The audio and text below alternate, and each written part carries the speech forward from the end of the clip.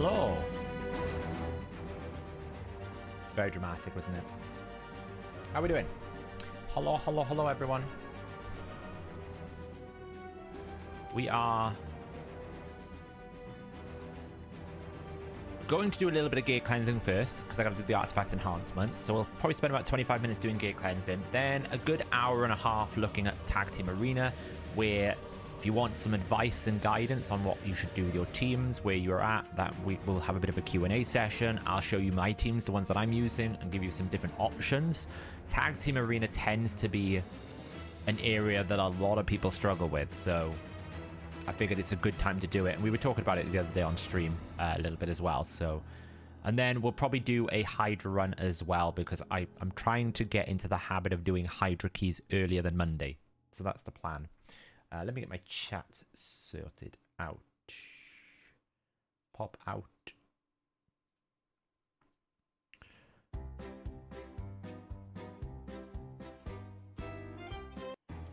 Let's turn the music down a little bit. There we go. So how's everyone's day going? How are we all doing? Yeah, I've been trying, since I've come back from Vegas, I am on a schedule and I'm trying to stick to it.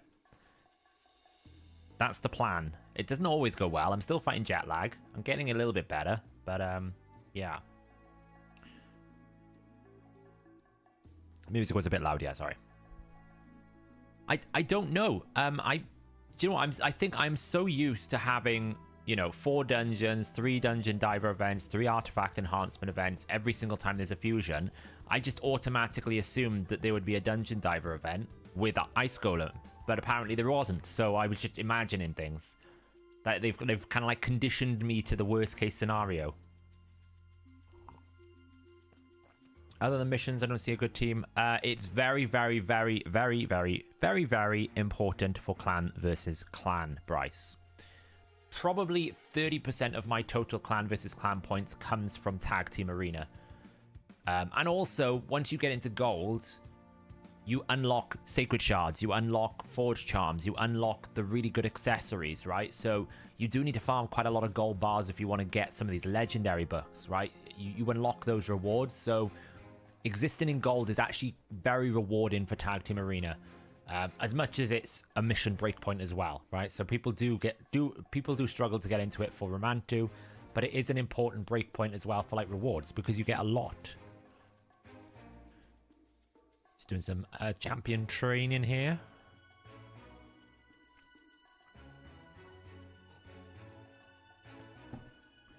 Yeah, it's Rodney, it's rough outside. I'm not gonna lie, it is really stormy. It is cold, it is damp. The winter is definitely setting in the UK. It's a bit of a weird thing coming back from Vegas, and like it's like 30 degrees, no cloud in the sky, and come back here and it's like, okay, the wind is breaking my house apart. So it's a bit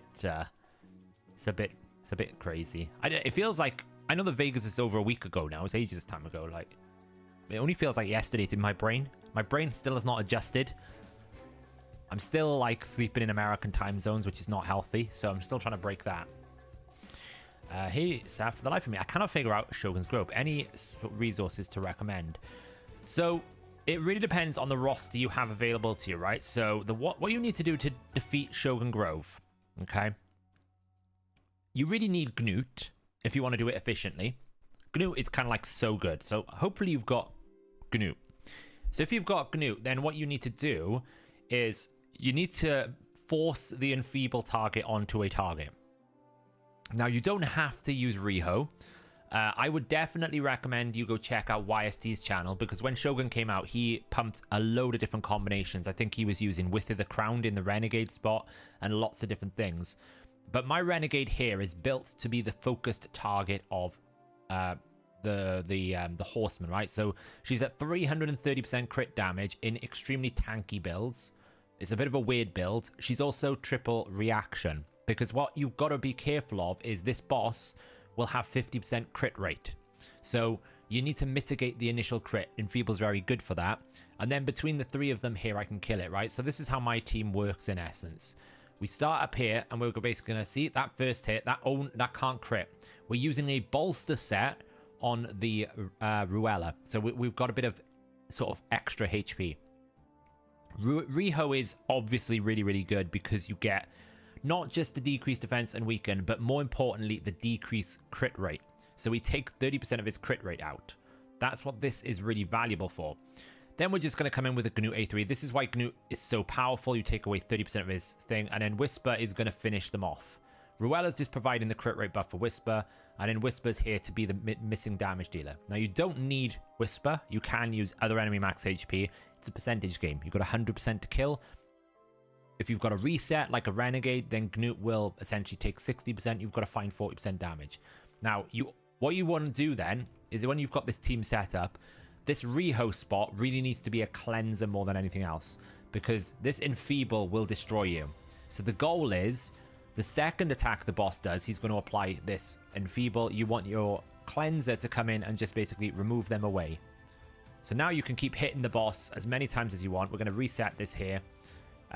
Obviously, you don't really want your Enfeeble target to be taking any attacks, right? You'd rather them like someone who can just sit there and use abilities. Like Riho would be a decent Enfeeble target after she places the A2 because she doesn't attack on the A3.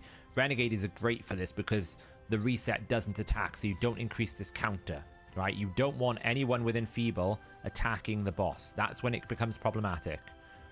Riho's going to reapply the debuffs, and then we're just basically cleansing again to heal, and now we're just going to finish the boss off with our main damage here with a 600k Whisper and just there. Now, you don't need a 6-star Whisper.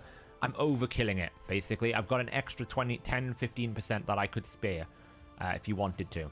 But that's how you kind of approach it. That's how I've approached it anyway. You focus the Enfeeble on a single target. Make sure they've got the highest crit damage, because Enfeeble's targeted by the highest crit damage. That's why that Renegade is built like this, right? The target for the first attack will always be the champion with the highest amount of crit damage. So I've literally just chucked her in really like kind of average gear that I'm not too interested in.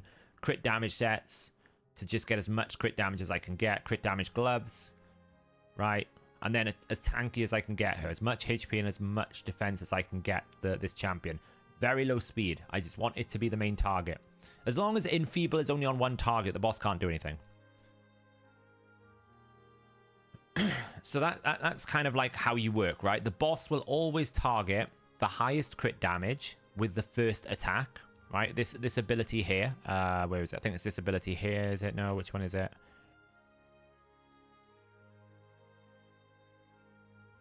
This one. So attacks the enemy with the highest crit damage will prioritize attacking enemies not under Stone Skin buff. So you can't put your Enfeeble target in Stone Skin. It won't do it. Before attacking, places block passive skills on them, and then also places Enfeeble. So as long as the boss stays below, I think 10 stacks, maybe 20 stacks, he'll never use Wraith Javelin, so you don't have to worry about that. So all you have to worry about is the spread effect of the Enfeeble and decreased defense, which you can just cleanse away. You can resist it if you want, but it's very hard to do. The boss has got insane accuracy. It's just not worth it. You'll never outpace the boss either, Kessel, because the boss is like 350 speed, so you can't go first. That's why I've got the reaction gear, so that the first hit that I take is a very, very, very unlikely to be a critical hit, which keeps my Enfeeble target alive. If your Enfeeble target dies, this team fails. Ruella's quite nice just because it's a setup more for Whisper. So the Whisper is running at 70% crit rate, so I need someone to do the extra crit rate so that she deals double crit on this ability, which I wanted to open with because this will give me an extra turn to get into this, right? And Renegade's going to reset the cooldown. So to make Whisper efficient, I want to outrun the passive, the block passive skills, because I'm losing damage, right? So I want to open with A3 so that I get the extra turn, and all my debuffs are coming from Riho. So that's why Ruella's in the team to open with this ability, because the increased crit rate will ensure that Whisper crits. Gnut is in here purely exclusively for this boss killing capability. He's really good at it. And then the nice thing about Ruella is the next rotation, she can apply the decreased defense and weaken, because the boss will outrun it on the second attack, so that Riho can just cast this twice, because Renegade will reset it. I do have a video on this team, but as I said, I would recommend you checking out YST's channel, because he did a ton, like an absolute ton of content on Shogun when it came out, going through different strategies, non-reho strategies, using Width of the Crown and a bunch of other things. So definitely go check out YSD's channel. It's really good. Hey, Steven, how's it going?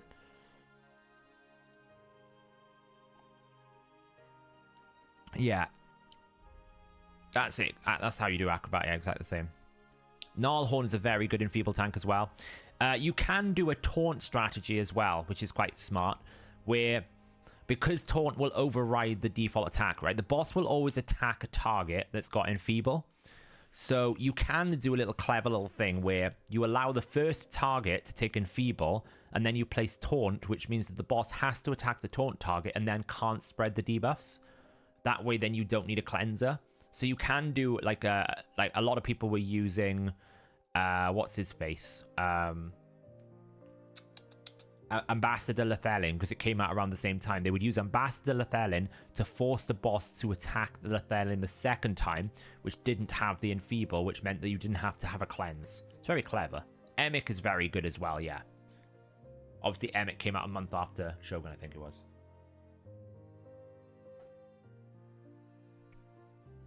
Dwedan is also good, yeah. Anyone who's got taunt, basically.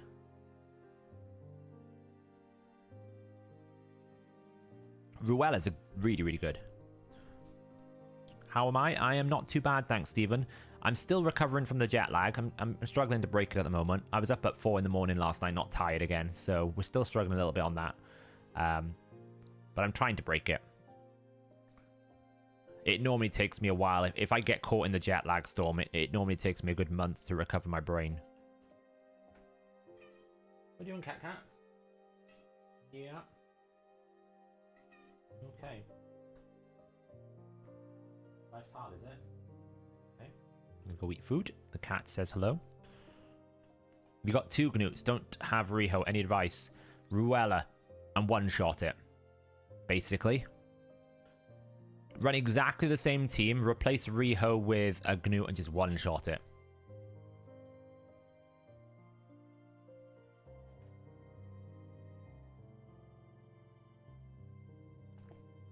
My problem is I don't have Kaimar, so it limits the number of reset options I have, which really kind of sucks. So, John, thanks for the £5. I really appreciate it. How are you doing, my friend? Yeah, the shard pulls are painful.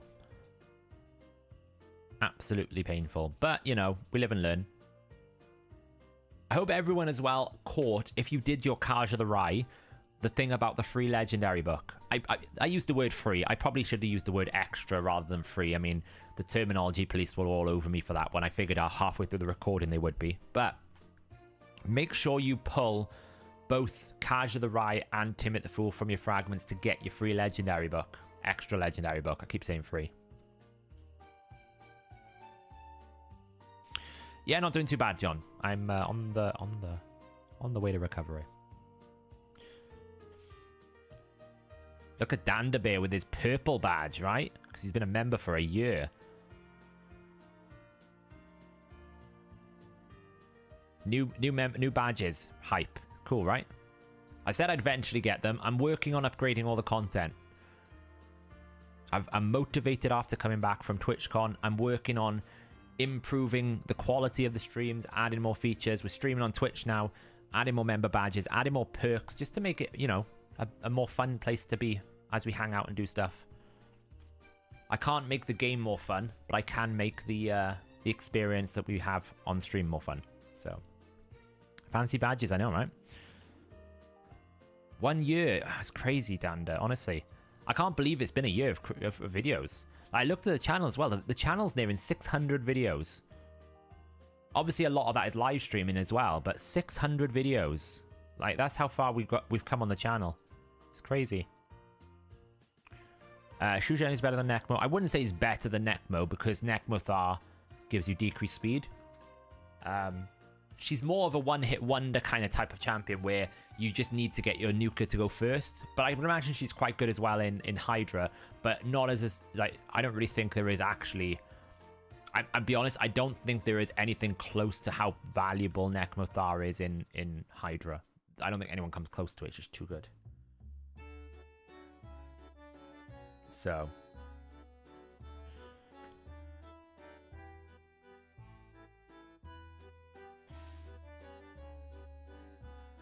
free TTA rights, nice. I have a question. How do I do the fight in tag team arena with a team with a single faction in Gold 4 without just sacking the match? The question is just silly.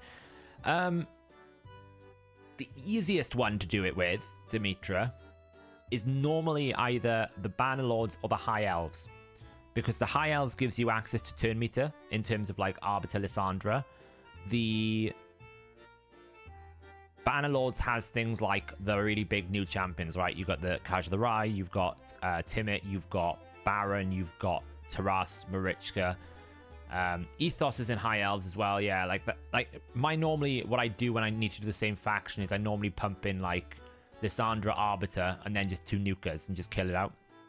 But at the same time, it's not really a problem if you just need to sack off one loss, right? It's not really a problem. It's one battle. It's going to cost you like 9 points. As long as you can guarantee you win the other 2, you can lose the 3rd one without any penalties. So don't ever be afraid to like just sack off one result to get it done easily. Don't strain yourself to try and get it, quicker. Oh, we might as well pull 1 soulstone. Do you want to see something absolutely disgusting, guys? Guys and gals. This is absolutely... I looked at it earlier and I actually threw up a little bit. Are you ready for it?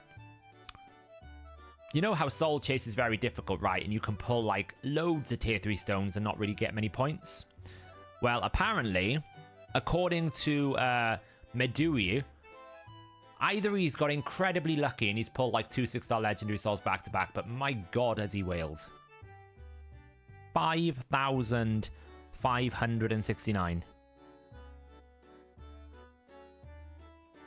Just to put reference to that, I've pulled 3 tier 2 stones and 21 tier 1 stones, and I've got 300 points, and he's at 5,000. I probably player 1291. There you go. I knew it was going to happen. Player 1291. I knew he was going to be top because he wails on everything.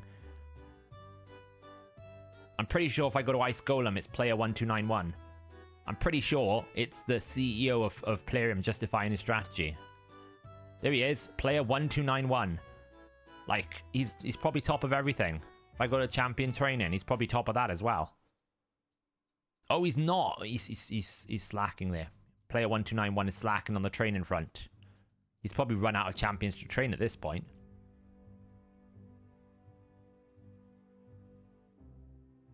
It's just player 1291. Player 1291 is just an absolute monstrous Kraken, like a Giga Kraken. He tops everything. He actually reduced his Kraken in because he felt bad in CVC because he's in I think he's in Nubraid. It's Nubraid's clan. So he actually reduced it because he felt bad. I was like, okay, is that where we're at? That's the Kraken in level.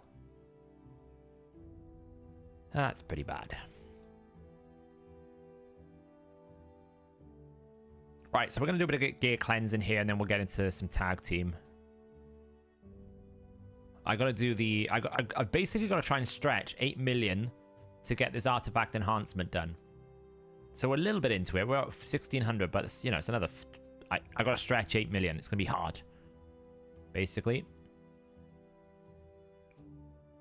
We got to stretch a lot of silver. Yeah, I mean, the chases are pretty much like feast or famine in an extreme case. If you get lucky and you pull a 6-star legendary, then 1 stone is going to do it for you. But you can pull like 200 stones and you'll never get there. So at least with the summon rush version, you know exactly what you're going to get for what you pull. I do feel like it's more egregious than...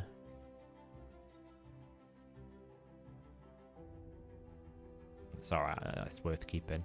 I do feel like it is more egregious than the normal champion chase, right? I feel like you get a lot more in the normal champion chase, even with like 20 ancients will get you quite far in a champion chase. Unless you get really unlucky and you don't roll any epics, but it's very unlikely. It's just not good, is it?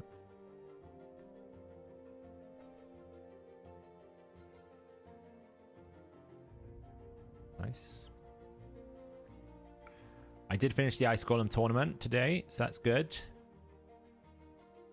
So we sorted that. We've got to do some champion training. I've noticed lately they're just chucking legendary books at the top of champion training all the time now, which is actually quite good because champion training is much easier to do than champion training events because you get them from Ascension, you get them from skill tomes, rank upgrades and level upgrades, so you basically get more opportunities. It's a shame it's not going to extend into a CVC because champion training in a CVC with Spider Tournament and Dungeon Dives is about as efficient as it can get. It's really good. Ready for Raid 2, God.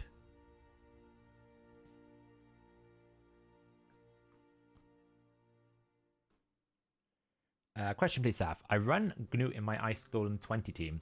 Unless I manually target the boss, Gnut will use his A3 on the side ad. Is that just 1k or is it the Gear of Mastery? No.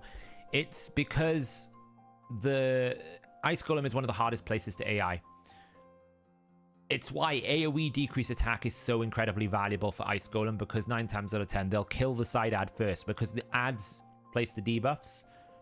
So the game is going, you don't want to have those debuffs, so we need to take the debuffs off the table first, which kind of makes sense, but at the same time can be quite frustrating because, you know, you don't want to blow your Gnut's nuke on the side ad, you want it on the boss. But that's what it's doing essentially. It's going, those side ads are going to give you debuffs. You don't want debuffs, so I'm going to kill the side ad first.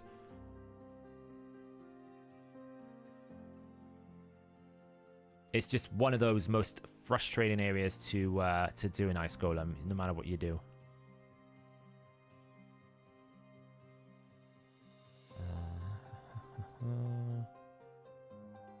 Selling all the trash gear that I got from... I hate getting 5-star gear from tournaments. It's just useless. I should just sell it all, really. I'll just always end up selling all the 5-star gear because it's just so poor.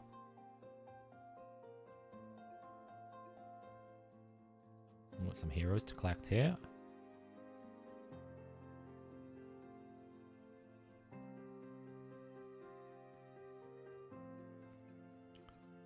Do I have Gnut in my Ice Golem? No, I use Artak. Artak, in my opinion, is the best Ice Golem champion in the game. He's so good. Because you get decreased attack, you get HP burns, he just does everything you need. So I highly recommend Artak. I dedicate Artak into my Ice Golem team. That's his only job in my account, is to run the Ice Golem team. Please don't go flat stat.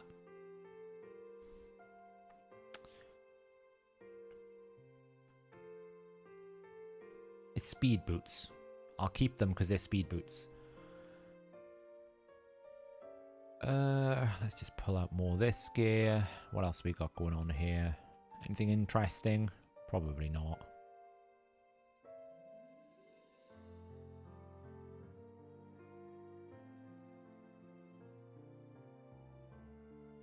Why did I keep that? It's probably terrible. Yep, sell.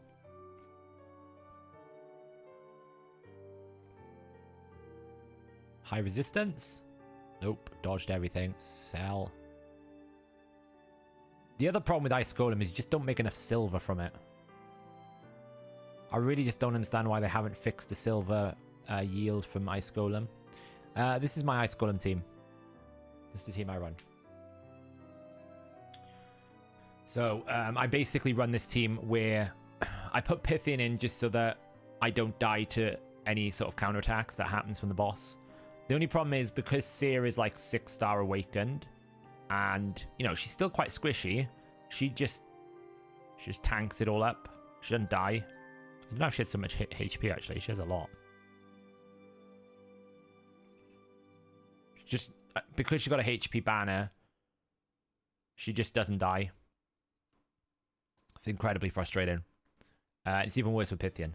But it averages around about 2 minutes to 3 minutes Acrobat.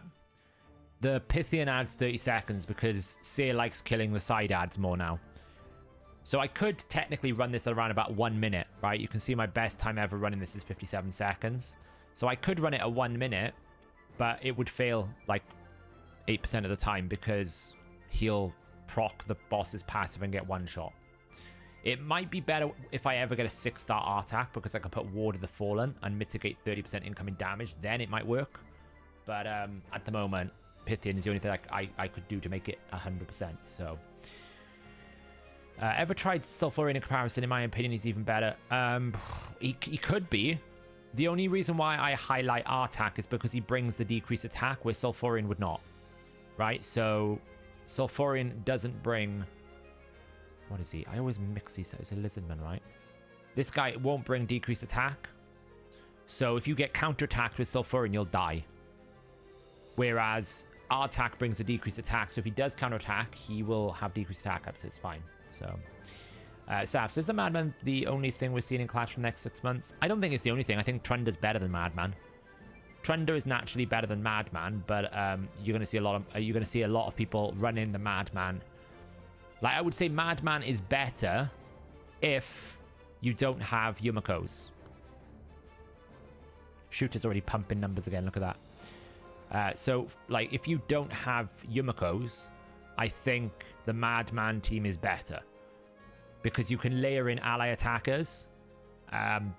Like, so for example, I'm working on a Madman team just to test it out to see how it's going to go. I'd probably go to hard. So you'd have to run something like... you'd ideally want like one of them here, or maybe 2 of them.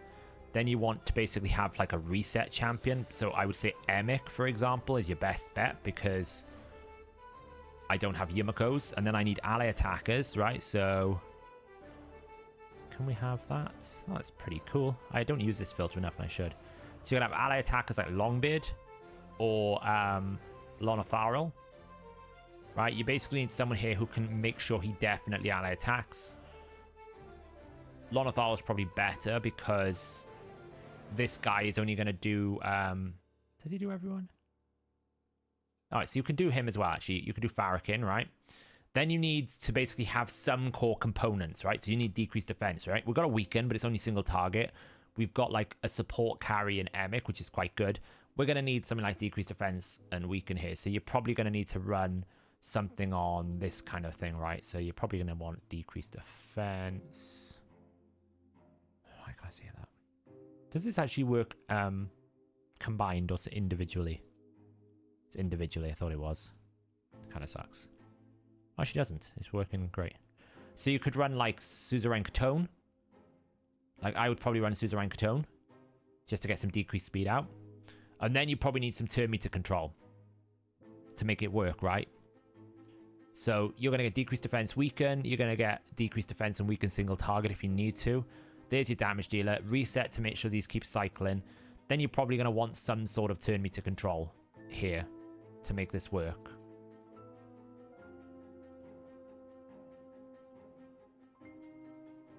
It's a shame you can't actually like target everyone, right?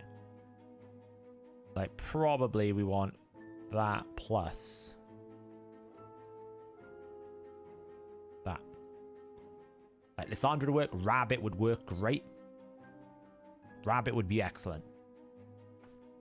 I mean, you're basically ignoring the mechanics of the boss, right? You're kind of just ignoring the mechanics of the boss. Iron Win on Artak not viable. There's no way you can survive this smack. I think the Ward of the Fallen would make him survive the smack, Dimitra. Because you get 30% innate defense. So I think Ward of the Fallen would be a good option. So that combined with his passive, combined with a Defiant set in regen, he could probably solo it and survive a nuke then. Because you also get the 6-star awakening back thing, but it only works at 6-star. So yeah, I'm sure Sulfurion is really strong and Ice Golem hard. What I meant was if he takes a counterattack, I don't think he survives it, the Sulfurion. You know. Just use your 4-star Kaima as a reset champion. Yeah, exactly.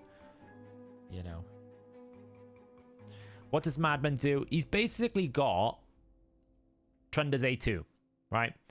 So he has a 50% chance when he attacks an enemy that he'll take 30% of that damage and he'll attack all other enemies. I'm going to do a video tomorrow explaining exactly how these things work, because I think a lot of people don't really understand how the Trunder deals damage or how Madman deals damage. So instead of doing a video like, oh, this Madman's crazy, I'm actually going to break down exactly how the damage is calculating so that it kind of says why it's not bugged in that sense. It's overpowered. I think it's imbalanced, and I've long argued for, it's got to be like 36 months at this point, that you know, Trunda's A2 has been bugged, or is broken, it's too strong. So I've been arguing it for years at this point, and it's the same concept. So I'm going to do a video tomorrow explaining exactly how the damage is calculated and why it's so strong. Now, it's not going to be a it needs to be nerfed video, because I will get shouted at. I'm just going to literally explain how it works so that people have a clear understanding of how it's going, because I think a lot of people don't understand what's going on. They look at it and go, it does crazy numbers, and they kind of understand how they have to set it up, but they don't really understand why it's doing those numbers. So I think it'd be really good to do. I don't know why he has a prominent bulge, Bob. Hey, JKG. How are you doing? How's it going, my friend? Glad to see you here. How's your day been? What's your opinion on how they capped Cadaver's damage to 200k? They probably went a little bit too extreme, zeroed in. When I was doing my math, I had it around about like 1% of the boss's HP or 2%, something like that. So it would have been more than that. I can't remember exactly the number I was settling on. I would have probably settled on around about 500,000, but they always tend to over nerf something when something needs to be nerfed, right? They always tend to. They did it with Emic. They did it with another champion. I can't remember. Was it Erogrim that they went too far on? I can't remember what it was. They nerfed something down a lot, and it was painful.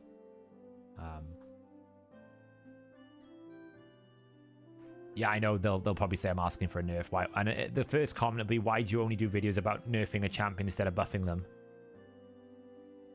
So yeah, so this is the type of team you would run. Someone with increased speed, decreased defense, weaken, double ally attack, some form of reset, and cycle it through. And Rabbit is actually really strong. You can see he's a bit squishy, but he's fast, so he would do a lot of damage. And you would hope with Emic's sort of A2 here and the shield and the provoke, you keep your team alive. This kind of setup would probably only work for normal or hard at best, because trying to keep them alive is hard. You could, if you wanted to, go the Lonatharil route, because Lonatharil would give you a big shield here as well. So that would help keep your team alive. But I do like this setup here because it's the same thing. It's just he doesn't attack. So we're just talking about the new Madman, and someone was asking how Madman works, and I was just explaining it's basically the A1 Trunda. So if you don't have reset champions, like if you don't have Kaima, you don't have Yumiko, Madman would be the way you would go, not Trunda, because Trunda takes too long to cycle back to the A2, whereas this guy could do it on A1. You ignore these abilities, don't really care about these things. You just basically do this over and over and over again. How good is Trunda as the arena only champion? She's insane in Hydra. She's insane. I'll see if I can find an example. It's a bit early to see, but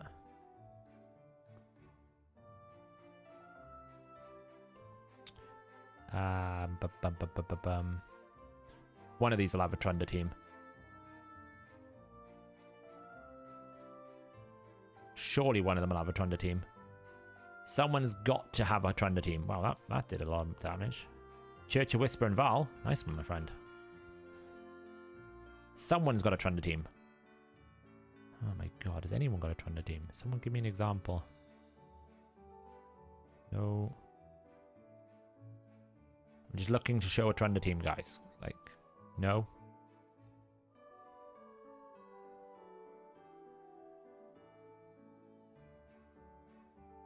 Apparently nobody's abusing the Trunda at the moment. Oh, someone's using the Garl. Oh, that's really weak sauce Garl.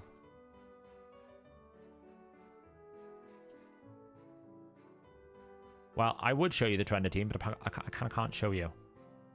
Because no one's run it, apparently. But basically, Trender's A2, because 60% of the damage gets reflected onto all of the dead heads, it just does insane amounts of damage. So... you are the Merovingian of Raid. Always want to understand the why, the cause, and that's why I tune in. That's what... Understanding the reason why is the first step to understanding how. And if you know how, then you can do whatever you want. And that's the goal, really, isn't it? Right, let's get this a little bit more gear cleansing done. Okay.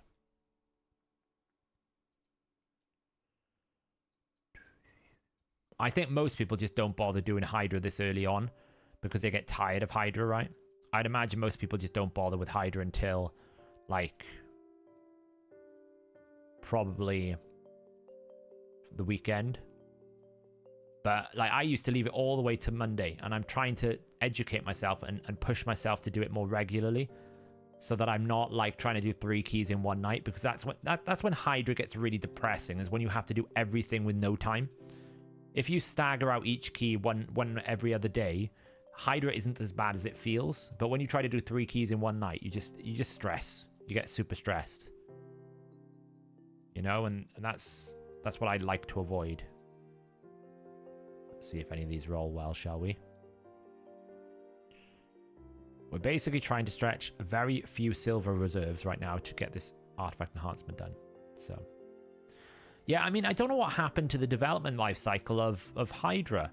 They were supposedly going to have a separate dev plan. I know the war kind of messed up their processes a lot, but I would have thought by now we'd have gone back to, okay, where's the Hydra head? Now, from what I understand, the reason why a lot of it hasn't happened is because the feedback from Hydra has been negative. So because people don't like Hydra so much, they haven't put as much dev time into it. Oh, I should, by the way, be checking my... I have Dragon running in the background, so...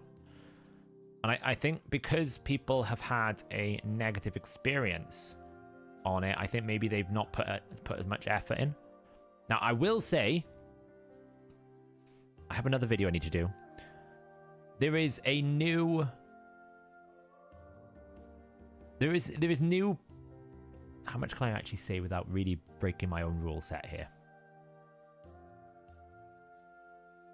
It's fine. There's an advert going around about a new minigame coming to Raid. Now, I don't know if it's true or whether it's just one of those weird mobile adverts where the game is just being advertised, but it's not the actual gameplay loop.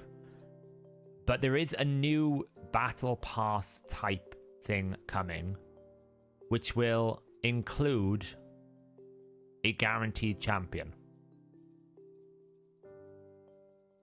And it is related to minigames. So I'll be doing a video on that because I saw an advert. I don't know if it's going to be true, but we'll put it out there, see what happens. But that is in the localization information right now in the game code, so it's more than just an advert. Normally, I wouldn't release that kind of information in a video, but because there's actually a sponsor, there's like an advert going out around it as well, I feel like it's kind of partially public knowledge. So we should interview Madman, what he thinks about his new gained attention. Did you watch Scratch's video, by the way? When he was talking about his Madman, he basically, to level up the Madman, he fed the corpulent cadavers into the Madman. I was like, this is genius. It's so funny. It's like absolute genius.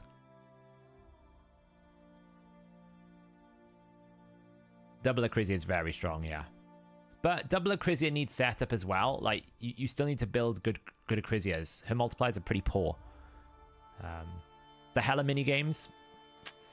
All I can tell you is there's news about minigames.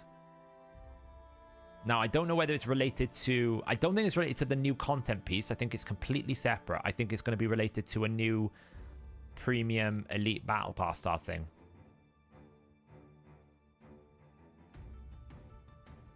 You fed a Tatsu in the second one. I didn't watch your second one. What a madman. Pun intended. I actually didn't even realize I was making that pun when I said that.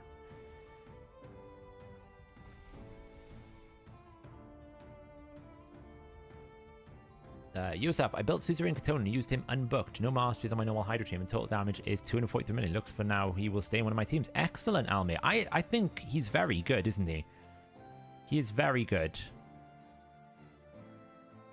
Is Suzerain Katona. He has surprised me. How many Basilius Rowanuses I've got?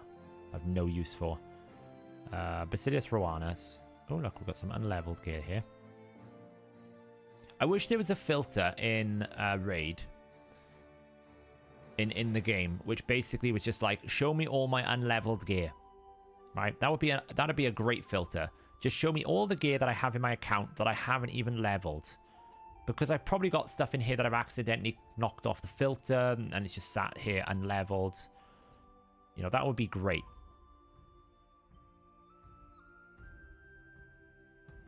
Yeah, we're already at Muling stage.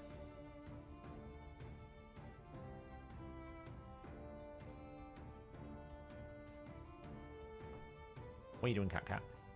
Oh, I've run out of storage. Look how bad this is. We literally have no champion storage right now, so we're gonna have to do some sort of like champion training, I guess. What do we get? Ooh, 15 greater potions. Okay. Well, we kind of need to just like level a few champions at the moment because we literally have no storage. So I had some rank 3 champs I was leveling up, so let's just finish that quickly. How would you rate Defiant out of the Battle Pass sets? In my opinion, Defiant is the best Battle Pass set. Followed by Bolster. Closely with Bolster, but I think Defiant is the best Battle Pass set by a mile. Like, them by a mile as in Bolster and Defiant together. Those two far outweigh the rest.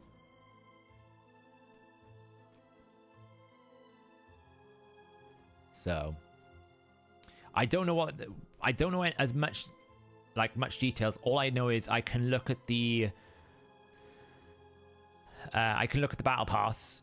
I can look at the localization information. It's talking about a champion pass, and then you get, like, if you complete the mini games, you get a champion, and there's an elite pass. I'll go through the details in the video tomorrow. Don't I use RSL Helper? I rarely use RSL Helper. I find it unstable and frustrating to use most of the time. Does the Sun Devil duo work with Booked and Neri? Depends on... It depends on your awakening. If it's a 5-star awakened, Booked and Neri works perfectly. If it's not 5-star awakened, then you probably on 25 need a 5-star level, like a 5-turn cooldown. One of my teams was a 6-turn cooldown, but you can run 24 on a fully booked Ineri regardless of Ascension. So it just depends what you have. Do you go cross-eyed looking for unleveled gear too? Yep. I normally use the optimizer, to be honest, to find gear. It just would be easy if I just had it in-game, right? I've got loads of other filters. I just want a quick filter in-game where I can just go, hey, show me all the gear that I've got unleveled. That would be helpful. You know? No, not righteous. The thing about Defiant is... What you got to understand is... minus 45% AoE damage is the most obnoxiously OP thing you can have on an artifact set, when 90% of all of the damage you receive in a PvE setting is AoE damage. Right? You go into any of the Doom Tower bosses, the majority of them do AoE damage. You go into Hydra, like 4 out of the 6 heads does AoE damage. You go into Clan Boss, it's all AoE damage apart from the stun. And that stun doesn't really matter because it's based on your max HP. You go into any of the most of the Doom Tower floors, a lot of them are AoE damage. You go into things like dungeon bosses, most of the dungeon bosses are all AoE damage. So simply being able to mitigate 45% of the incoming damage is insane. That's why Defiant is so good, because it stacks together with itself up to 45%. Or you can like pair it with a Stalwart. It's just not as good with the Stalwart because you lose incoming damage. It's pretty good for PvP as well to basically throw in as a second piece. If Stone Skin and that weren't so strong, then it would be a good off piece to use, because actually it does pump a fair amount of damage.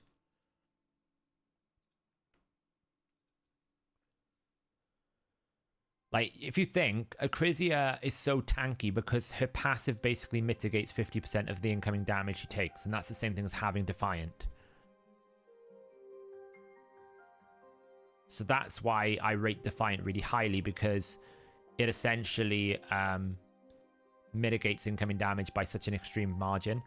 Bolster is also very good from a PvP setting, because essentially you can take any shield set and turn it into a bolster set. It doesn't matter how good the bolster is. So that's also very good. You can also double up the bolster sets. It's protected, so bolster is very useful in a lot of areas. You also get self-healing with it, right? So you get self-sustain, a great starting shield. It's protected. You can double it up. It's very, very, very good. Righteous is probably A tier for me out of the Forge sets. Righteous would be the one where I'd be more on the fence as to whether I would buy it. I wouldn't buy the pass necessarily outright. Whereas Bolster and Defiant, I'm normally like, I'll just buy the pass because it's too good. Whereas Righteous, I'm a bit like, it's okay.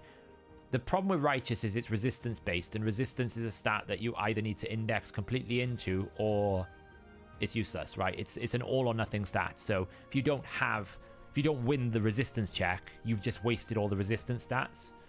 So that's my concern. That's my problem with the Righteous sets, essentially. And also, it's not as fast as a speed set. I know you don't lose too much, but you still lose stuff, right? So I'm a bit hesitant on that front.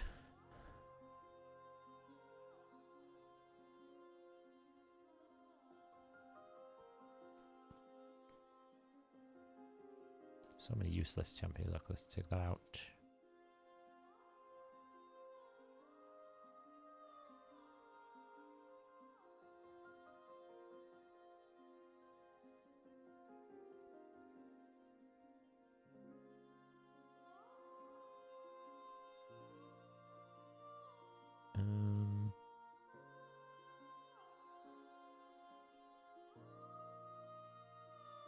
You can have some gear. Right, okay. Let's see. Let's chuck some gear on these. We're just going to get rid of some gear a second and put them back in the vault then.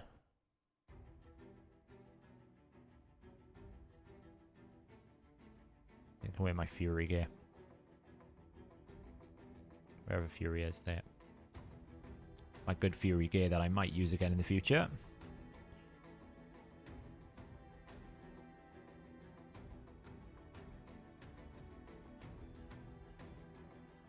And you can have some gloves wherever I can find them.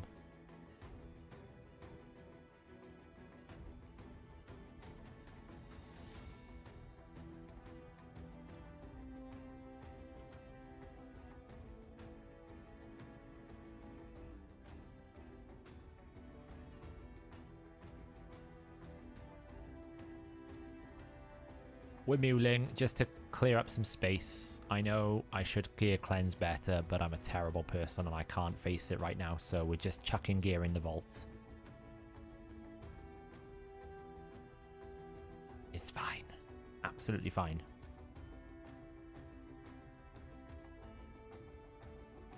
I'm sure they'll come good at some point in the future. Legit have no space. It's crazy right now. When are they going to upgrade our storage? That's what I really want to know. It's overdue.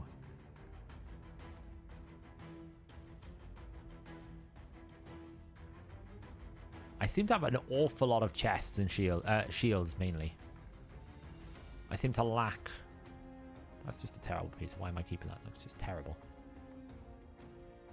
Never use that piece. We need a glove. We need a glove. We need a glove. It's bound to be... No. I can't find gloves. It's crazy. Oh, there's bound to be one in here. There you go. Have that. Panda, go to sleep in the vault. Cool. Anyone else? You can go back in the vault. You. And you. Nice. Okay. Does Duchess passive and Divine multiply? They are multiplicative, not additive, correct? Generally, the rule of thumb is everything is additive with itself. So if it's the same effect, it will add together. Defiant is the same effect, so Defiance add together. But if it's different, so Stalwart and Defiant is different, they multiply, not add. So Forge Pass is one of the best value items in the game, especially if you're mid-game, because you get so much good quality gear. Most of the fastest gear in your account is Righteous. Yeah, I mean, the only good thing with Righteous is you can force it, right? You can come into here and you can say, I want like rank charms, rarity charms, and I want speed, right? So you can almost force the set that you want, which is the advantage. So that is a fair point, that Righteous does get a bit more value because of that fact over speed. But Protection 9 times out of 10, yeah, Protection 9 for Hydra is really, really good. You still don't have a triple speed weapon. Do I have a triple speed weapon? I think I do. Crazy thing is I've got 3 Arbiters and no soul for any of them. Yeah, I got a triple speed weapon there. I think I have quite a lot of triple speed weapons, actually. Helms are my weak point. I got... That's triple speed. That's triple speed. That's triple speed. Triple speed. And we got some down in divine speed as well. Like triple speed. Triple speed. Triple speed. But Helms are my weak point with speed gear. So... How many items do I have in total? Probably like 6,000. Probably. Saf, would you like if they add another difficulty to Hydra? I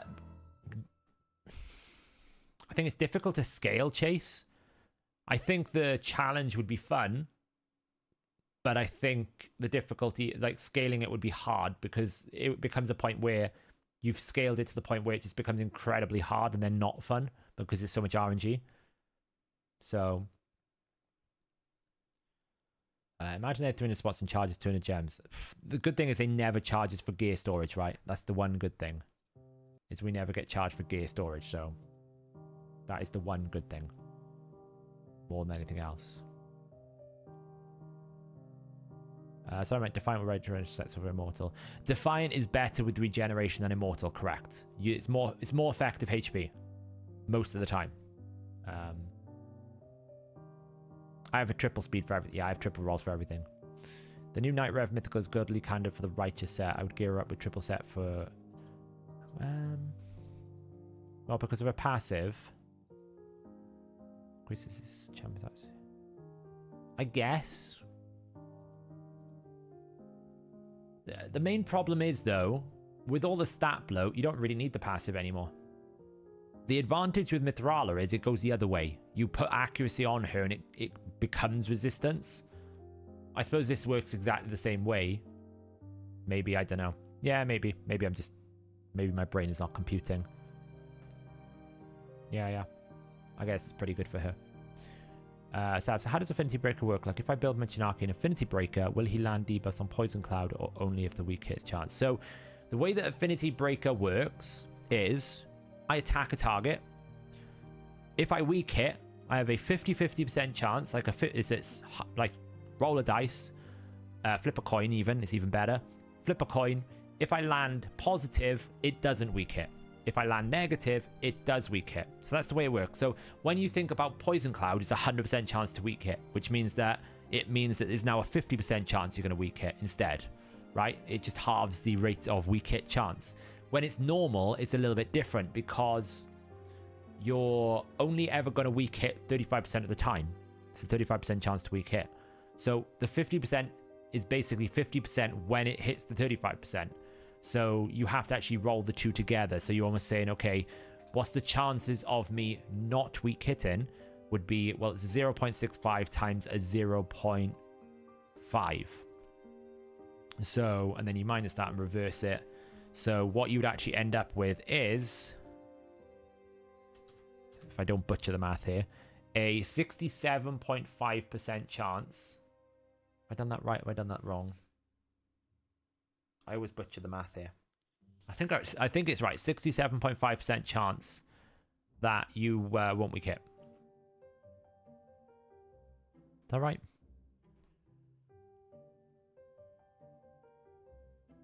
Have I done the math wrong? No, yeah, I think that's right. My brain is not computing with math tonight. But you have a 35% chance. You got to roll. First, you got to check the roll for 35%. Then, when it rolls 35%, you got to do a 50-50 roll. So, it basically, I suppose, the simple math is it halves the 35%, right? So, it's actually a 17% chance you're going to weak hit. That's the better way to do it. My brain is just not working with math tonight. So, yeah, it's probably it's a 17% chance you're going to weak hit instead. On Poison Cloud, because it's 100%, it makes it 50%. I personally find that Affinity Breaker is better when you want a one-hit wonder scenario. So, for example, Affinity Breaker in Sand Devil is very good for Ninja because he has one task, and that is to basically use his A2. So you get a high rate of success with Affinity Breaker because you're halving the weak hit chance. But over longer periods, it's better. You're better off, instead of running Affinity Breaker, to just run a speed set twice and go faster, right? You're better off getting another chance at the ability rather than trying to make the Affinity Breaker work. That's my normal general advice and guidance with it. That 9 times out of 10, you're better off just going faster than trying to make that one ability not weak hit. It's not an exact science. It has improved now they've changed it to 50%. But I definitely recommend it for things like Sand Devil. I would not recommend it for Michinaki and Hydra. I'd recommend Relentless. It's just better. It's just way better, you know? Because Hydra is all about taking more turns. Relentless's problem normally is it only benefits you in long fights, right? So if you're only taking 20 turns, the chances are you're not going to see much value out of Relentless because you need more turns to roll the dice to average out. You might high roll, but you probably won't. So Hydra is where... this is quite nice if that triples. Still pretty good. Hydra is where that really pays off because essentially in Hydra, you've got lots of turns. So you've got more opportunities for you to roll the dice for you to get Relentless procs. It's not so good now. Let's sell that. Saf, you can click that sort button at the top instead of scrolling down. I know. I'm stuck in my ways at this point. Is Tuamacia top tier damage dealing on Hydra? Yes. In all difficulties, because Tuamacia is one of 2 champions, I think it's still 2 champions, I don't know if Sulfurion changes that now, that can place HP burn through Poison Cloud. The only other one that can do it is Mordecai, to my knowledge. Could be wrong about that. They may have added a new champion, but Mordecai and Tuamacia are the only ones that can actually place Poison Cloud on top of... place burns on top of an existing Poison Cloud, which is very important. Nice.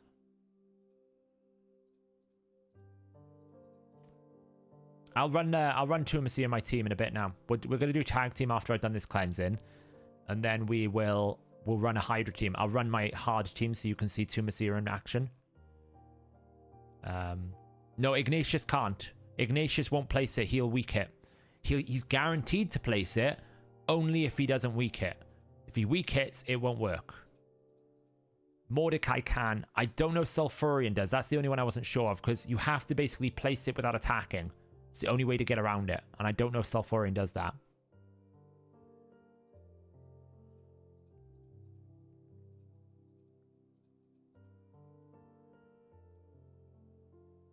Yeah, so the way you get around it is either you place the burn before you attack, or you don't attack with your ability, right? So Mordecai doesn't attack with his ability, so he can get away with it.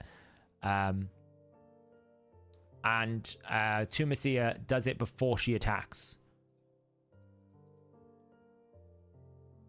Geomancer can do it as well. Yeah, that's true. Geomancer's the third one. I forgot about that. I never think of Geomancer because he's not AoE, right? So, but yes, he can. You are correct. That's really low value.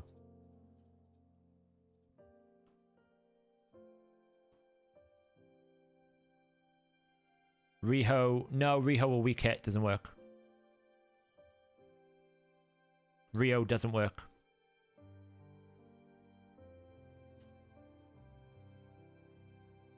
She won't do it. Can Elder Skarg do it? Riho works. Did she do it before? I thought she attacks, so it doesn't work. Could be wrong. I have to double check now. I could be wrong. If she works, then I'm just wrong, which is not surprising because it happens every now and then.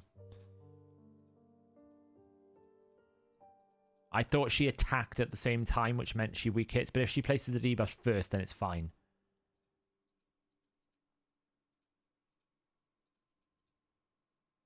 Really stretching out the silver here.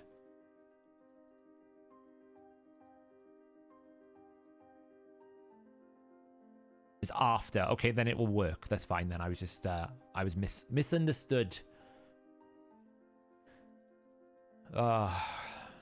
Gear cleansing is boring.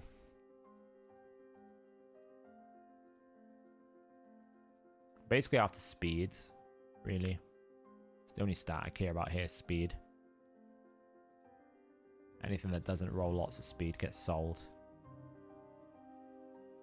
Skarg should work. Attacks 3 times. Attacks 1 more time for each enemy of the if he hits till 3, then he places.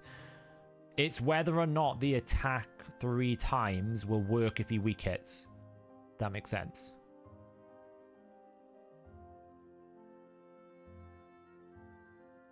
If he attacks 3 times, does it still activate the other 3 attacks if he's attacking and weak hitting at the same time? That's the only thing I would not know. Well, we're out of silver. So...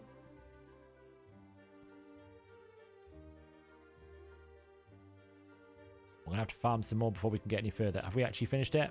Oh, we're close. We've managed to stretch 8 million silver from 1,500 to 4,300. That's pretty good going.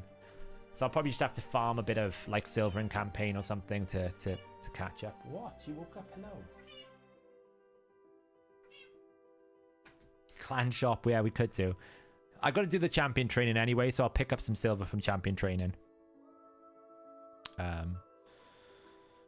No, Tuamazia places then attack, right? So Tuamazia here. Where is she? She will place the burn, then attack. It doesn't tell you that, but it's true. It absolutely is true. So Riho then attacks. Yeah, I was wrong. It's the wrong way around. Yeah, you're correct. So yeah, Riho would work, but again, it's only single target, right? So that's not as desirable. Elder Skarg.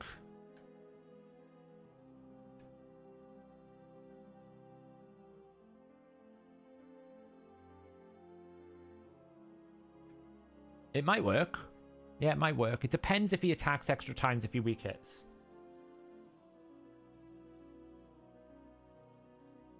Well, it's 3 buffs or debuffs, isn't it?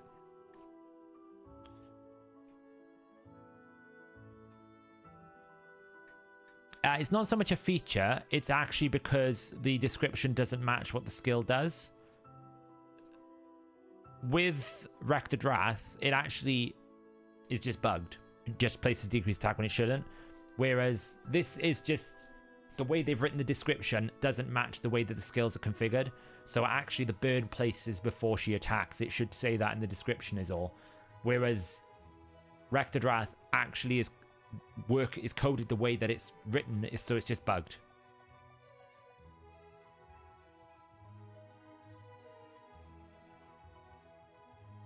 Yeah, so Tuamazia is just a case of it doesn't say what it's actually doing, whereas Rector Wrath actually is doing what it says it's doing. It's just bugged, so.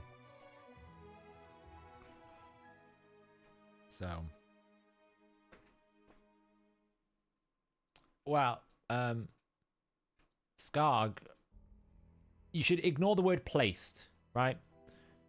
Placed doesn't mean anything. It's a bit of a misconception. A lot of people, a lot of creators used to use it like 2 years ago to say, oh, it's good because it places the debuff, it doesn't attack. It'll always use the word place, whether it's attacking or not. The key thing to note is, will the extra hit happen even if it weak hits? If it does, then this is fine. It's fine. And again, does it require all the 3 extra hits to not weak hit? Or can it get away with 1 or 2 of them? Is it the last hit that can't weak hit? It's very, very specific. It's very difficult, so... So they Uko skills description? Probably. I mean, at one point, I think our dear friend Corpulent Cadaver...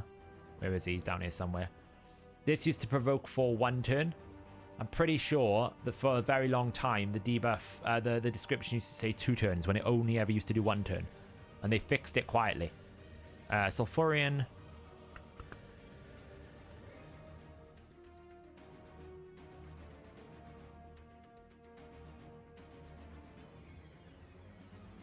doesn't attack at all. So it will work fine, because he doesn't attack at all. He places a debuff, and then activates the debuff. Then he places a shield. He never attacks, so it'll be fine. Yeah, he doesn't attack, so it's absolutely fine. I knew they added one recently, which was an AoE one that would work. The key thing I'm trying to say is Tumacia, Mordecai, and Sulfurion are the only AoE burners that can actually place a burn successfully, I think, unless Skarg works. Without when there's Poison Cloud out, which is what makes them a bit more MVP. Yeah, Skarg is questionable. Would have to test it. It works if the 3 fit goes to the PC. All you need is buffs. You need the buffs. Do you specifically need the buffs? Because it says buffs or debuffs. It says for each buff or debuff. So are you saying it has to be 3 buffs? Because if it weak hits with debuffs, it doesn't work? Or are you saying... So, you know... Any leaks on November champs? Absolutely nothing. I have no idea what it is. I have no information on that. Buffs or debuffs? Yeah, right. So that's what I'm saying. So if you've got a number of debuffs up on the target, it should be absolutely fine. So it's quite easy to do, so... It's one of the champions that I would really love to get is Elder Skarg, because he is a unique champion. There's not many champions that can do what he can do. So he is one of the champions I would like to get at some point. So I can probably make some rank 5 food here.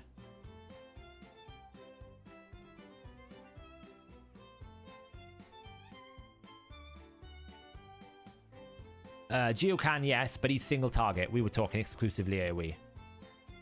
So, Elder Skarg's really good. People sleep on how strong Elder Skarg can be. The A2, if it hits 6 times, is one of the strongest single target attacks in the game. I think the only thing that can beat this individual hit when it's scaled appropriately in the right setup is Jintoro's 5-hit A3, and I think like a fully stacked out Turvold. It's the only thing that can beat the damage output from this ability. It's really, really, really strong. I mean, it hits 6 times. 6 times. It's a big hit. It's really strong. You also get an increased defense on himself with a fear on all enemies. And it does lots of different conditions. This is kind of crap, but it does like reduce the damage he takes. And then an A1 that gives him increased speed, basically. So he's, I think, the only champion that we've found that could potentially run Relentless in a increased speed team. I don't have him, unfortunately. Otherwise, I'd have a lot of fun with him. He's really good for clan boss. He's really good for lots of different areas. I'd have a lot of fun with him, but unfortunately, I don't have him.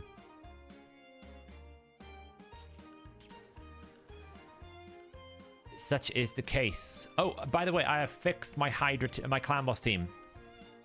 I fixed the issues with the affinity with the clan boss team. We had to lift the speeds a little bit. We had to go to 279, 281, and 279 to make it affinity friendly with a few different setups. But this now works affinity. I need to run it on this affinity. This is like the best affinity, so we can see the full damage potential. So we'll do that in a bit. So Tag Team Arena. Should we get to it? Or was a live arena fight? Let's just do this so I don't decay.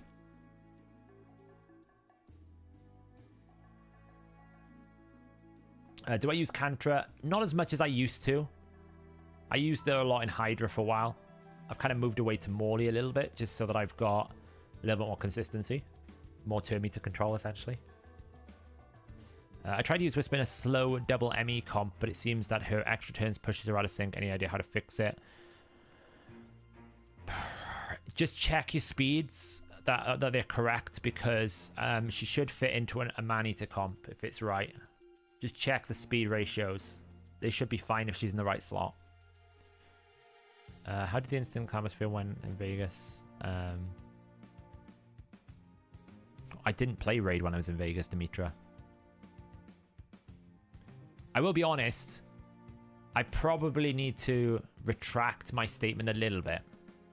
Well, there's two parts to it. I'll explain in a minute. Let me just build this up. There's two parts to it. My first one, the reason why I didn't like it when it first came out is it would encourage people not to play clan boss anymore, essentially, which I suppose is fine. But I find myself often now just kind of going, oh, I'll just auto battle. And I feel like cheapens it a little bit. But I will admit, I do use the auto battle quite a bit now. It does save me time. It's probably quite a good release. It's probably quite a good feature. I was probably overtly critical about it.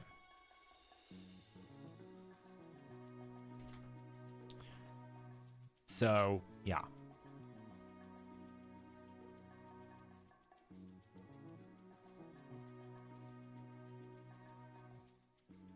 You boost your Siffy speed like a chest. Wow, big results. Yeah, speed is big. Wow, this guy is going for a speed team.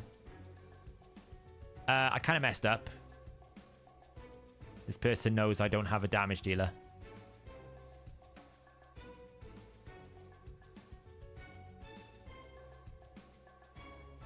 No, as long as you've got the right setup, Whisper can take as many turns as she wants. The only time extra turns are a problem is if you're running an increased speed, right? If your team is based around increased speed, which is where a lot of the block damage 3-1 teams come into it, that's when you can't run Relentless or extra turn champions because they outrun their own speed buff. That's the main problem. They basically outrun their own speed buffs, so then you don't have it doesn't work, it breaks the speed turn. But as long as you don't have speed buff, you normally, as long as the champion completes all their turns before the unkillable goes back up, you can run Relentless. I mean, I ran a Mr. Had a Daihi team and he did 8 turns in 1 turn, you know?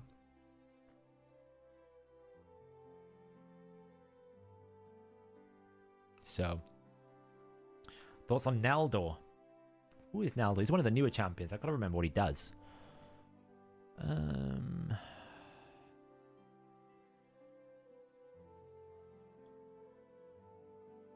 out the Wukong. No speed aura. Should win this. Yeah, I can see the value in instant clan boss. You know. Does the Dead Jedi have a way to support for 6-star blessings now? I got one of my areas, so my speed turn seems off. Just add the speed in. Yeah, just add the speed in. That's how the blessings should work.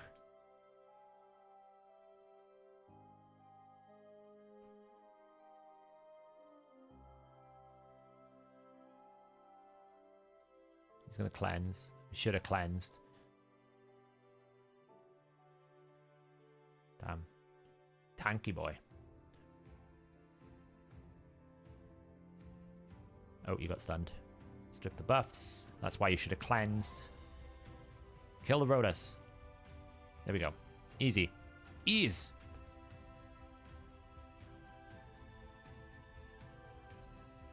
What affinity is it failing on? If it's failing on speed, you probably got affinity issues. If it's failing on spirit, you probably just have ratios to deal with. Is it spirit? Yeah, so what's probably happening, Matt, if you look in the calculator, you're probably on a speed threshold. So what that means is if, for example, this is what I had with my team, my problem. If, for example, you have a situation where, say, Ares doesn't take the decreased speed, but someone else does, then because they're too closely aligned, the amount of speed increments you take between essentially your Ares taking the turn to cleanse and getting back round to it is too much, so therefore someone jumps ahead. the calculator assumes that you the calculator is going to assume that you always get the debuff. So what's probably happened is someone is not getting the debuff, and then you're breaking the speed term. What kind of tick delta do you target to be safe? So 9 times out of 10 they're on a ratio, right? So for example, let me show you an example here.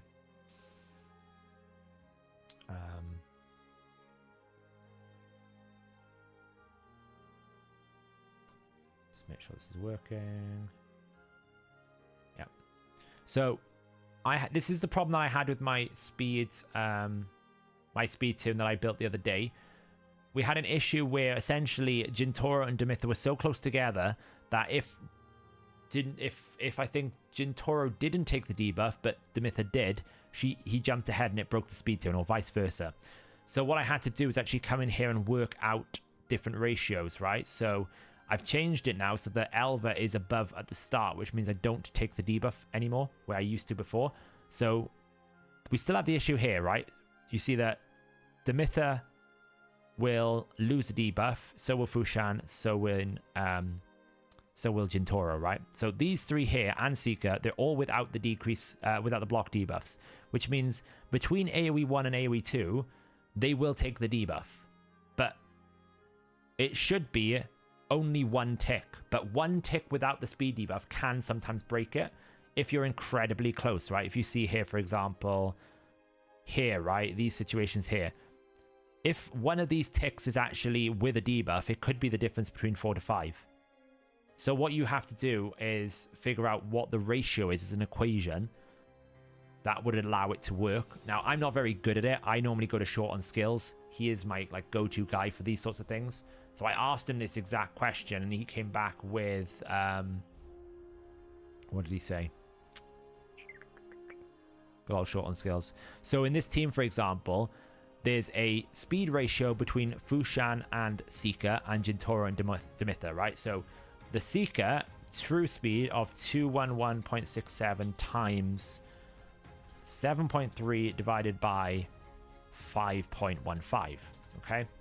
So Seeker, Fushan has to have more than 300 true speed. Fushan here. So you can see it's fine. We're in a ratio. If he was less than, the speed tune might still work, but if the debuffs happen in an incorrect order, it will fall out of tune. The Deadwood Jedi website does have speed ratios for some of the teams. What team are you running, Matt? Are you running like Mythfu? Are you running something else? If you there is a calculator for Laura Steele, Russian Tuber, see? You can put it on here and put the set combinations, and that will calculate Laura Steele for you. So you should always do that.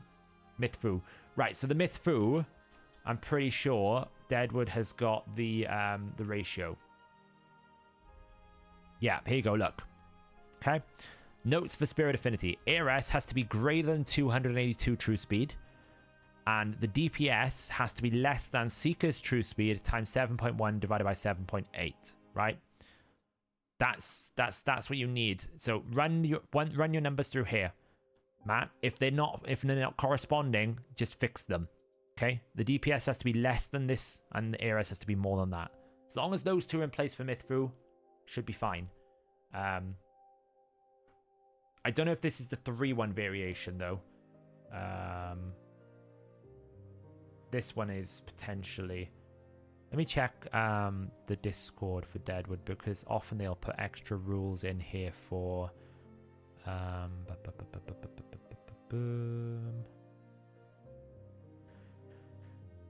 Mythfu. There we go. Okay, there is extra notes actually for the 3-1 variation.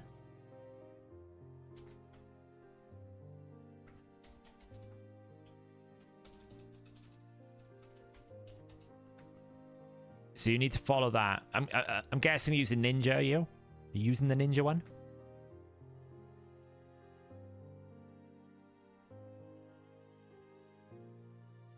Yeah, so you just need to follow those rules. It's the dark arts of speed tuning, basically. So Elder Sky is a good DPS for Mythfu. Yeah, it should be.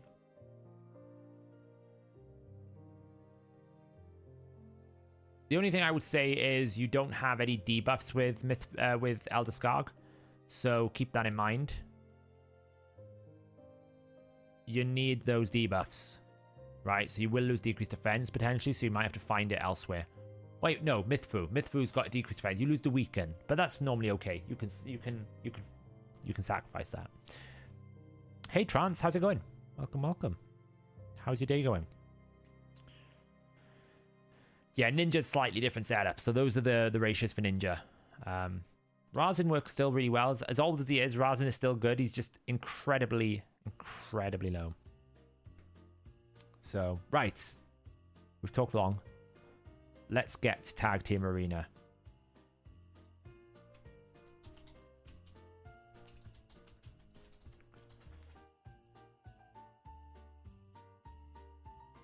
So, Tag Team Arena.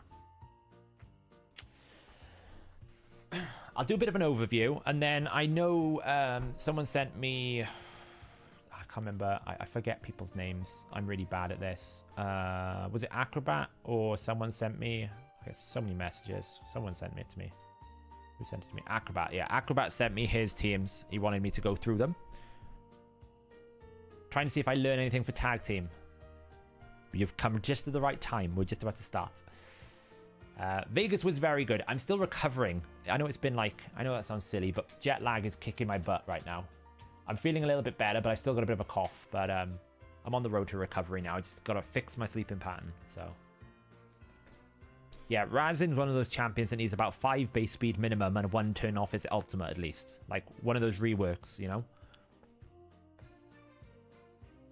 So... Right. So what I'll do first, I'll do a bit of an overview about Tag Team Arena. What you need to do for different things. And then we'll go into some offense battles, and then we'll go into, you know, helping people in chat, helping viewers figure out better ways to build their team. Okay? So, the number one key to a defense is you don't want to lose 3 in a row, okay? You're not necessarily worried about winning your teams, right? We can tell Romy here, by the way, had the use one faction champion, okay? The key is, this is what you want to avoid, right? You want to avoid this on defense. This is what hurts you because you've lost 30 points. What you want to try and do is make sure at least one of your teams always wins. Because if you do, your sort of like your point losses will be much more manageable. Because like here, for example, I won a single fight and I lost twice. So I've lost 22 points, but I gained 9. So actually, my net loss is only, what is it, 13? I can't do math tonight. It's all for my brain. Yeah, 13. Versus down here where I lost 30. So the difference between losing 2, winning 1, and losing 3 is massive. So whenever you're setting a defense, don't try to make it so that you can win all 3. This song's really annoying. Don't try to make it so you can win all 3. Try to make it so that you don't lose all 3. As crazy as that sounds, right? It doesn't matter if you lose 1. If you can make 1 really, really, really strong team and then 2 adequate teams, that's far better than trying to make 3 really, really strong teams, but actually you end up with 3 okay teams. So that's the first thing that I would say. When it comes to defense, you need to try and think of a really, really strong team and work on that so that you can mitigate losses. So here, for example, you can see I've won 1 here. So actually, I only lost 9 points? Here, I won that, so I got better. I only lost 10 points here. I won that, so I'm breaking even most of the time, right? I'm still going down a little bit because I haven't done my fights, but I'm not losing as much as I'm winning, right? I was at 1300 the other day. I'm at 2553 from all these fights. So the second thing you need to know, how is Isling doing? What team is he in? I threw him in because I just got him built at the moment. He's in Team 2. Team 2 beat this team. It's very difficult to know what happened because you can't get a replay. So it's lost 1, lost 1, lost, lost, lost. Not bad.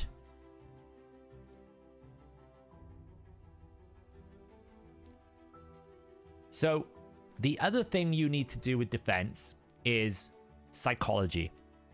You know, Demetrius talked about it a little bit there. You want to scare your opponent. Sometimes having poorly built champions, but knowing that those champions are really scary is enough. So this team here, right? My middle team. This is a terrible team. Look at the Mortu Macabre. It's not even 100% crit rate. He's got a little bit of resistance in there for no apparent reason. He's not decked out. Lydia in some random build for PvE. Islin is built with some speed, a bit of resistance. He's built tanky, so that's pretty good. And Uko is probably the only one that's built for arena. But because you see Mortu Macabre, Lydia, and Uko, you think, good lord, I don't want to fight it. Right? That's kind of what I'm trying to do with this middle team here is I haven't got this isn't built well enough, so I'm literally just putting a team in here to kind of go, oh my god, I do not want to fight it. Yeah? Same with this bottom team here. People look at that and go, unless I can stop that Cupidus, I'm going to lose probably. So they get scared. So when I'm looking at offense, when I'm trying to attack here, for example, right? So if I'm looking at teams, take this guy, for example. First one I'm not too worried about, except for the fact it's fully awakened. The second one I'm like, that's a bit rough, but I could probably figure it out. But then I'm like, well, I can't really outpace this team, right? So I'm looking at it going, okay, can I outspeed this? And I'm looking at aura mismatches. So he's actually built a 3-piece team where I'm like, it's probably too risky. It's not worth it, so I won't fight it. They could be actually geared poorly. It could be that Harima doesn't hit hard at all. It's unlikely, it's a +4, but you never know. So take this one, for example, here. This one is far less scary. Why? Because I'm pretty certain I will beat the speed race. This one, I will put my Wukong up against it, so I can just take out the Ultimate Death Knight, and then once you take the Ultimate Death Knight out, there's no protection for the 2 damage dealers, so I can just one-shot one of them out and take them out of the fight. And this third one is basically a 50-50 roll with Kaimar, and again, he's got too much damage, right? This team has got too much damage. So I'll show you what I mean when I fight this. There's too much damage in the team, which probably means he might lose a lot of them. Stone Skin is a bit awkward,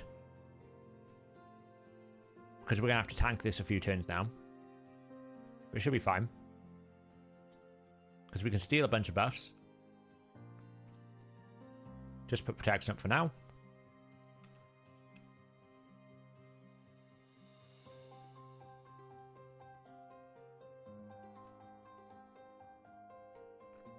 Put a stun out. Didn't get it. Fine. First kill. This is the problem. He's put too much damage. Hasn't got enough utility support, so I can beat them.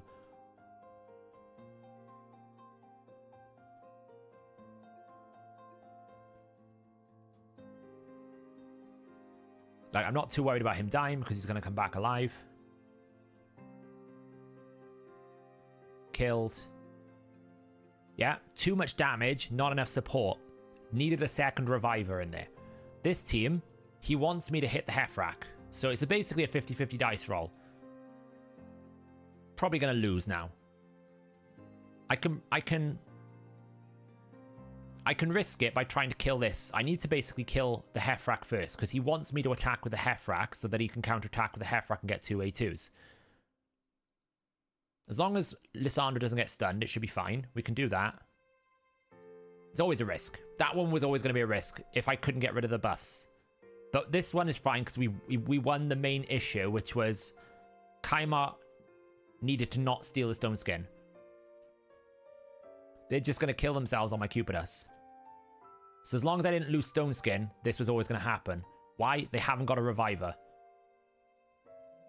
So, in essence, he's put his offense teams as defense. So I'm not scared of them. So even though I didn't beat that one, that one's a 50-50. If I'd removed the Stone Skin, I would have won that fight as well. So that's an example where a defense isn't scary enough, whereas something like this, you know, and even like out of meta champions are still very strong. Let's see if I can find an example of what I'm thinking about here. Can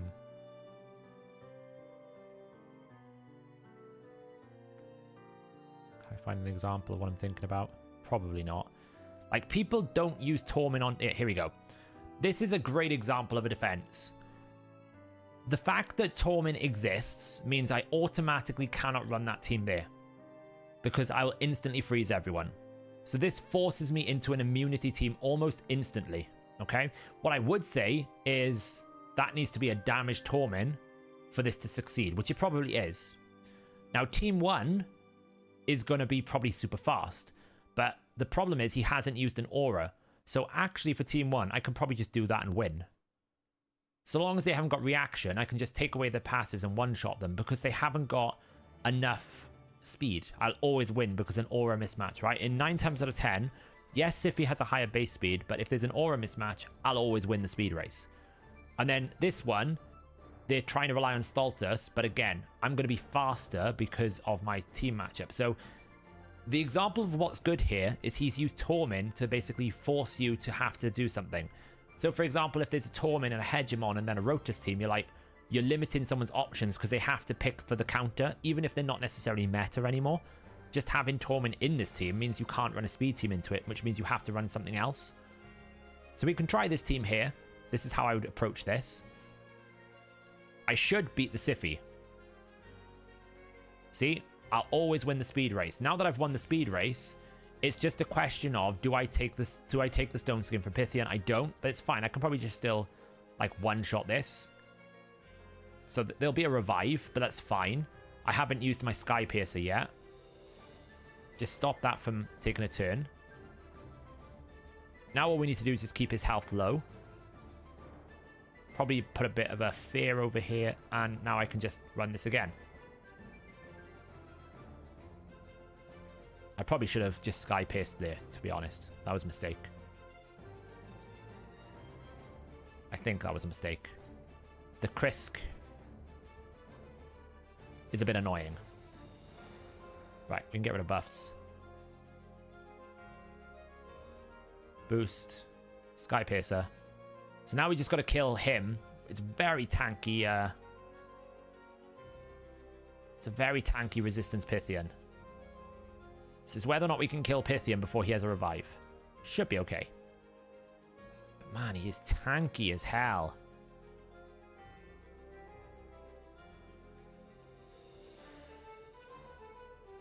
It's a tough one. I think we're alright. Oh, there we go. He's dying now. He's got a revive coming, though. That's what I'm afraid of. There it is. But it should be okay because I can just use his A1. I should have Sky Pierced again.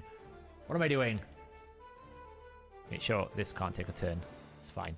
We've got it done. But that's why that's the way you can get around Rotus Sify, right? He didn't... If he'd put a speed aura in, he would have won the speed race because Sify's got a higher base speed. This one's easy. You just basically take out the ultimate Death Knight. Do that. Smack this around a bit. Protect this. Take all the buffs away.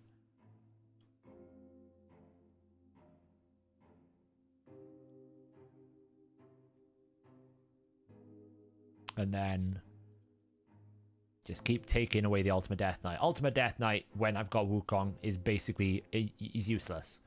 Unless he can resist, he's useless.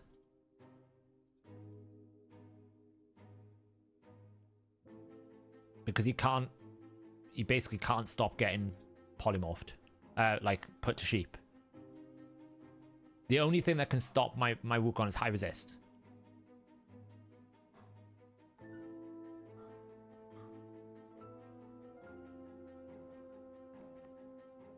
Like, what Fernax is really good for is consistency. Right? Fernax is really good because I can just run him consistently and he will block revive and then it's done. If someone block revived, it's over, basically.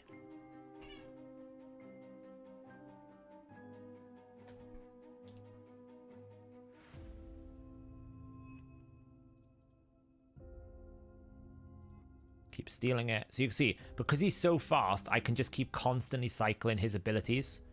Because he's running like 350 or 360 speed. I do despise Mithralis. It just takes a lot longer to kill them because of the hex. And this team here I think it's a damage. It's a damage Torment. If it's just tanky, it's boring as hell, but it could just be a tank Torment. I think it's just a tank Torment, actually. So this team is about stall, which I don't really understand. I don't really see the value of these teams, because eventually I'll win. We just got to wait it out because the Ultimate Death Knight.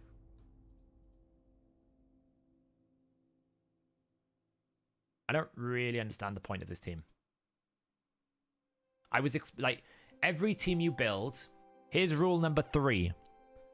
Every team you build must have a win condition. It can't just live. You need to have some form of strategy that's like, this is how I'm going to win. Right? I think it's actually a stun Torment. And I'm pretty sure this is no win condition, other than stalling me out. So my goal is I have to kill the Withered the Crowned, basically.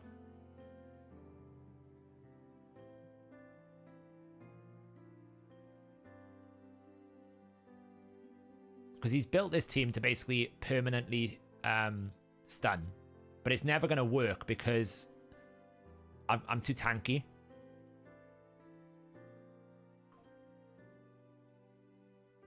And they haven't got any revivers either, which is another problem. So you can see I'm just like destroying them. So I'll eventually win this. It might take me a while.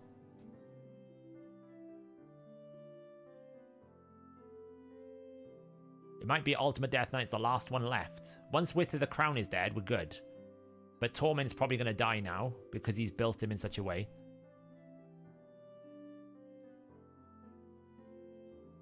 Yeah, but this is the failure, right?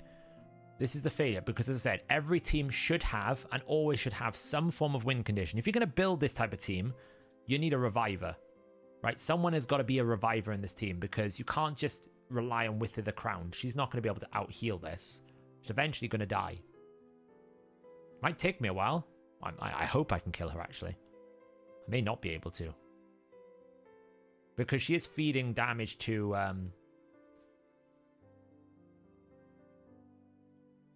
I just need to roll a 3%.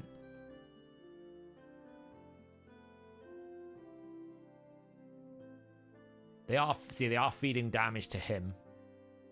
We just need to burst it enough times. But the continuous heals are strong. We might not do it, actually. It just depends on whether or not we can actually get some good damage out.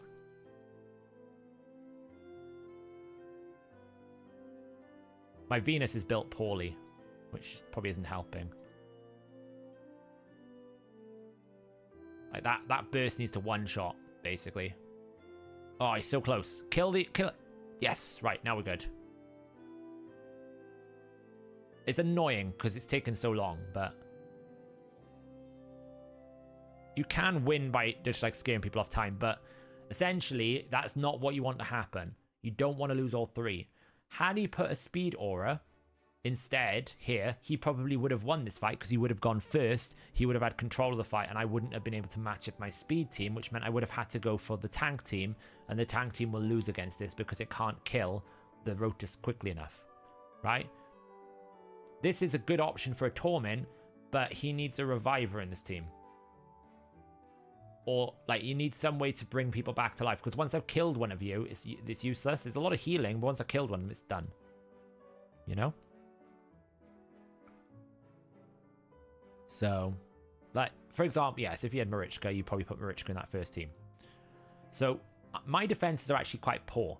And the reason why I say it quite poor, because Venus isn't built properly, Lydia isn't built properly, Mortu's not built properly, Pythian's okay. Like... Brogny's not built properly. Like, look at Brogny. He's in, like, a weird build. 210 speed, 104k HP. It's really slow. This top team is my premium team. This is the team that's built really well. But Constantine could be a little bit too slow. You know, could probably do with a rebuild. But you'll probably see that Team 1 wins a lot more because it's my best team. So I've put all my efforts and all my eggs into one basket there. Now, it's difficult for me because I don't have the arena meta. But this... middle team I've been experimenting with in terms of like, I just threw Islin in here to see how well he did. He can be quite annoying. There was a reason why I rebuilt the clan boss team, because I wanted to get essentially Emic. I want to utilize Emic in arena, because Emic with taunt is really good. Now, what you really want Emic to have is protection sets. But as you can see, I keep getting stone skin sets. All I keep getting in this faction is stone skin. It's actually a little bit disgusting how much uselessness I've had. Like, look how much attack amulets I've had. This is Hydra Clash this week. Another attack amulet. Another attack amulet. An attack amulet. Attack amulet. All I keep getting is attack amulets out of Hydra Clash. It's really frustrating. But what you really want to do is get to 9 out of 9 protection, because then this has a very good probability that you're going to protect it. Okay? And when that's protected, with this 9 out of 9 bonus, 75% chance, and you also give them more damage, what you have is taunt is up, so you've got to attack him, give him enough accuracy, which means that you put their skills on cooldown, and he also heals a ton of damage. It becomes incredibly nasty to beat. So, like, if I was recommending a defense for someone, I wouldn't run it because I have a principle against Ultimate Death Knight. But you could run a defense where it's like...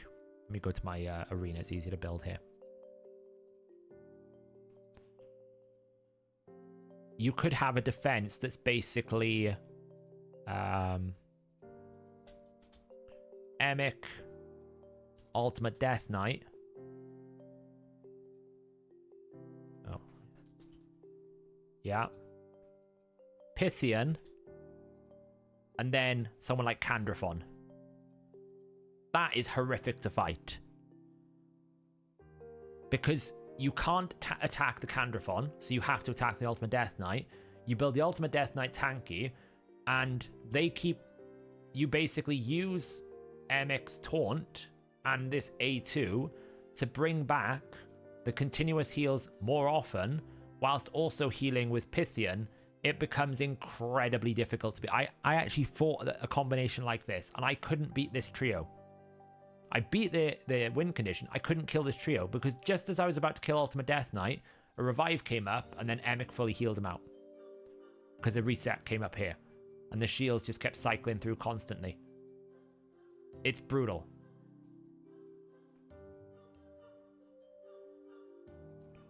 Emic is very, very... I always thought... So, what I used to say with Emic was...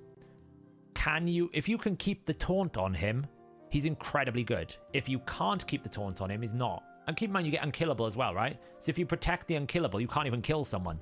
There's a lot of nukers that ignore block damage, but there's not that many that ignore unkillable. Rotus is probably the only one. But this defense is really, really strong. You don't have to run Candrathon. It could be Taras. It could be Marichka if you wanted to go full unkillable. You could even run like a damage-based like Emic Ultimate Death Knight and just troll that way. Jorgid could go in there. The only thing is Jorgid is accessible. The good thing with Candrathon is if you boost, he gives himself Veil. So the nice thing about Candrathon is he's got some sort of self ability to keep himself alive, right? Whereas Jorgid you can AoE through and stuff like that. So Tormin could go in there. You could build a nuke Tormin. The other good option here is someone like a Ragash or someone like a Stultus, right? A defense-based nuker that provides their own buff. Very potent. Very hard to beat. But this trio here would be incredibly strong if you ran it. I would never run this because I would never run Ultimate Death Knight as a principle. But it would be very strong. Yeah, Stone Skin Bolster. I do think protection is more valuable on him, especially 9 out of 9. But more so 9 out of 9. So, It's the Pope is back 10 months. With his new member badges, now it's the Pope. I don't know if Cool Hot Cool is here to actually celebrate that we've got new member badges, but if you've been a member for like 6 months or more, you get a gold member badge, which is kind of cool. Stoltz is a third, fourth champion, probably not good. Ragash is a defense-based one, also bringing stun. Yeah, but you can run no accuracy Stoltus. No accuracy Ragash if you're worried about polymorph. You know. Emmett Corrigar, Mortu, yeah. Like, I've not changed this arena defense in 12 months. And you can see I just never get attacked in Classic Arena. This is like, Duchess, Pythian together is really strong. It's really strong. Welcome, Alex. Thank you for becoming a minion. I hope, glad to have you here. Welcome, welcome. What's the interaction with protected buff and timid? You can't impact a protected buff, so you can't reduce the duration. Elva Pythian. I hate Elva. Elva in arena is incredibly strong. I often will face a situation where I'm using my Cupidus against Elva and I can't kill her. Because every time she takes a turn, she veils someone and puts a continuous heal on the A1. And then she fully cleanses. She is really frustrating to fight. Very, very good. Mortu is good in that slot as well, Acrobat. The only thing with Mortu is he's like on defense, the problem with Mortu is you just don't attack him and it's fine. Yeah, the amount of times I've lost to an Alva is really, really awkward. Yeah, Harima could fit into that team as well. So there he is. Cool. Look, there's badges. One more month, you get a purpley badge. There's badges, yeah. I said I'd get them out. It just took me months. Opinion on tomorrow's times 10 champion. Oh, there's the Croc dude, right? Crocmar the Devourer. Basically, this passive is really good. Whether or not the rest of his ability is worth it, I don't know. But this passive is really good. It's very good. If you imagine you're reducing an enemy's attack by 30% on top of a decreased attack by 50%, they're not doing any damage to you. And this is a permanent stack, right? Really good. So in Hydra, this is very powerful. Increased crit rate, increased crit damage. It's pretty good on a 4-turn cooldown with 3-turn duration. You get a shield, but only on himself. He's a little bit selfish. And the damage profile probably isn't that great because he's HP. So you're basically sacrificing a lot for this passive. And I don't know whether it's a good enough sacrifice. I don't know if it's just too much, but the passive is really cool. Yeah, it's against your name.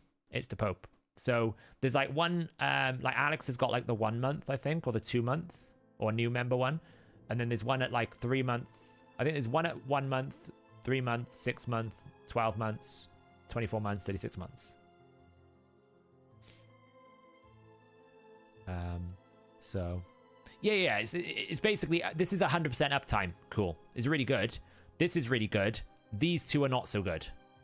That's what I'm saying is, once he's buffed and he's done his passive, does he bring anything else? And is that enough with those two abilities alone to make it worthwhile? Because this might hit a single target for a lot of damage, because it's going to hit twice, but because he's HP, like the one target he hits will take a lot of damage, the rest of them won't. And this won't do enough damage because he's a HP-based champion. They just don't hit hard enough. If an enemy has an attack and defense very close to each other, does Croc reduce? No. No. Basically, if an enemy has 1000 attack and then an enemy has 999 defense, it will lower 1000 attack. It does it based on the attack or defense value at the start of battle. At the absolute start of battle. So it's not like he reduces it and now because he's reduced the attack below the defense, he starts reducing defense. That's not how it works. He'll reduce the attack permanently to 30% if the attack is the highest. So Vitreous needs a buff. The mythical is unobtainable. Marinix needs Hex out. I don't know. I don't know if he needs a buff, I'll be honest. Because he does solve one problem is, if I'm fighting Yumiko and I'm fighting Rotus, he's very powerful. He's very powerful against Yumiko Rotus. Or Kaimar or Warlord Rotus, right? Because he will guarantee he gets a turn. You just ignore this ability and attack with the A1 or the A2 and it will kill the Rotus. I don't know whether or not that's enough, but that's what it will do. His multipliers on his A2 is a little bit low. I think they got like a bit nervous about the fact that he was going to ignore all these effects and 30% defense. They just undercut his damage a little bit on the A2. But his A3 and his A1 hits hard. It's well worth it. It's well worth it. It's just I don't know. It's one of those things, you know, if you had a Jorgid, you'd never pick him. If you had a Leorius or a Rotus or a Taras, you'd never pick him. But if you don't have those, it's not so bad. No, because you can just kill Rotus with the A1. I mean, it's better if this one is available, but you can just kill Rotus with this ability. This will one-shot a Rotus. It hits hard enough. It's just this ability that doesn't hit hard enough. The problem is, he does... Like, what would be desirable is if he blocked revived. If he blocked revived, then he'd be really good. But because he doesn't actually stop the person from reviving, it's a bit awkward. But he can destroy maximum HP by 75%. It's a lot. It's a lot, right? So he's not the worst voice legendary, so. Am I going to build Madman for Hydra? Well, does this answer your question for you? Yeah, basically I am at some point. Lisa, welcome. Thank you for becoming a minion. You get your new shiny new badges. Welcome, welcome. Do you think the Croc could be a good nuke in live arena to counter Harima teams? No. HP-based champions just don't do enough damage. Just don't do enough damage. The only reason why Magnar does loads of damage is because he hits twice. Basically. It's the only reason. Now, if you want to counter Harima, by the way, this is how you counter Harima.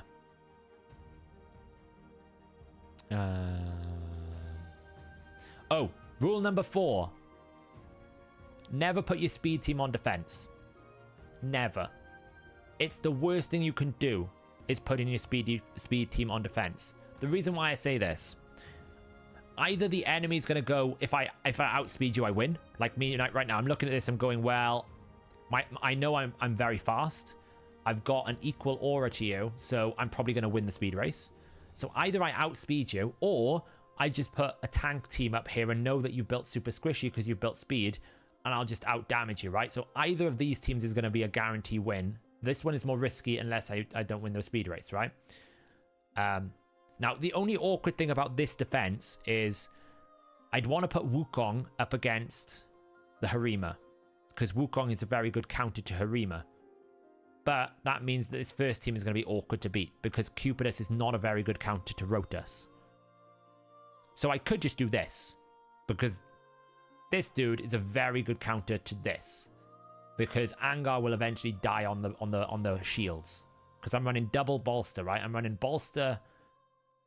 I'm running bolster Brogni with bolster Pythian, and because of Brogni's passive, people will just die on the Brogni shield. So we'll run this here as an example.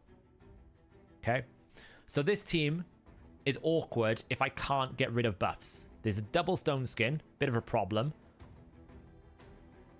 We took the main one away. This one was the main one because we don't really care if Necret lives. Getting rid of Rotus passive is important. Boom, one shot. Now this is a cheat code because I got a 5-star Baron, so I can ignore the shields. So that is a bit of a cheat code.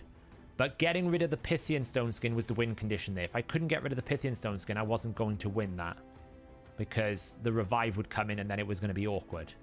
Now it's just a case of we just got to work our way down and kill this guy before I... There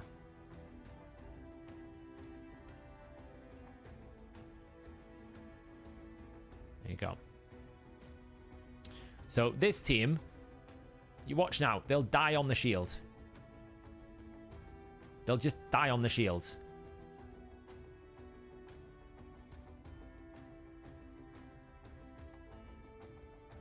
The Angar might take a while to die, but they'll just die on the shield, basically. I'm not even playing the game.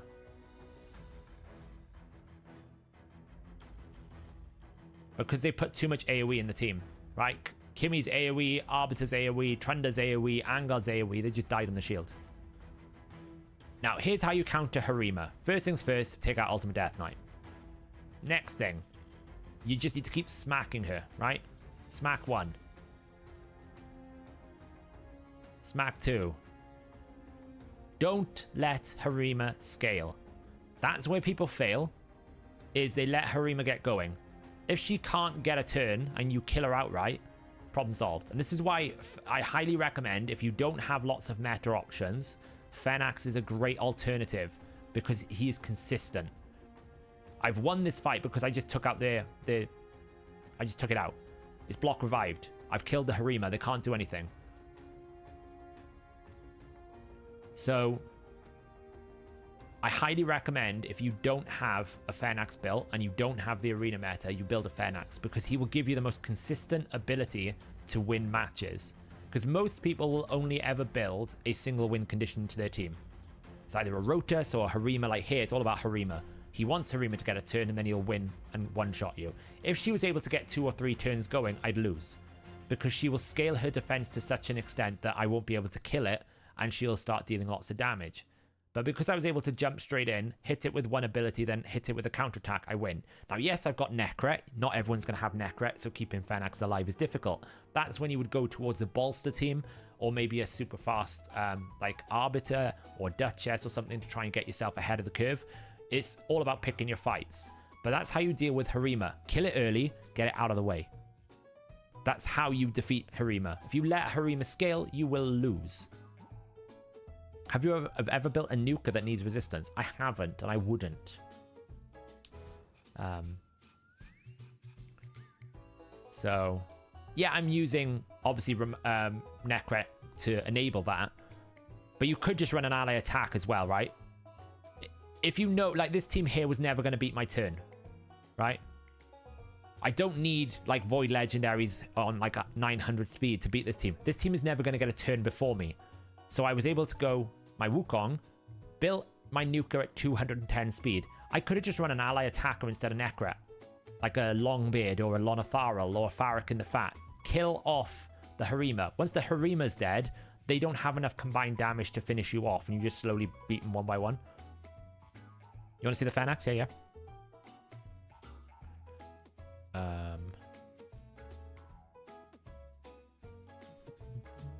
That's the wrong one. So he's in lethal. Any nuker that you build for Tag Team Arena needs to be in lethal or savage. Has to be. Essential. Unless they actually ignore defense completely, like Shamael, always needs to be in lethal. Ideally, you want lethal cruel for the maximum ignore defense.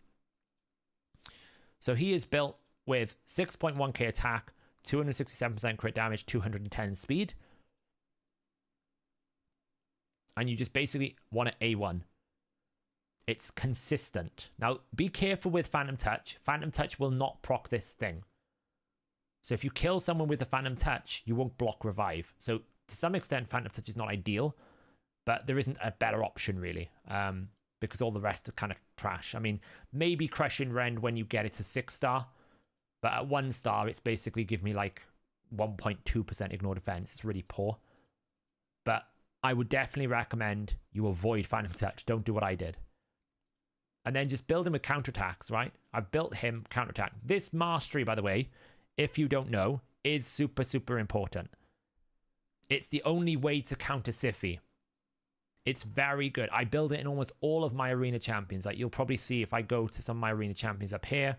Vlad, not in that particular team. Baron, Wisdom of Battle. Right? Always build Wisdom of Battle. Wisdom of Battle. Pretty much all of my arena champions. He hasn't got it because I actually went for Swarm Smiter and Arcane Celerity, but he should have gone Wisdom of Battle. I actually didn't do it because he's already in immunity set, so that's not really a problem. Wisdom of Battle. Pretty much every single one of my arena champions will have Wisdom of Battle so that Siphi can't chain sleep me. So I get a turn, you know? That's really important. For arena, I'd use Harima, Pythian, Ultimate Death Knight. Who would you recommend as a fourth? So you've already got a win condition in Harima. I tell you who would fit really nicely into that. Either the Sun Wukong or even Mighty Uko role. Because you want someone with a speed aura to begin with.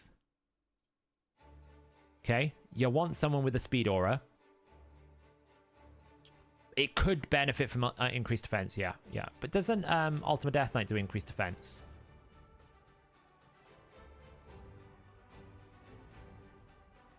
I could be wrong. Oh, it's your shield, isn't it? Yeah, he's shield. Yeah. Yes, you might want someone with increased defense. Like that is begging for a Siphi, right? It's a shame. Mithrala could be good. Absolutely, yeah. Mithrala in that team could be good. The only risk you have if you don't run double revive is you have no turn meter and you have no double revive. So you would almost be instantly forced into running a Stone Skin Ultimate Death Knight with a double bolster.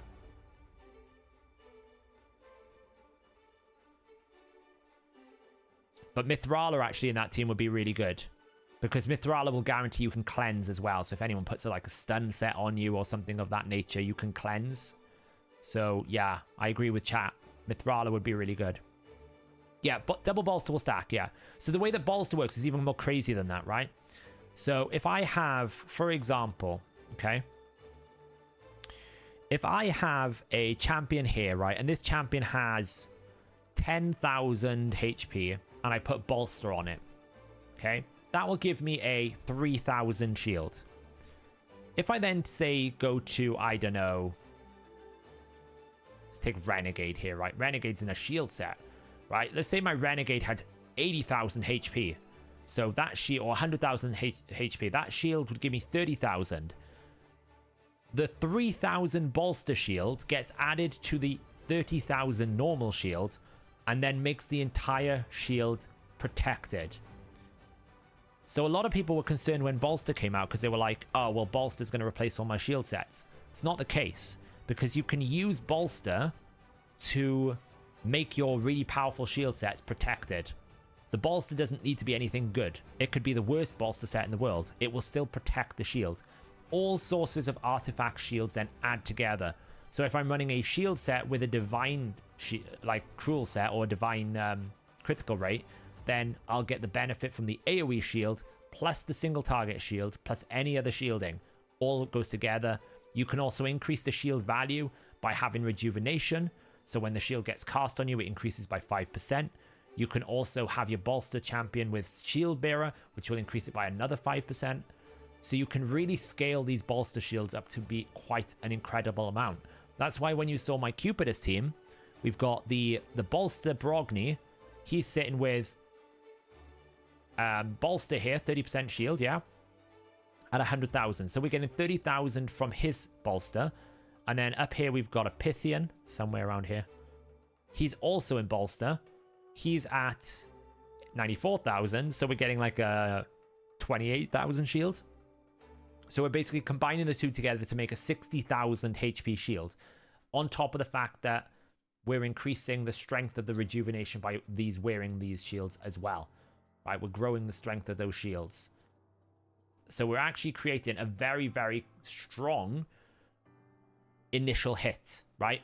You just have to be careful of champions like Baron and Jorgid who ignore shields because they'll go past them. But as long as they can't go past them, they'll die on the Brogni shield. It's really strong. Harima hits without increased defense. She's fine. She just needs to scale harder. But like with anything, Demetra, you're losing 60% damage if you don't have the buff. So you can make it work. It's just way more effective when you have it. Should Ultimate Death Knight and Pythian be in Stone Skin? Ultimate Death Knight, always in Stone Skin. Always in Stone Skin. Pythian, you can be flexible. You can go either Bolster, Guardian, or... I wouldn't go Guardian. I'd go Bolster or Stone Skin. I'd probably go Bolster or Stone Skin. You're using Shugen, Trunda, Pythian, and Deacon.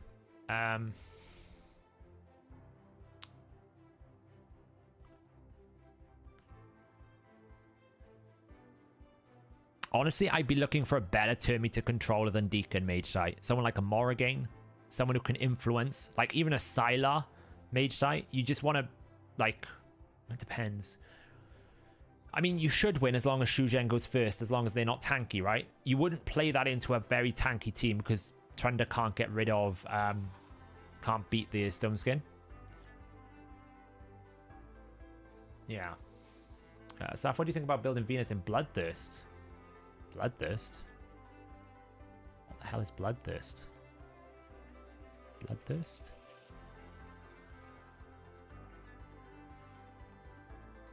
I wouldn't. If I was building, if I build someone like Venus in Hydra, I'm going Relentless or Reflex. I want to rotate skills. I wouldn't want to. I wouldn't want to heal. You can just bring a healer.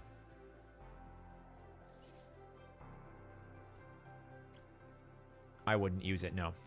I have Pythian Ultimate together in Arena. Both in Boston, they have a Master Shield. Yeah, exactly. You scale it up, right? Double Bolster is really, really strong. You just can't get rid of Double Bolster, so they have to bring an Ignore shield. Staff, can I send you my Lego roster? Will you make some suggestions? Yeah, if you want to DM me some... if you DM me your Optimizer link, Reza, that's the best way to do it, so I can actually see your full account. Or you can send me screenshots of your current defense and screenshots of your roster, and we'll have a look at it. Any advice on beating bomb teams? Feel like I can't stack resist high enough to get past them.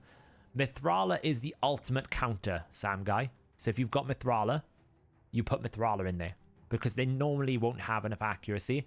And if you're fighting in live arena, you ban the increased accuracy, right? So you'd run Mithrala, you ban the increased accuracy, and then you would put like a Pythian next to it. Pythian, Mithrala, use the auras to your effect. Auras are really powerful to help you with bomb teams. The other way you beat bomb teams is you take out the increased attack, right? Bombs need two things to work. Attack buff and accuracy buff. Take one of them away and bombs will fail. Except for Astrolith, but Astrolith's a special case because normally, like Astrolith, you would take away the buff debuff spreader. Yeah? If you see an Astrolith, you take away the debuff spread. Because that's the only way Astrolith can win. They need like a Jag Bonesaw, a Vizier. They have to spread the debuffs. If they don't have that, you just take that away and you win. What do you think of Protection Emic? 9 out of 9 Protection Emic is what I'm trying to get. But the thing keeps hating me. The game hates me, so... We'll send link in Discord, cool. Right, so, from the last stream, Acrobat wanted... what is this?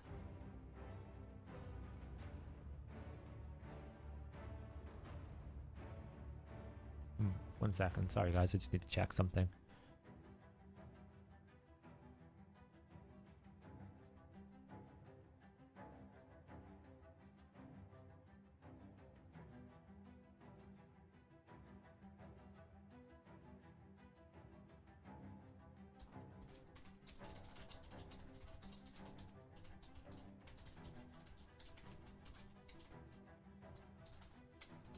Sorry, just checking something.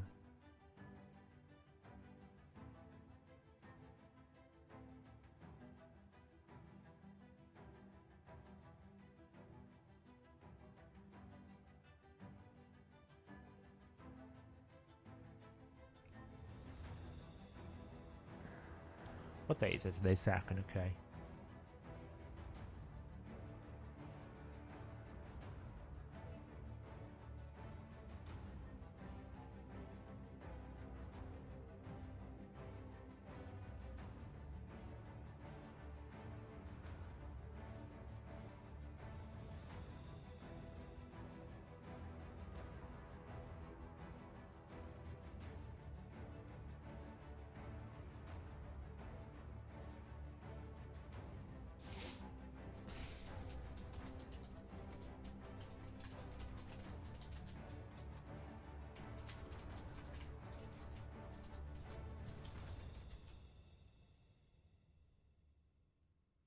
Right, sorry. I had some message I had to read.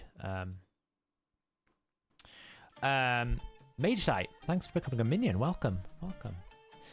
Right, so what was I looking for? I was looking for...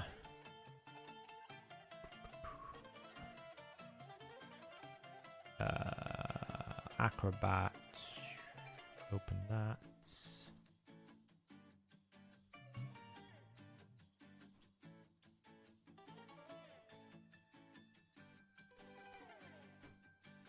Okay. Oh, I should be doing this as well.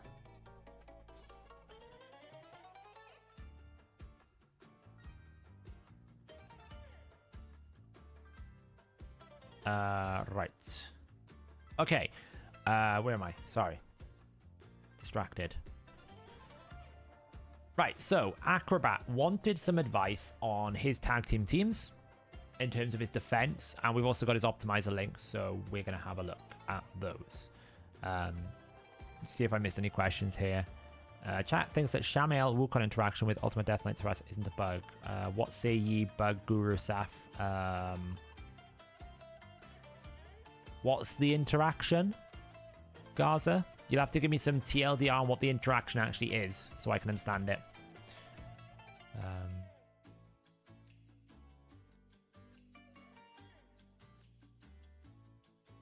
Would you say it's better to have HP percent or attack percentage chest on Rotus? I would run it through the optimizer and ask the optimizer to find the best build for you, because it will run the numbers for you rather than try and guess. It'll probably run the numbers for you. ASAP, isn't it? Does Gnut's Maxovich hit harder than Acrisia's? They have the same stats, but she can. Well, if you're in an AoE setting, like one, Acrisia has weaker multipliers to begin with. So even though there's a cap of 10%, you have to work a lot harder to get Acrisia there. Secondly, Acrisia is mostly AoE apart from her A1. So in Hydra, she loses like 50% of her damage. So again, you have to work a lot harder to get to the cap. As long as you got decreased defense, 160% crit damage on Gnut will get you to the 10% cap, pretty much, something like that. It's very easy to do. Oh, you sent another image, right? Okay, hang on then.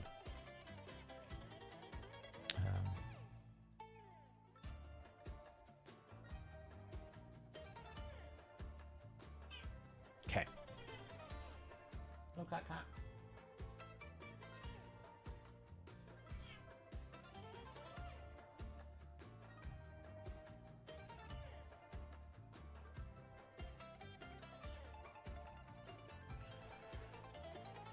Basically, when Taras fears the Wukong Shamael team, Shamael's turn meter boost enables Wukong to sheep Taras out of the game, even with Ultimate Death Knight on the team. Shamael's boost sheep. I'm not sure what you mean by that, but if you use A2 on Ultimate Death Knight or on Taras and Ultimate Death Knight's to the team, Ultimate Death Knight will take it. The only way you sheep the Taras is if he sheeps himself off the fear. It won't sheep himself off the A2 from Wukong unless it's wrong, unless I'm mistaken, but that's my understanding. If Wukong has got Polymorph, it'll sheep the Taras, because that's the way it works. Taras plays the debuff. And of course then Shamael will cleanse it. If he is bypassing the Ultimate Death Knight's bug, you can't strip Veil. You can't steal Veil, Charles. So Wukong can't steal the Veil. You can remove Veil buff, but you can't steal it. Yeah, so if, for example, the interaction is Taras, you start the battle, Taras fears the Wukong, Wukong gets cleansed by Shamael, gets a turn meter boost, and then Wukong takes a turn, and then he A2s the Taras, and the Taras gets sheeped. That's a bug. Because Ultimate Death Knight should take the effect, because that's how it works normally, right? If I was to normally A2 a Taras, then it will always go on the Ultimate Death Knight, because Ultimate Death Knight will redirect the attack. Yeah, so Wukong's A3 is not a remove buff, it's a steal. So therefore he cannot steal Veil, so therefore Veil will never get removed.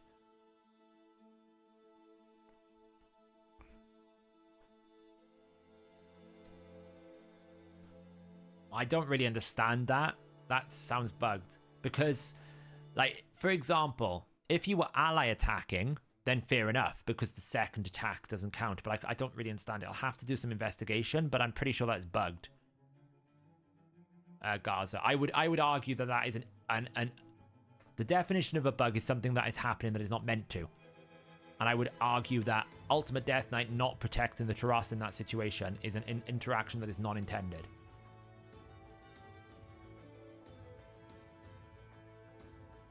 It's the fear that Ultimate Death Knight takes as a first hit, so then Wukong A2 works. What fear?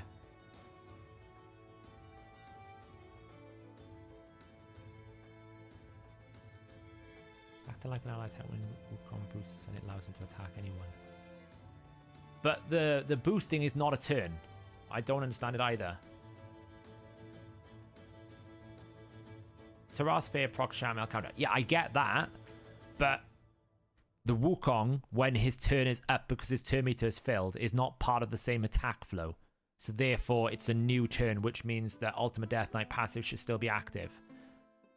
So, like, for example, I'll often use Nekret the Great to A2 with Fenax. So the first attack that Nekret does means that Fenax, both of his attacks the original target. But that's all within the same interaction. Whereas simply boosting the Wukong to take a turn is a separate interaction. It doesn't sound correct.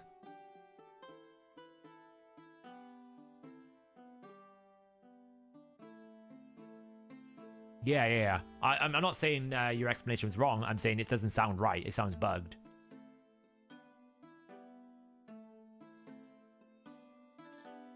I think Shinny may have dropped me a message on it at one point and then deleted it. Maybe he didn't want me to get a video done on it.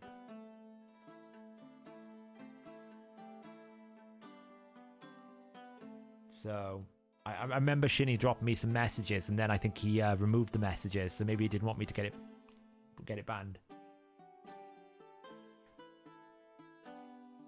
But it definitely sounds an unintended interaction, which would be a bug. Would Emic be good as a nuker? His damage is not great, but you could probably do him as like a pseudo secondary, a bit like Helikath, but it's not as good as Helikath because Helikath ignores shields.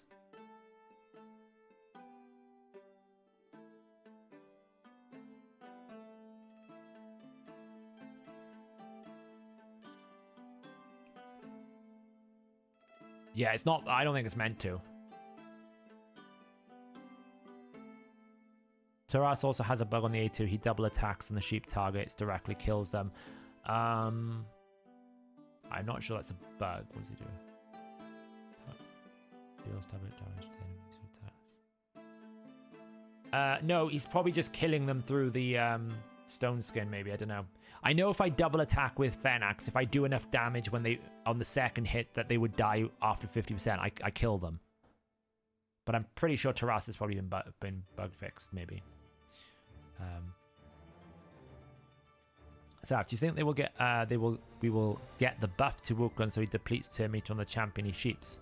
That was not a buff. That wasn't a bug. That was a miss. They wrote it wrong. When they were talking about Wukong's A2, they used the wrong. They basically said it wrong in Discord. What they meant to say was, when someone returns from sheep, they have 0 turn meter. I think that's what they were trying to say. What they were trying to say is, it works exactly the same way the polymorph does, where you sheep someone, when they come back after sheep, they're back at 0 turn meter. Not that it fully depletes them when they become sheeped. They just wrote it wrong. I've used Taras a lot for 4 months now against all these champions. I've never seen these bugs. He's not doing it right, Kessel. Hey Saf, how is your Kaima Soul? It's looking great. It's feeling good. It's sitting next to the 4-star Lady Mikage that I don't have. Sometimes when I kill a sheep enemy, I kill... Yeah. It's probably a little bit buggy rule. I've noticed that. But what I have noticed is as long as I do enough damage on the secondary hit on the Fenax, I will kill them. So... yeah, probably Gaza. To be honest, it's one of those technical things that I probably wouldn't do a video on and they probably wouldn't care anyway. But I would, but I don't know. I've kind of taken a bit of a breather off all the bugs and the things because people just were getting angry with me for trying to basically fix in bugs, and I'm like, okay. Bulwark cannot activate his passive, Reza. Bulwark doesn't activate his passive. Neither can ally protection. You have to actually deal direct damage to him.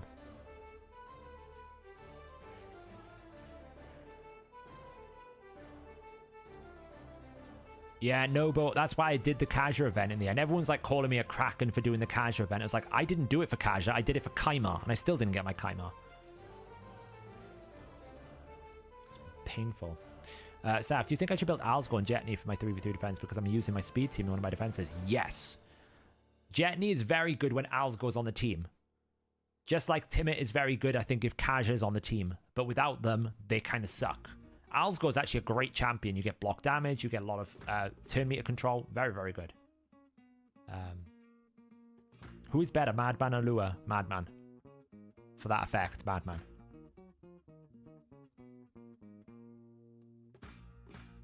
I have Aileel as well. It's painful. I haven't used him. How did he then get turn meter bust? I don't know. I'd have to see the replay to know for sure. But I can tell you with quite a lot of certainty that you cannot activate the passive with any sort of ally transfer or ally protection, because essentially you have to have dealt damage to Mortu, and that is when you have Bulwark, Selfless Defender, or ally protection, it's counted as self damage, and he can't activate his own passive. That's not how it works. You got 17 saves, should I rip them 12, save them some other arena? I mean, if you're going for the fusion, then you get the fusion event. But if you're an endgame player, you should only really be using your sacreds on 1+1 or situations where there's a guaranteed champion. ×2 sacreds for an endgame player is terrible. You should always use them on a 1+1. So I'm starting to think that everything with I'll never get neck. Hey, you've got Sulfurion. It's a good start. Little Miss Annie's very good, yeah. She hits really, really hard. Does Lua's A1 work similarly? No. Because Lua's A1 isn't based off the damage she deals. It's based off another multiplier. I'm going to do the video tomorrow that explains exactly how the Trender and the Madman is working. You'll understand it better then. It's a bit complicated for me to explain right now.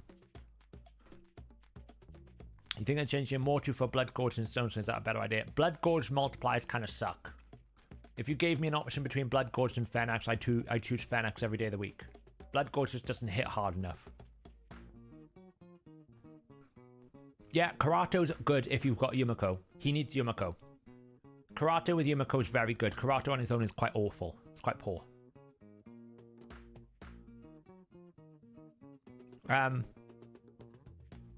I don't think Madman is as effective as Trunda though, Blaze.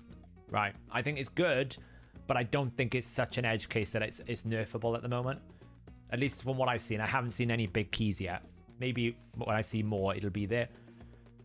But you got to remember, it's only 50%, and it's only 50% chance to do 30% bonus, where Trunda's 100% chance to do 60%.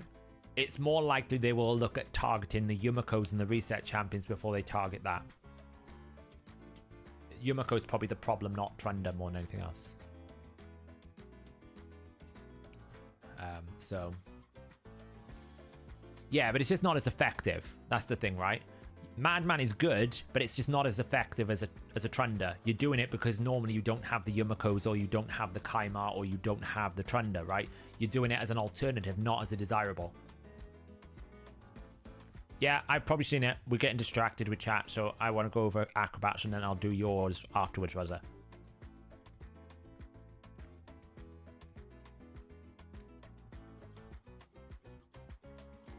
Yeah, Madman definitely could do it.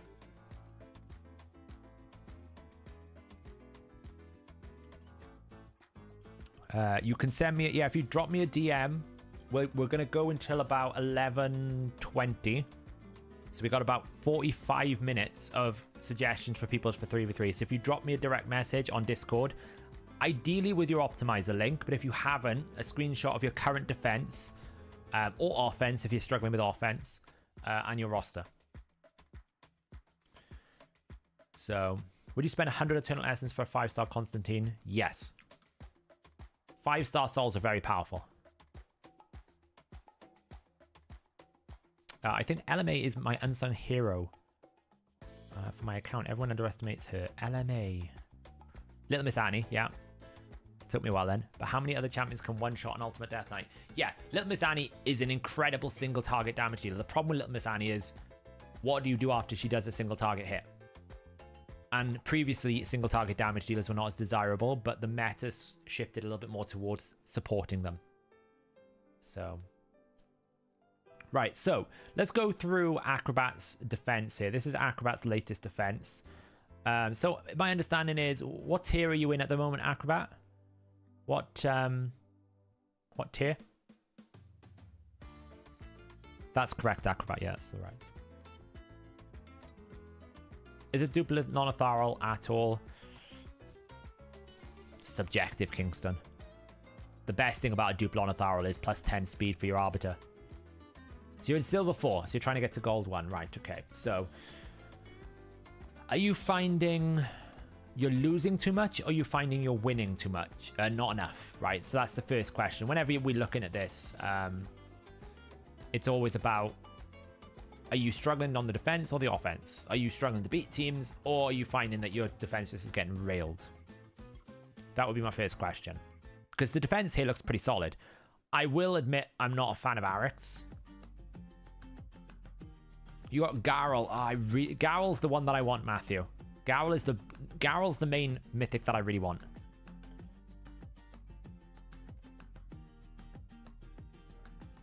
If you're building a Deacon Eater clan boss team, would you use Geo, Brachus, or Feign? I would use Whisper. If you've got the option. If not, Brachus. Whisper or Brachus. Both are very good. I thought that was easy. The week before when I was in Silver, I was beaten down over the Sunday. Right, okay, so. First things first.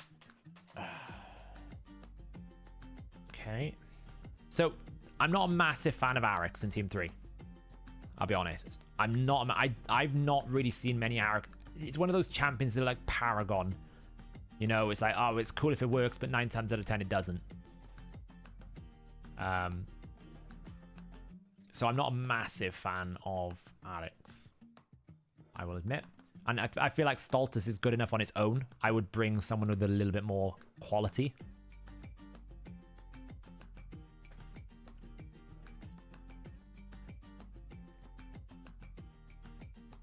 Whisper's fine in Deacon Eater though, Turbo.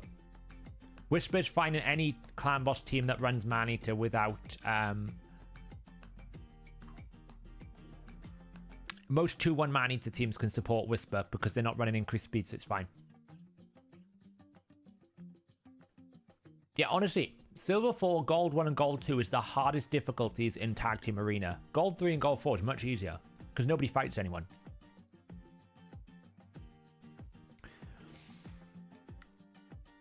So, let's have a little look at your roster. So, this is the first thing you always do whenever we look at this as we go rarity, legendary. Because you really don't want to, outside of very extreme cases, you don't want epic champions in your defense because people see the purple and they're going to attack you. Okay? That's always going to happen. So, currently we're running... So, Team 1, we've got Emic. Let's have a look how Emic is built.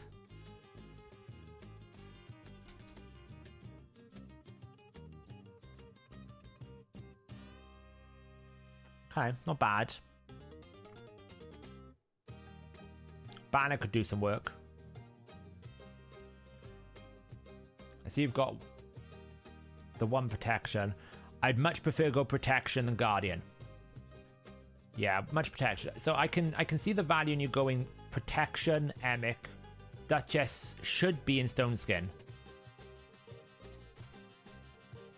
Duchess.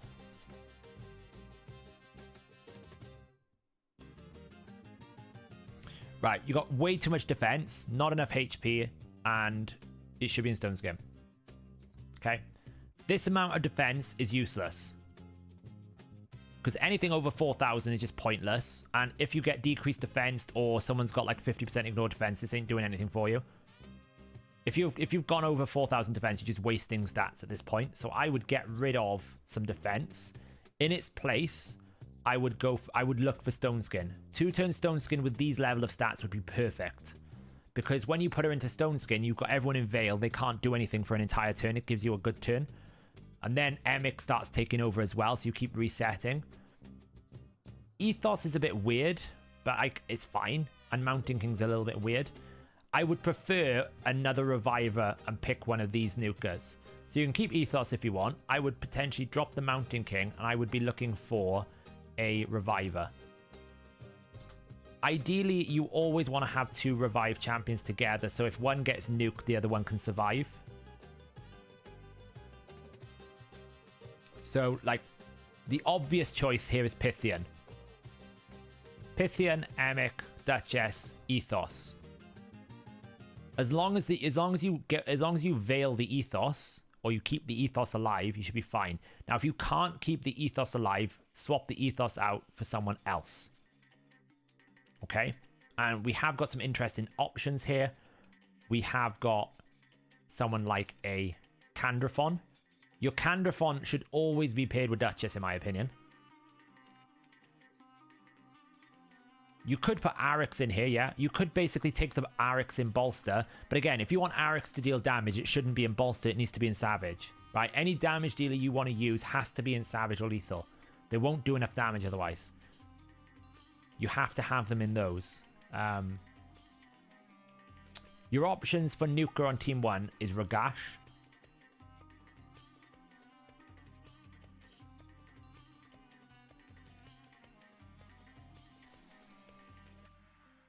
Arix,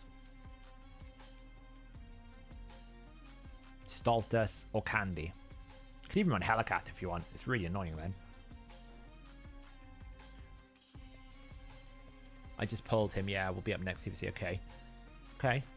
So yeah, I would definitely I would take one of the damage dealers out here, and I would put another reviver in. I would put Duchess in Stone Skin, and I would try and drop her defense a little bit because you're wasting it. Push more into HP if you can.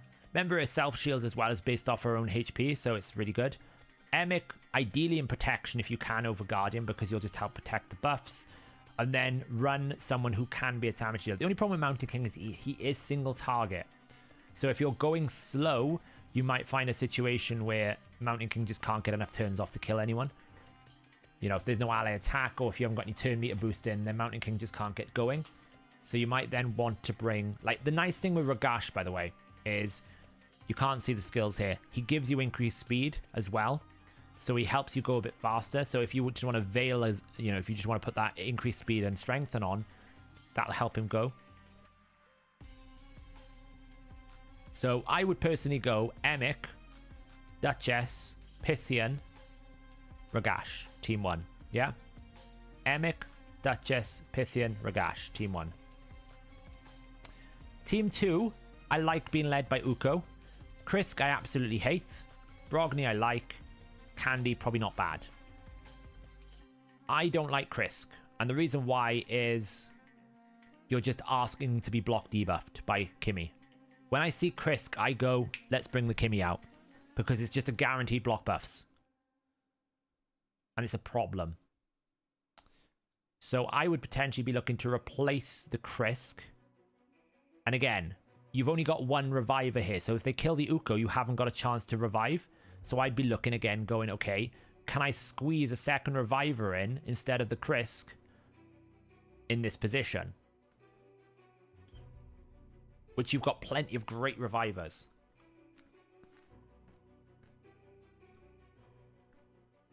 Do you know what I would actually do?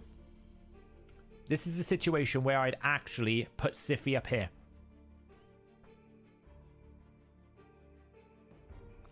And make my Siphi really fast. I'd put Siphi up here and basically try and make Siphi go first.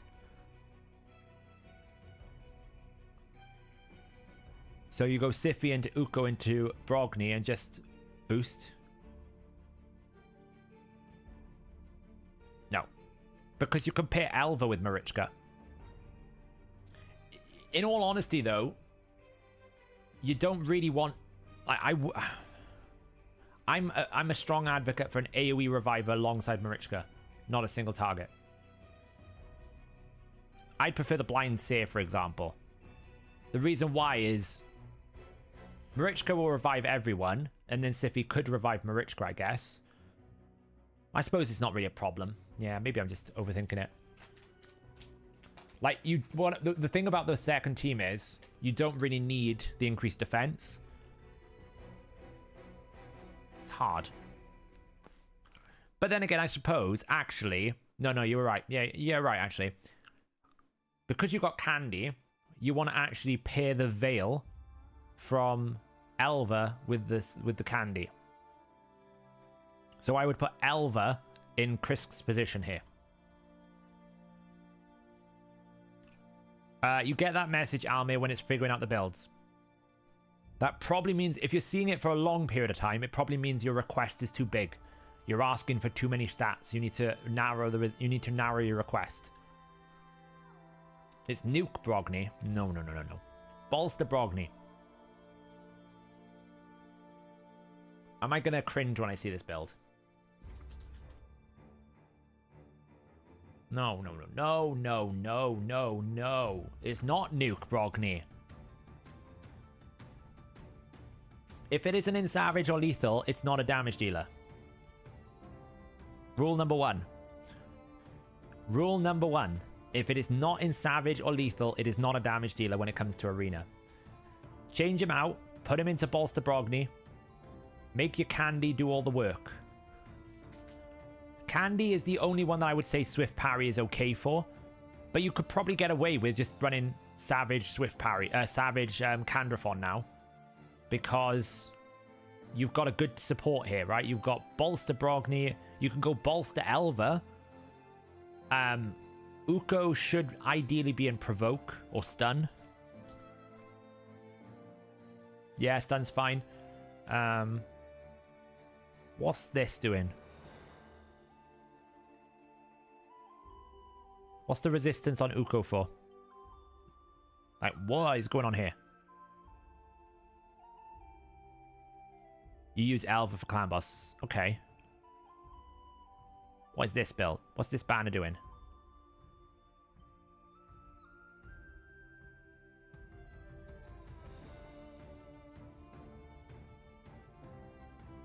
What? Is this all the banners you got? My friend, you need to get into some spider running. Is this the only Skinwalker banners you've got? Oof.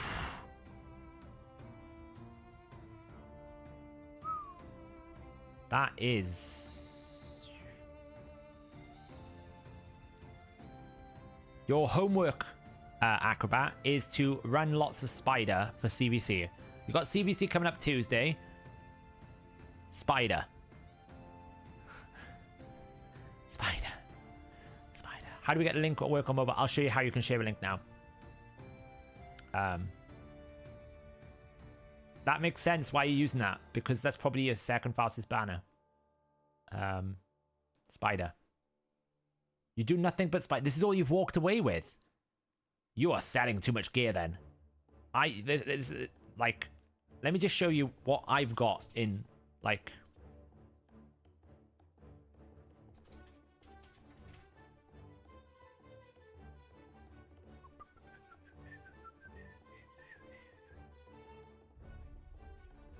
This is what I'd expect to see. 41. You got 11 banners.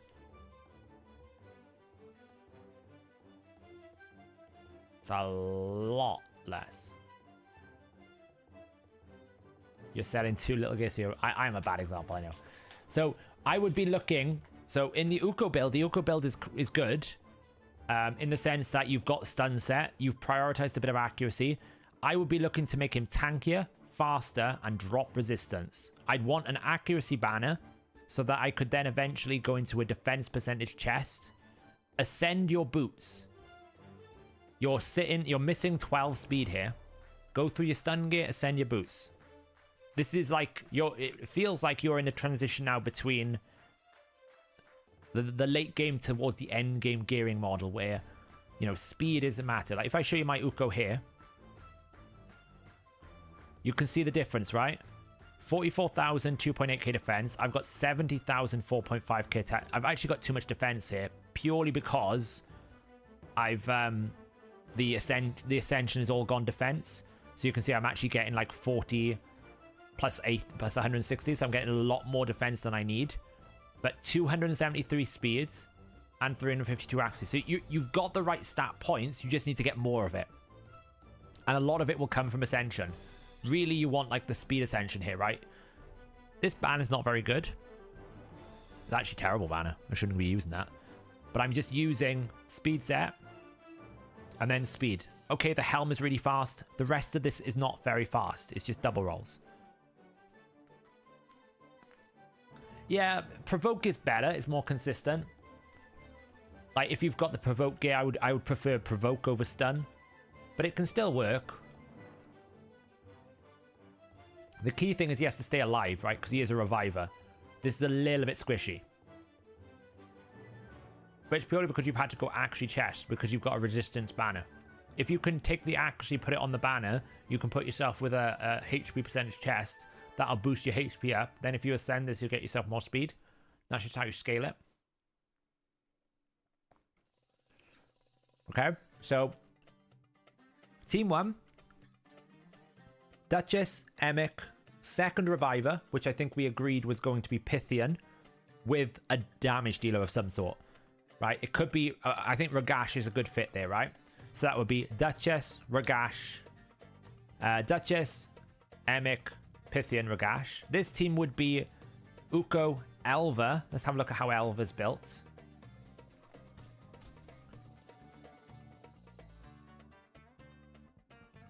Yeah, Elva's a really good build. Elva's a great build.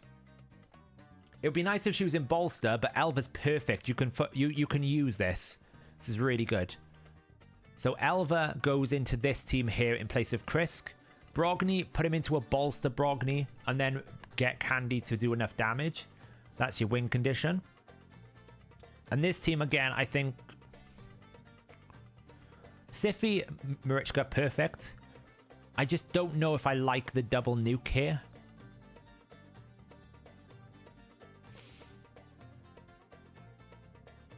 I just don't know if I like the double nuke. I don't know if there's a better option.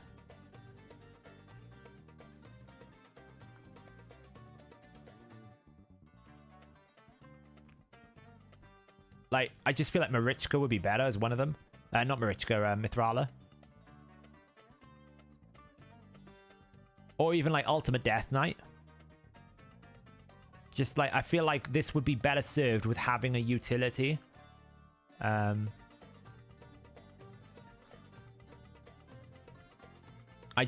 So this is like a common mistake you see a lot in a lot of tag team. You feel like it's a live arena mentality where it's like, I need more than one win condition, right?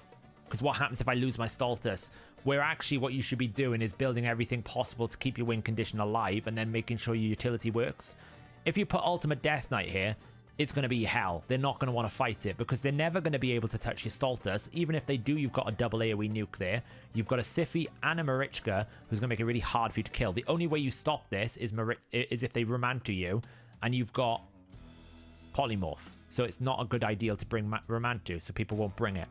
So I would drop the Arix and I would bring in Ultimate Death Knight in Stone Skin and just make it hell. Because again, the strategy here is just don't fight me.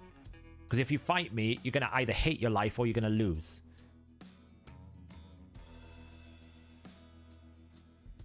Yeah, but the risk you've got with ally protection is then your Arix just dies. I guess. Let me have a look at the Arix build. Yeah, see, you're mixing it. Your Arix is just going to kill itself. It's not enough HP, and so the moment you put ally protection, it's the Islin problem. If Islin protects the team, Islin dies. If Islin doesn't protect the team, Islin cannot die. And that's what I think you're doing here. You're kind of like trying to make a damage tank. And it's never a good idea to mix, like to make hybrid builds unless the champion is very good at hybrid build. Like you can make Wukong a debuffer / damage dealer, but you'll never do as much damage as a raw damage dealer, and you'll never be as good as a debuffer when you mix it, but it's okay in some situations, like Hydra. What I would suggest you do, you either drop the Stultus and fully index into a full damage Arix in Stone Skin, so that Arix gets a turn, because Arix has to get a turn. If Arix can't get the counterattack up, it doesn't work. So you want Arix to guarantee you get a turn. So either you fully index and get Arix in counterattack, and you put Stone Skin, or you drop the Arix and you bring someone like Ultimate Death Knight to make it harder for them to beat your Stultus. The other thing you could do is you could use a Kaimar. So you go Kaimar, Sify, Marichka, Ultimate Stultus. That way then you've got 4 AoE attacks. Often the problem with Kaimar teams is you can tank the first round, but you can't tank the second round. So you can basically create 2 Stultuses with Kaimar. So that's another option, and it would give you a 30% turn meter boost. So it sounds like I'm roasting you, but I actually am not. Your account is in a great position. You're in the position I was before I got into Gold Arena, where I was using all the right champions in the wrong way. And I was forcing champions into rosters, into teams that just didn't fit, just didn't conform. So, for example, you've got Brogni. Brogni's a great shield support champion, and you're trying to make him deal damage. But he's not built in a way where he's going to do enough damage to actually be impactful because he's not in Savage Cruel. So you're in that kind of phase, which is natural. That is absolutely natural, right? You probably need to, like, whenever I look, if I do a summary assessment of someone's account, the first thing I normally do is I go, okay, show me your speed gear. And I'll sort it by speed. And I'll take the boots out, right? Because this gives me an idea how fast you are. You're in a good situation here. You can probably put together 2 fast champions. You've got some good speed gear. You know, it's not my 4-year account, which I'd never expect it to be. But in the situation you're in, you've prioritized a lot of double roll speeds. So you've got some good coverage. What you really need is one of every type of fit. So what you would really want is like an accuracy chest of speed. Like something like this, but faster, right? So if I looked at my account here, I did the same thing. You see how I've got like a couple of like accuracy with double speed? You want 1 or 2 of them, because this piece is just god tier for Wukong specifically. Doesn't get much better than that. 360 ARB, that's good. 360 speed is good enough for Gold 1. That's good enough. But most of the time, you'll probably find it's glyphs you're missing out on, right? So if I look at Arbiter, +4, +5. Oh, that's a really nice piece. Look at that. Don't be... By the way, guys, general advice. Don't be afraid to roll speed gear, speed stats in not speed gear. Some of my fastest champions, like if I show you...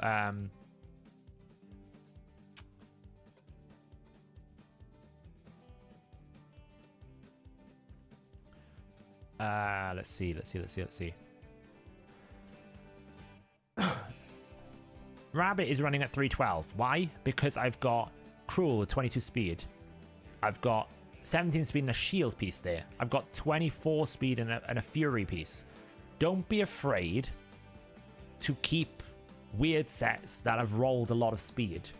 Like if I order my account based on the fastest speed that I've got, and I take boots out, I've got a Relentless, a Reflex, a Fury at 26. I've got a Daze piece at 28. That's going to beat a speed set. That will beat a speed set unless that speed set's a triple roll. Don't be afraid to break your speed sets up if you've got extremely high roll-in off-piece equipment. Like I've got someone down here like this, a 22 deflection set. I've got a 24 speed shield here. Don't be afraid to break it, because... a lot of people feel like they have to go like 3x3 speed and that's the only thing I can do. Often you can find faster pieces by not having speed sets because you've got them in weird sets and you just don't know what to do with them. So definitely keep a hold of some of these pieces. Like normally you would sell a Daze set, but it quad rolled. So this is now like my 4th fastest piece in the game. If I actually ignore it by glyphs, it's my 3rd fastest item. But normally you would instantly sell Daze because Daze is terrible. You know, even the extreme rating system is saying this is a terrible piece because it's Daze, it's not very fast. But in this instance, it's pretty good. It's pretty good for that. So, was that helpful, Acrobat? Is there any questions you have before we move on? I think you've got great champions. Now all you need to do is you need to build them and use them in the correct way. I mean, have you got Jag? So, for an offense team, by the way, Acrobat, you could go Astrolith, Vizier, right?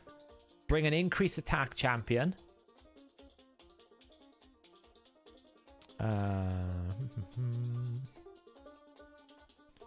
Any increased attack champion you want, right? Probably Arbiter or something. Just go Arb, Vizier. Arb, Astrolith, Vizier. And that will one-shot stuff. Very good for live arena. I've seen some people use Jag Bonesaw in there because people don't realize Jag Bonesaw is a Vizier sub. And because he's a new champion, they get confused, so...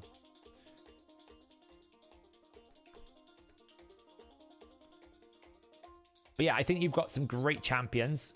I think all you need to do is start focusing on the roles within the team and building them better for the role that they're performing. Morning, Sap. I got Mithrala. How would you recommend building her out? So mine's not the best. Two things you need to note about Mithrala, okay? The first thing you want to make sure you do is activate her passive. So you do want to index into accuracy. But don't be afraid to pick up some resistance if you've got a pretty good resistance piece. I'll show you one that I've got now. The other thing to note is her shield is based on her maximum HP.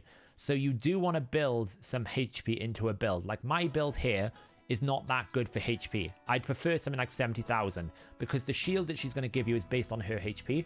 You can see I've actually got a triple roll reaction resistance banner. So it's absolutely fine to run this. 637 accuracy will be enough for what I needed to do, so it'll convert into. Don't be afraid to pull a little bit of resistance in if you've got a really good piece. But you definitely want to prioritize accuracy. Perception sets are really good, but just push HP a little bit as well. So you can see I've got it quite fast. I don't bother with crit rate, crit damage. Ignore all that. HP, get your defense up to about 4,000 mark is pretty good. Then as much speed as you can get, as much HP till about 65,000 is good. Anything around 65k plus is good. Then everything into speed and accuracy. You just want to get it as high accuracy and as fast as you can. That's the key. It's shocking how many times I've seen an Astrolith Relay combo in my logs in Golf or Tag. It's one of the few things that can just breach everything. It's really good. The problem is you need such a very fine setup. You need the Astrolith, you need the increased attack, and you need the debuff spread, and all of them have to work. That's the challenge. If you can get them all to work, great. If you can't, it's hard. Wish you had a better nuker. What have you got for damage dealers here? Let's see. So, damage dealers that are good. Ragash is good.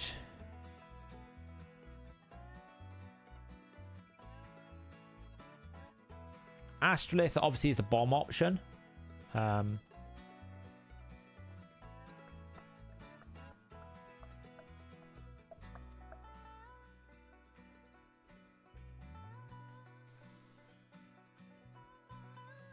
Candy's good. Stultus is good. Helicath, it might be a good option for you as well. Helicath's one of the few things that's a good counter to Necra the Great. He's actually quite difficult to deal with, especially if you can protect the block damage, right? That's the thing. If you protect the block damage, it's really good. But yeah, you're like my account, but about like 2 nukers short. Because like I wouldn't say Baron is any good anymore, right? I would, if I had an option, Baron is good for basically classic arena. But 9 times out of 10, I'm only using Baron into a speed matchup. Half the time Baron gets screwed over by things because he'll get messed up by Harima's passive. He'll get messed up by Stone Skin. He'll get messed up by bolster sets, reaction. It's just so much that can counter him. Whereas people like Jorgid, Rotus, Leorius, they have an extra go. Like Rotus gets lots of extra turns. Leorius is double AoE. Jorgid basically ignores everything, so one-shot something. So you get more opportunities. If Baron Skypiercer fails and he can't kill anyone with his A1, Baron's a bot. He's in a really bad space. Ragash is really good, yeah. Ragash is just good because his A1 gives him the buff more than anything else. That's what's really good about Ragash. His A1 gives you the buff. It's very good. So, right, we're going to move on. But Acrobat, if you need to follow up in a future stream, just feel free to hit me up. I hope that was helpful to you, so you get a better idea of where you need to focus. I think you've got enough there to get yourself into Gold 1. you might just have to like push hard 1 week for it, you know. Let's see who's next up on the list.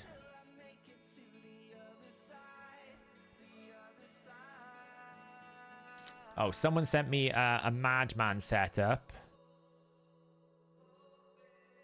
I don't know what difficulty. I can't really see.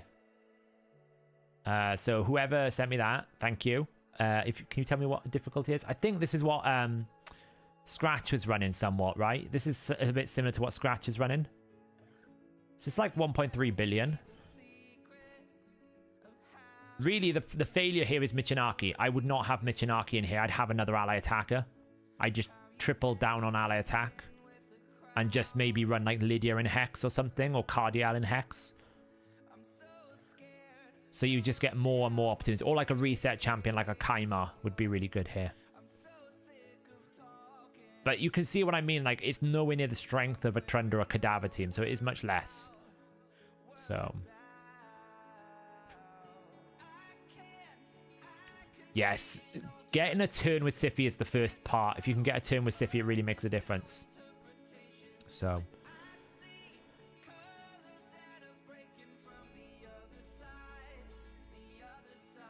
oh, actually... so I just need to put my Temporal Vortex on Dragonair.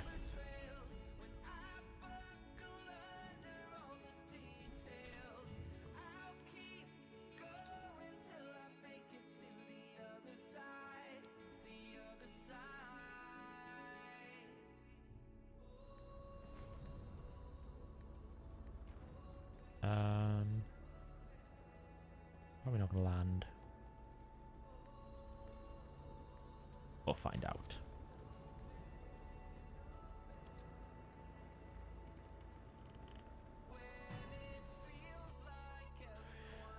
Okay, who else sent me some stuff? Help with my gold 3v3. So this is... I can't see because this squad's got stream thing on. Hang on. How do I turn stream mode off?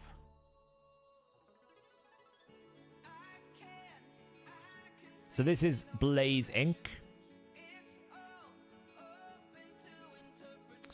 So this is Blaze Inc. looking for help with Tag Team Arena. Hey Bronco, we are just helping with Tag Team Arena at the moment. So let's see this. This is going to show me Tag Team offense, not necessarily defense. Do you have a screenshot of your defense? Because I can't see it from here. I can only see your offense teams. I forget this. It's really annoying. If you send me a screenshot, you're struggling with offense. Okay. That's good. I can see your offense then. Okay, so. It's a Stone Skin Ultimate Death Knight. Okay, so we got Protection Elva, Stone Skin Ultimate Death Knight, Mithrala Lifebane, Harima. So the champions alignment skills sets are good. Let's have a look at the core stats. 33k, 3k.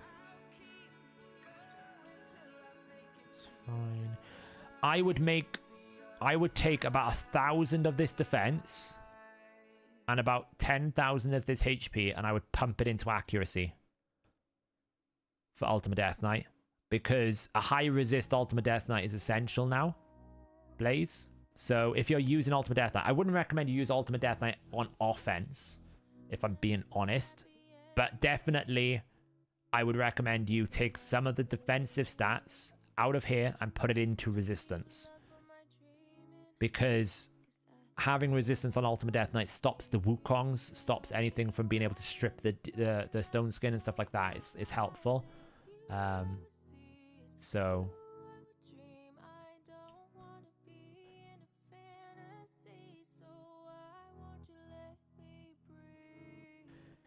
yeah, if you send me, we've got what? We can probably do 20 more minutes, Alisaro. If you send me what you've got, we'll try and get through it as well.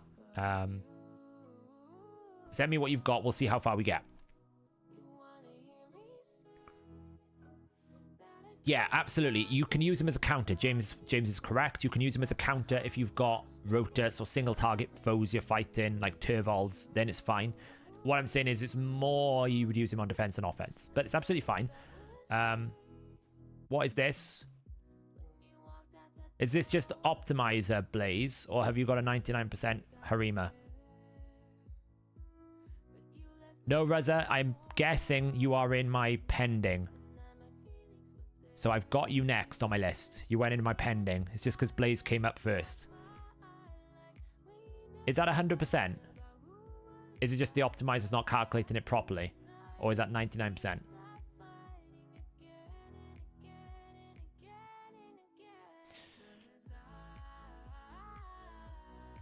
If you go into Alisaro, if you go into manage account on the optimizer, right, it'll either say manage account or it'll be the cog, and then go to optimizer account sharing. You can create a link and send me that link.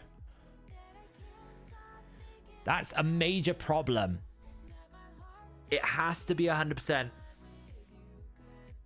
So step 1, Blaze, 100% Harima. Otherwise, this team is great. Team 1's good. All I would say is a little bit more resistance for your Ultimate Death Knight, because I don't think you need as much defense and HP. Pump that into resistance just to protect him a little bit more. And 100%, please. That hurts my soul. And again, what I mentioned with my Mithrala, try and push some more health if you can on Mithrala, because the shield strength is based on her HP. So I would prefer a little bit more HP. But this team is great. Masteries wise, you must take Wisdom of Battle. Okay? This 75 defense, useless. This 5%, useless. Take the one that gives you 8% crit reduction. It's way better to do that. I would highly recommend it. Like here, for example, this is useless on Mithrala for PvP, because she's going to put Hex out. There's only one debuff. Get rid of that. Give her Wisdom of Battle so she never gets slipped, because Sify can counter her. I'm guessing you're using your Elva in PvE content. Otherwise, I would not use War Master here as well. But otherwise, it's good. If Ultimate Death Knight resists the sheep, does it still sheep? No. No, that's it.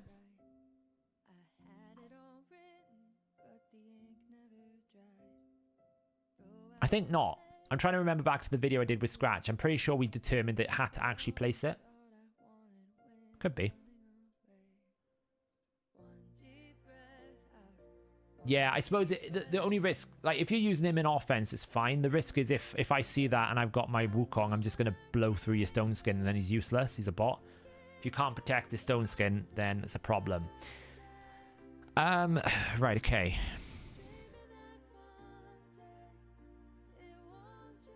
Pick a nuker and prick someone else to help the nuker, not the other way around. 2 nukers here is not great. Like, Duchess is not fast enough to go first. I mean, you have got Bolster 4 protection, Bolster 3 protection. They're well geared.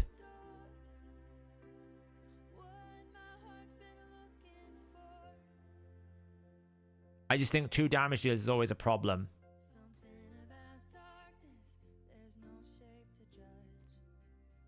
Okay. Isuga doesn't make sense with Arbiter here at all. This team doesn't make any sense to me.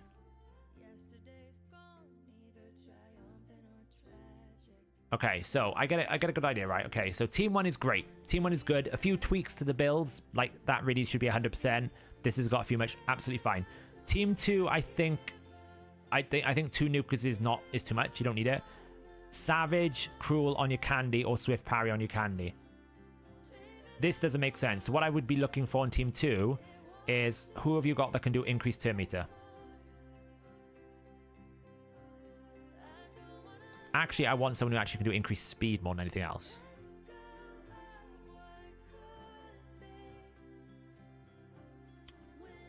Golden Reaper's great option. Morrigan. There we go. Morrigan. Right. Team 3. Straight away. Okay. Team 3 for you. Take out Isuga Warcaller and put in Morrigan. Okay. Isuga Warcaller here is like pointless. You don't put tank with speed.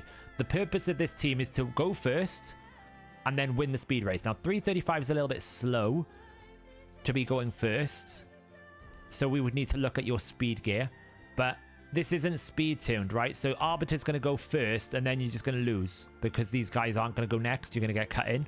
So going Morrigan into Arbiter and speed tuning it will mean that you drop the enemy's turn meter, means your 2 nukers can get a turn, and these are built okay. 96%. You probably don't need that much crit rate because he's going to buff himself, so actually you're wasting stats here. Gembo can probably be 70% crit rate Blaze because he's going to buff himself, so that probably doesn't need to be run. Let's have a look at what you have got available that you're not using. So you have the option of a bomb team with Gaius. So all I'm looking for here is there a champion that you're not using that you absolutely should be, that you're sleeping on? Good old Heffy down the bottom. Jorgid, Goffred, really good for defense.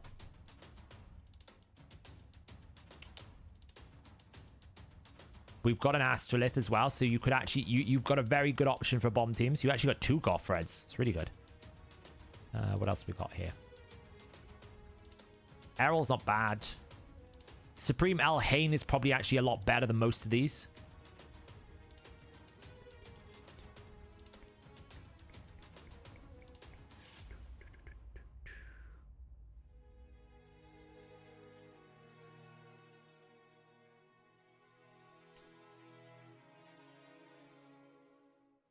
Okay, so.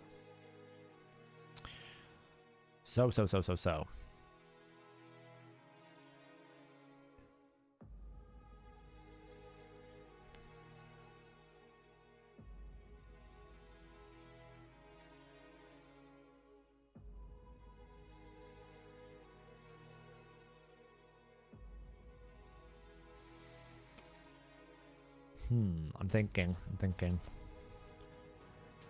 So I would drop Gembo, and I would bring Supreme Elhain in. You got Hefrak yesterday, cool. I think out of all of the nukers you've got available, once you take out the Harima, once you take out the Candrathon, I think your next best option is Supreme Elhain, because she is a little bit Jorgid-like. She's Jorgid-like in the sense that if she kills someone, she gets an extra turn. It's really good. So I would go, if you're building, like, normally in offense, you can use one of your speed teams. I would go Arbiter into Morrigan, into a 4th, I don't know who, like a champion here, into Supreme Elhain nuking. Normally the 3rd position would be someone with utility, someone that can do something. Like, Ramantu would be obviously the one you go to, but that's way too away from you at the moment. You can use Sun Wukong Steel. You could do like a hybrid Sun Wukong. Right? Like, have a Sun Wukong where he's got a bit more accuracy than this. He's actually built quite well. So yeah, maybe leave Sun Wukong as he is and just replace Gembo with Supreme Elhain.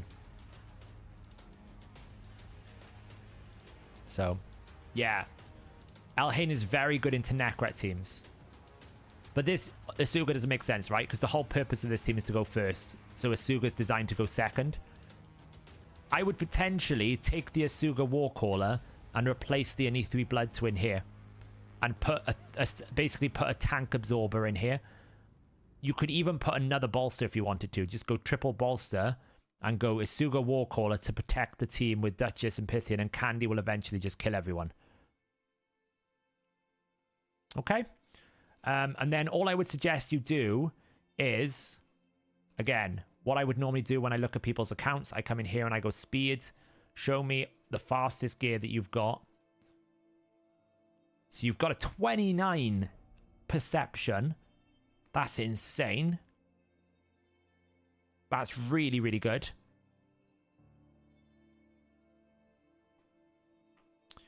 So 21 plus 5, 20 plus 4. So why is your Arbiter only 235? You look like you could be quite fast.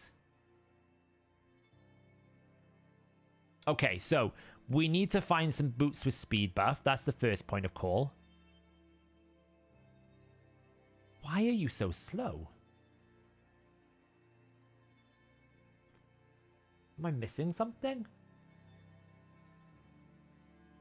Like, you've got triple here. Oh, it's glyphs. Yeah, you really need to get your 6-star glyphs on these pieces. Glyphs. You're basically down 4, 5. Oh, was it 4, 4, 3? So that's 4, 8, 9, 10, 11. Here as well, you're down 3. So 6, 10, 14. Gloves are terrible, so we probably need to improve those. So you're down 14 speed there. You're down 12 speed there, so that's like 24 or 26. You're down another 4 here.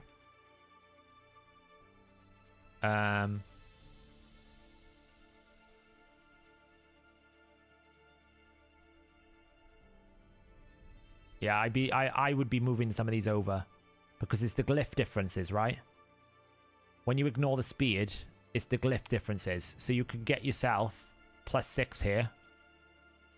Like if you look at my Arbiter,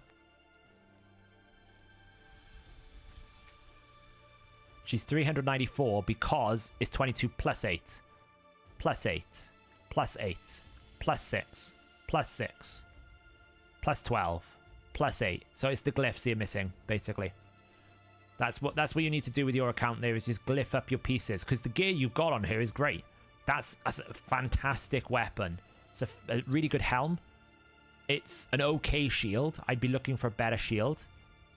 Make sure when you're sorting, you sort based on the base values and then go up. Right? So 21 in the chest is great. The gloves need improvement. The banner could be improved as well. So like we're looking in here. I know obviously you're probably using some of this for... you're probably using some of it for your clan boss. Makes sense. So you've got to work on it a little bit.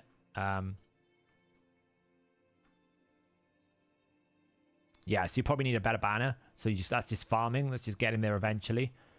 You know, you've got a lot of unrolled gear, not rolled. So that could be improved. You know, you've got some unrolled stuff here that's not rolled. So you could be sitting on a triple roll there. So, but yeah, you're in a good position. I just think your third team needs to make more structural sense around the fact that, like, if you look at my third team here, this is my first team here. You see what I mean? I've got 394 into 315, so I'm going boost into take the debuffs away into one shot. That's the strategy. There's no point going boost into tank into double nuke, because you'll never get a turn and you'll get cut in all the time. That's why you'll lose. Right, so what's next? Sorry, I'm kind of multitasking at the same time because I've been playing a bit Dragonair in the back end. Oops. Claim that. That's good. I think we're good for the day. Minimize that a second. Have I even done my dailies yet?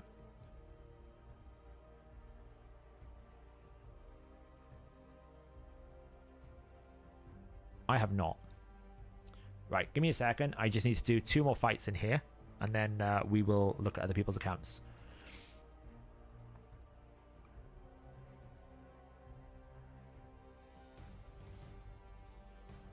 Right, so I love seeing Hegemon on defense, purely because I've got a counter for it. But if not, it's some of the most toxic things I've ever experienced in my life. Do you think losing 30 speed on Michinaki and get Relentless is worth it? Absolutely. It depends on how... well, the context being how fast is he to begin with.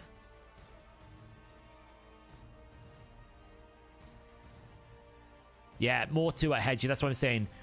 Hegemon is one of those champions that is stressful until you have a counter for it. Then it's like, give me more of them. Like this now, I'm just going to one-shot everything.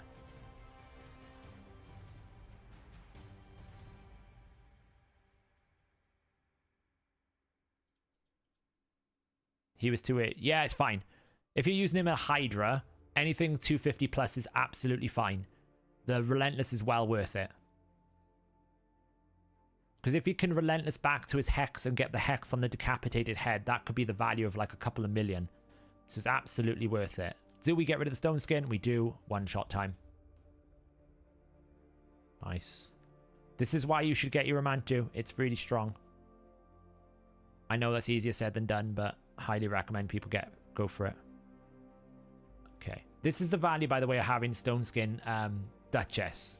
Everyone is veiled, so they have to target her and she doesn't take any damage. Meanwhile, I can start picking on this dude and just throw this over here. Take the buffs away. See, you can't steal a veil buff. It's not possible. And that's why I've used Fenax so much right now, because I take the ultimate Death Knight away with Wukong's A2, and then I just one-shot everything with A1. I just keep one-shotting with the A1 with Fenax. It can be a bit difficult into Elva. See how this, by the way, that he died from the... do you notice how he died from the Phantom Touch? So it didn't get the block revive? The thing people don't realize, I think, a lot with Wukong is even if you don't run him damage, because they return back with 50% of their HP, that A2 can do damage when you're not dealing damage. Because essentially I just took a full health Uko, got rid of all of his buffs, and took him to 50% HP. Let's see. Oh, I saw a Hegemon. Now, this is the risk you run when you run a speed team. If he wins the speed race, he wins that every single time. But that's not always guaranteed that he will.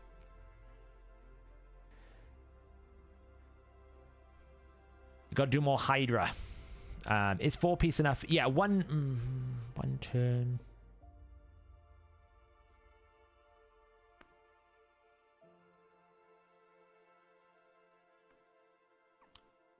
I'm going to win this, by the way, because they're too slow.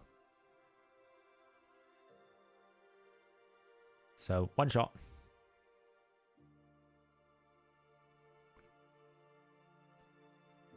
Yeah, I mean, I'm not saying so. I'm not saying that Nuke Wukong is bad. All I'm saying is don't think that you're sacrificing damage to make him a debuff champion, because actually his A2 does damage. It just doesn't do damage.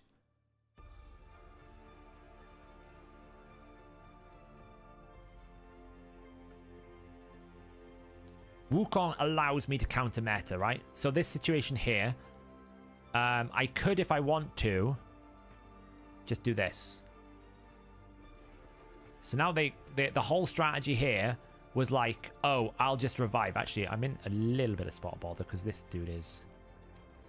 The whole strategy and the point that they had there was revive with the what's it called? But because I can just bypass the stone skin, the whole stone skin thing doesn't work. Now that she's at half health, I can just come along and just kill it.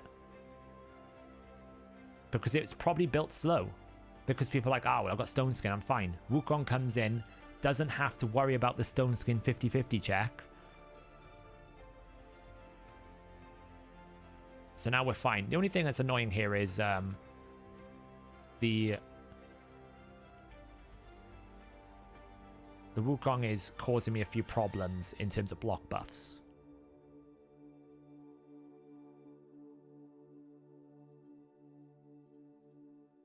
Take him out. And just... Is he gonna revive? No, good. Nice. Claim.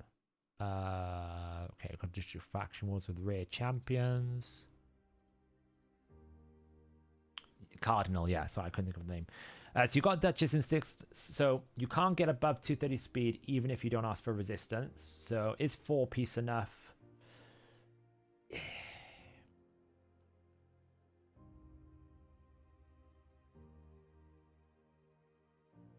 For the stats that you're giving me there, Acrobat, yes. If you were sacrificing stats for one turn, no. But because those stats are really, really good, I would say that's absolutely fine, Acrobat, because at least it guarantees she gets a turn, yeah? The value of 2-turn Stone Skin means that once you put the A2 up, they have to try and fight you in Stone Skin, so they can't. They can't kill her. So you don't have that value, but the stats you've got there are pretty good anyway.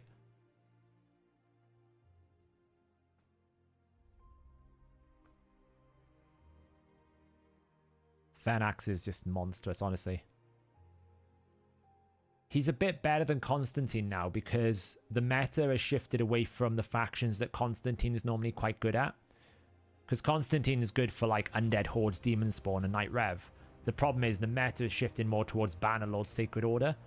So that's where Fernax is better because he doesn't have the faction condition, and you don't really want to have to bring both Vlad and Constantine to make the effect work.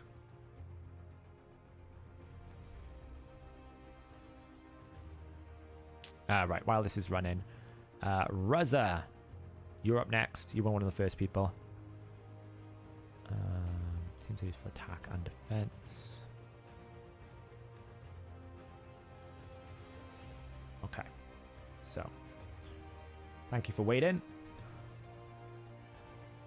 So this is your team you're using. You said Ruzza for attack and defense, right? Yeah, Wagner, if you send me a DM. We'll probably be on for another 20 minutes. I'll have a chance. Yeah, Constantine is really good if they pick the factions, right? If they pick what I would say is the 6-month-old meta, which is Jorgid, Rota, Siffi, Duchess, Kaimar, very, very good. But if they start picking the Marichka, Taras, the Harimas, the Yumikos, he's not so good. Yes and yes. Okay, so, okay, cool. Now remind me, is right to left aura? They always flip the auras around, which is really confusing. So it's really hard to... I'm on the right screen, yeah. It's really hard for me to know which way it is. So the aura's on the right here. So that's important to note. So you've got Yumiko, Hefrak. Okay, it's a bit of a weird team.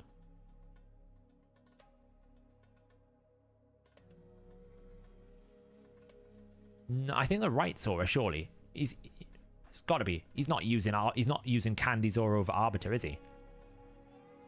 They swap it around. It's really annoying. I will say, guys, if I don't get to anyone's today, we'll probably do another one of these streams because I think it's been quite productive for everyone. I think everyone's kind of enjoyed the inputs and the insights and everything. So we will do more of them if I don't get round to you today, because I know there's like 4 or 5 people have asked for some advice and guidance. So I will be doing another one of these.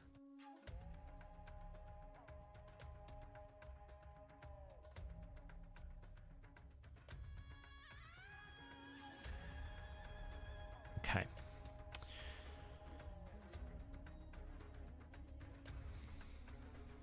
So first thing we do, let's have a look at the roster. Let's see what we're not using.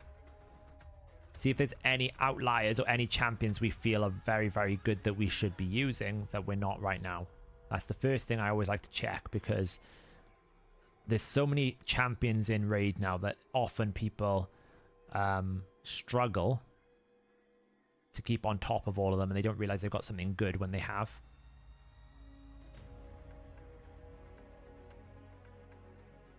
Okay. So what I'm feeling straight away is it should be Arbiter into Yumiko Lockout. Is the first thing I'm feeling straight away. I feel like it should be Arbiter into Yumiko Lockout. I don't really like the Rector Drath here, because I think Candy is probably not suited for this team either.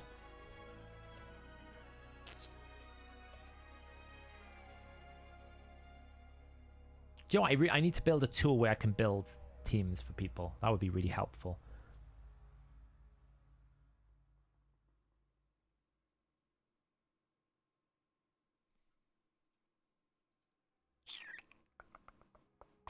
I'm thinking.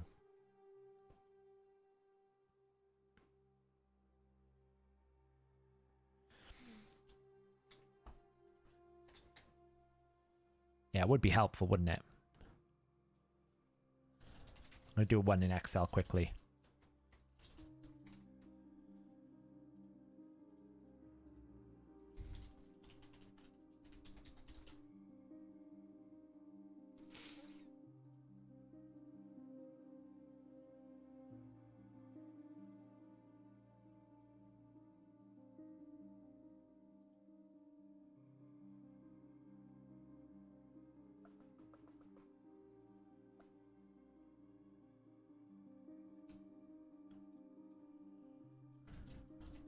Okay, that's team 1. I like Uko leading team 2. I prefer it with Ultimate Death Knight's not really weird, but I prefer it with Pythian if I'm being honest. Then I would prefer having Mithrala, Candrathon. And then team 3, who am I leading that?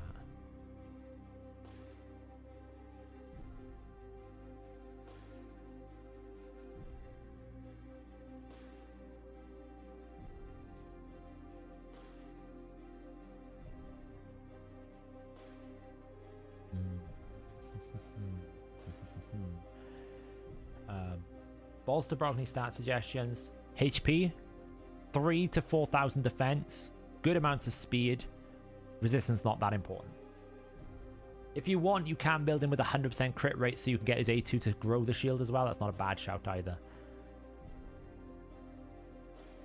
Yeah, just like a tool that I can take someone's optimizer account and build teams out of it for them so that I don't have to manually write it out. It would be quite a good idea, actually. I'm bringing up more work for myself, mind thinking these ideas.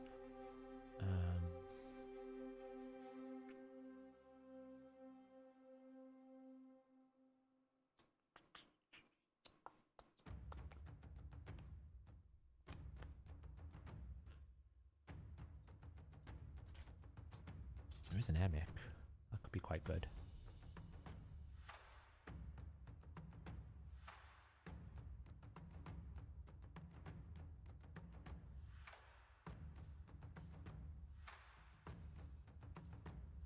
I'm not a fan of the set. I'm not a fan of this setup actually. I'm changing it completely, mostly, because I think there's just better teams to be had here. Just trying to think of the third team. I know I definitely want this dude in here. I'm going to show that in a minute on screen. I'm just doing it off screen. I know I definitely want that dude. If I was to use that, Oko, Pythian, Mithrala.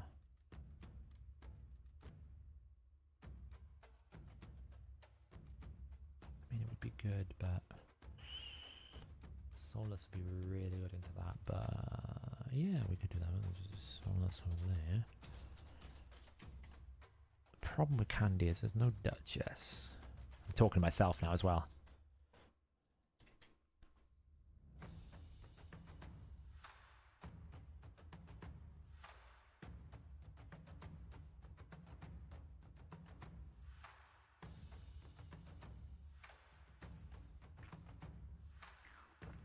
I'm always uncomfortable using Candrathon without a Duchess. I feel like they're so close. Like, you need something with them. So it's really, like, I find it really uncomfortable using him because otherwise he has to go second, and then do you have enough to keep him alive and stun free to go second is the other challenge. So I'm always a little bit nervous about using our dear friend Candrathon in that situation. And actually his damage is the biggest problem with Candrathon as well is he can't kill Duchess, which is another problem, right? He's not good into spirit affinities, so people like Duchess, people like there's another spirit that I'm trying to think of that really is annoying to try and kill. You got to be careful about those matchups. Hey Mage Sight, yeah, we're still here.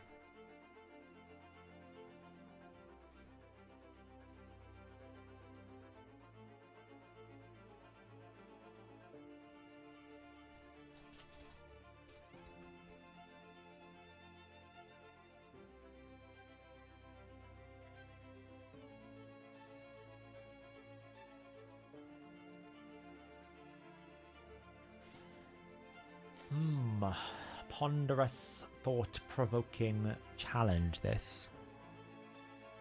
Oh, you got a Kaimar. I didn't even see the Kaimar down here. I did not even see the Kaimar. Just snuck down there on his own. Lord. He's definitely been picked.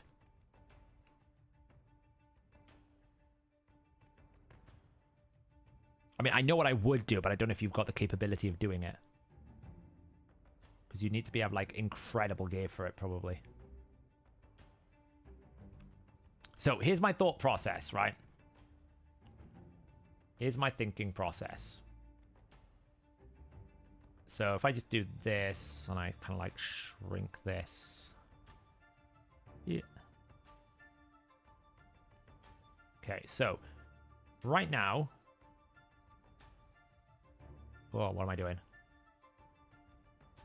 Windows. There you go. Right, so right now, what do I think of the new rear Hydra Slayer? I'm actually building a Madman to test it out in full, see how far I can push it. But I don't think it's going to be as effective as others, but I think it'd be quite good. So here's what I'm thinking.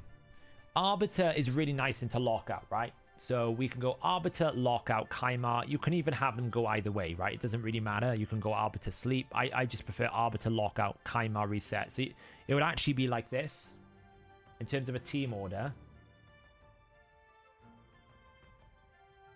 You'd basically go Arbiter into Yumiko Lockout, into Supreme Elhain Nukage. It doesn't really matter if it's Supreme Elhain doesn't need to be tuned into these two, because once Yumiko locks them out, they've lost.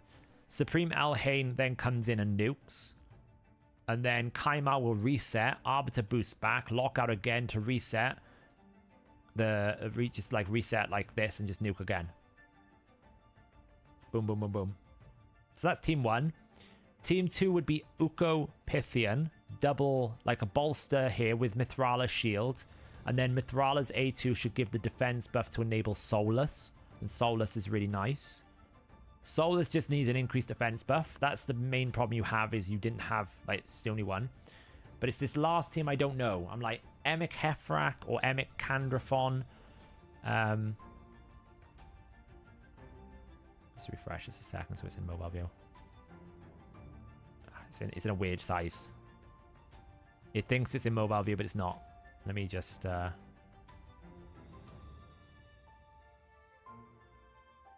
give it a little bit. There we go.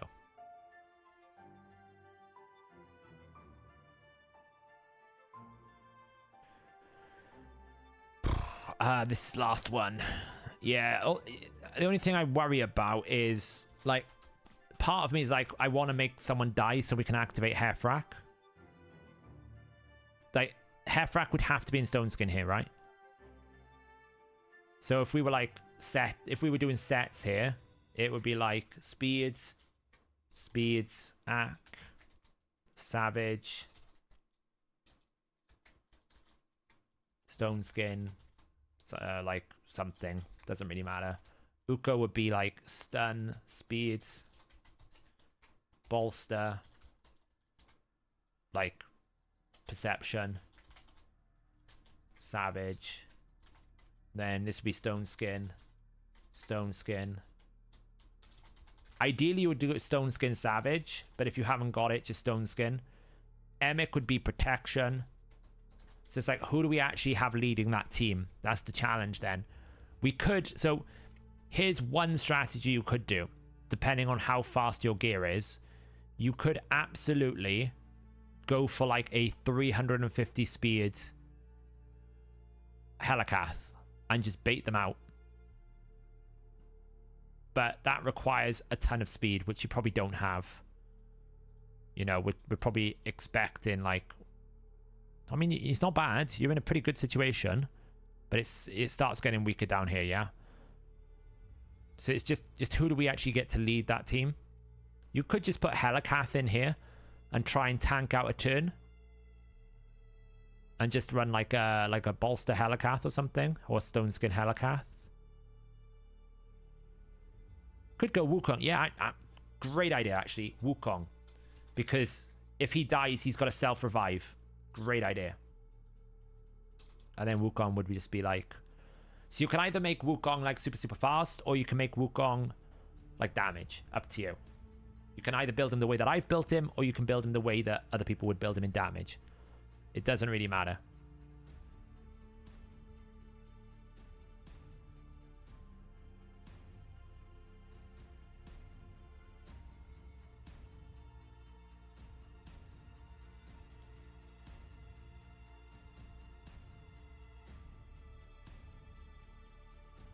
If you Stone Skin Mighty, you can revive Helikath.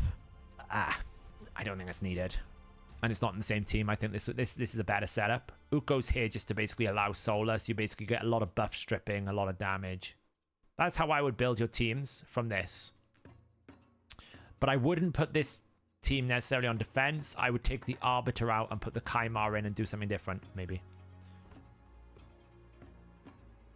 Yeah, I just got 5.5 million, yeah. First time tier 3.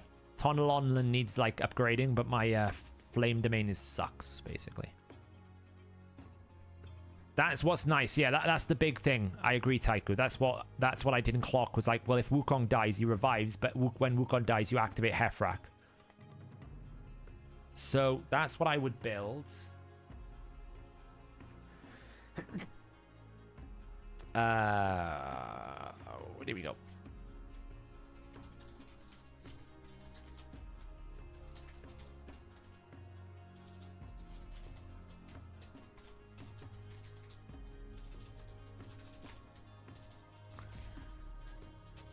There you go, Reza. Does that help? It should just structure you a little bit better, you know?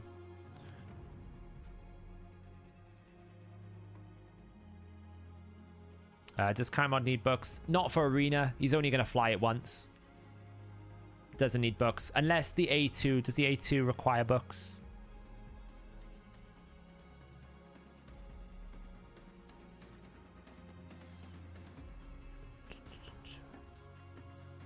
No, doesn't need books. Doesn't need the books, no.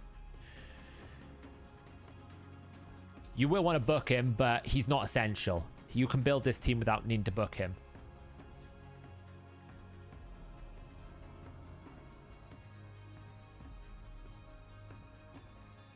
Yeah, I remember to do my temporal vortex, which is good. I'm trying to do like the shadow dungeon for the heretical ruins, but I can't really get to like stage 7, which is what I really want to get to. I'm stuck on stage 6 at the moment. I need to do like the ace challenge as well for like the arena. So it's tough.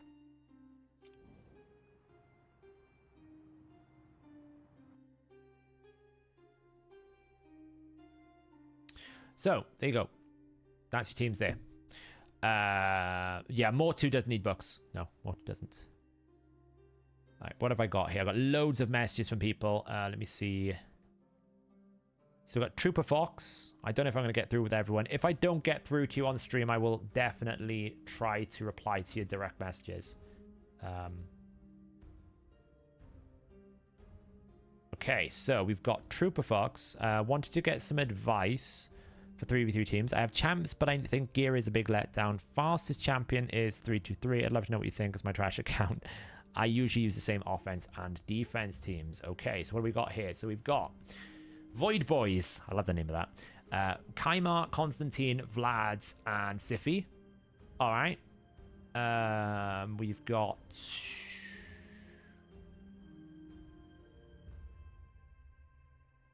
Okay, I think this is just champion assignment. It's a bit of a problem here. I think you've got the champions. I think the assignment's going to be a problem. So once again, we look at what legendaries we're using that we could use. So we've got an Astrolith option. So many people are Beauregard. One of the legendaries I do not have is Beauregard.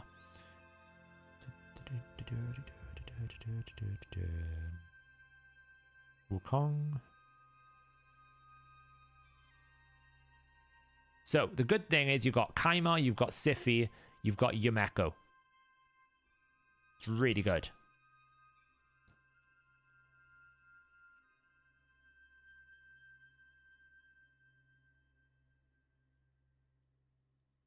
So what I would do here.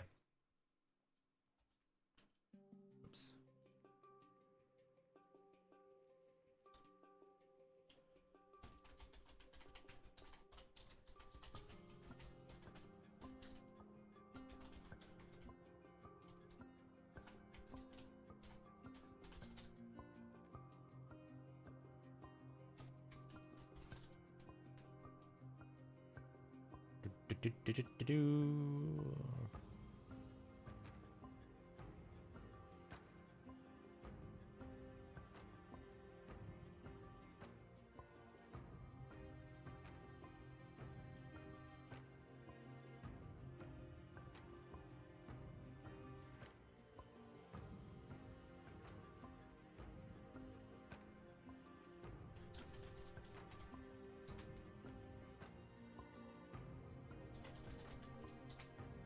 This one feels a lot easier to do because you've got so many good power picks.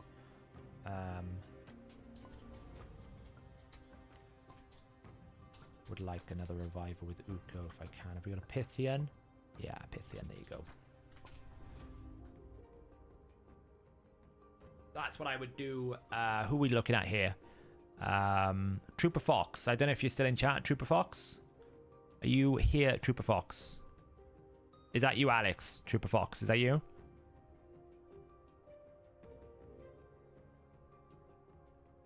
Oh, is it cutting off the screen? Sorry, I have no idea right now. I had to make it bigger for some text we had before.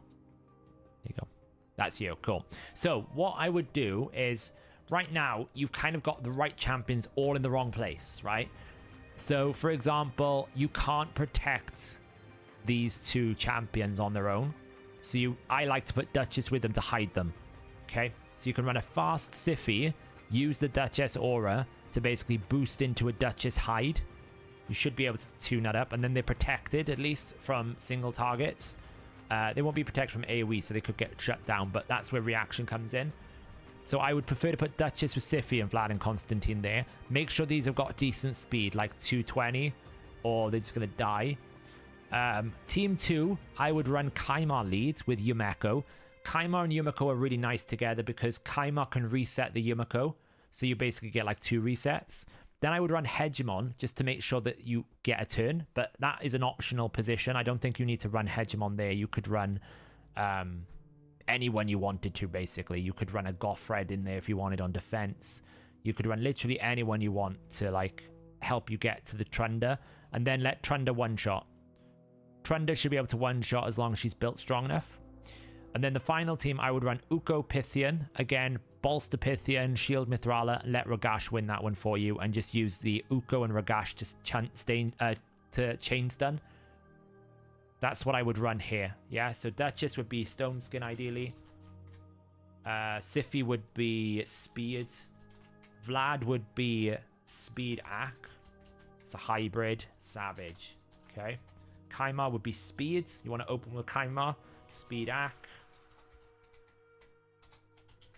Hegemon could be run as a damage dealer or a debuffer. Depends what you want.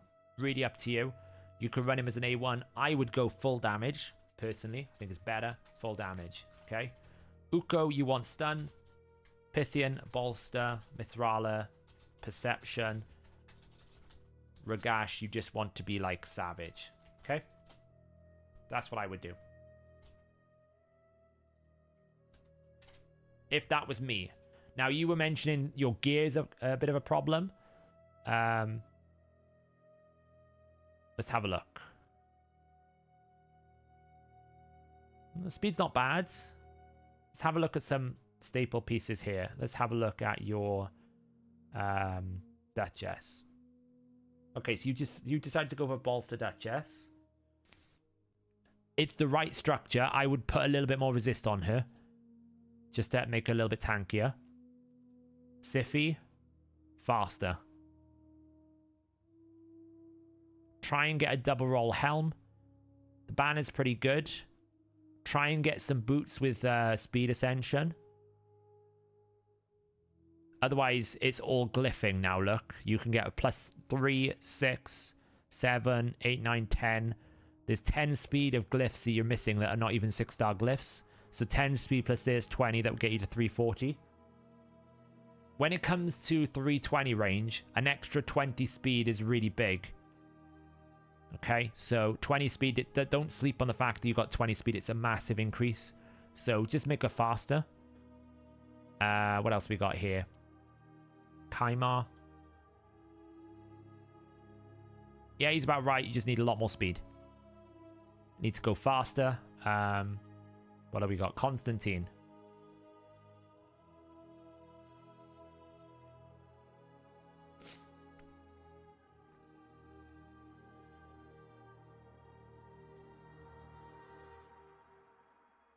Ideally, you need to get him into crit damage gloves. That's really what you're missing. Crit damage gloves. So, like, if we look at stat budget, the weapon is glorious. The shield is not bad, a bit low rolly. You've wasted a HP percentage roll there. You've wasted one roll there. It's not too bad. The boots is where you would improve, right? You'd be looking for boots with like speed, crit rate, ideally. More rolls and crit rate. I mean, it's not a bad gear at all. Like, why is he in a HP ring, though, by the way? Attack ring. Attack ring. Like, you should at least hopefully have an attack ring in Sacred Order.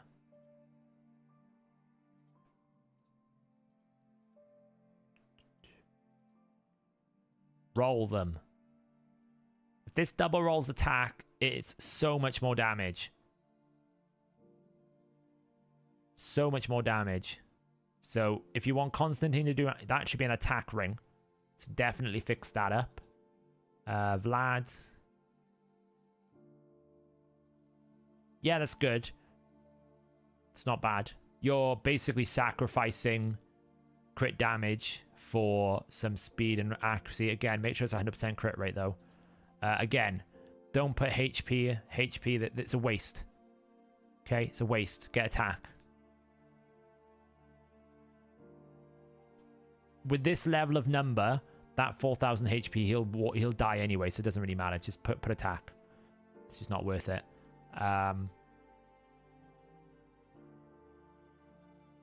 Yumeko. Speed. Glyphs.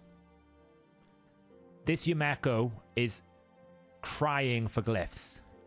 So I'm guessing you're just working your way through faction wars, but look. You're basically missing 8, 16, 8, was it 16, 16, 32, 40, 52 speed. This build could be 60 speed faster just by having glyphs and an ascended boot. So that's all this is missing. It's glyphs. Glyphs is the difference between mid to late game. Yeah, glyphs is the difference between mid to late game. So this is a great, strong build. You should be very proud of this build. It's very good. You just need to glyph the thing. Because once you glyph it, this is going to go up to like 320.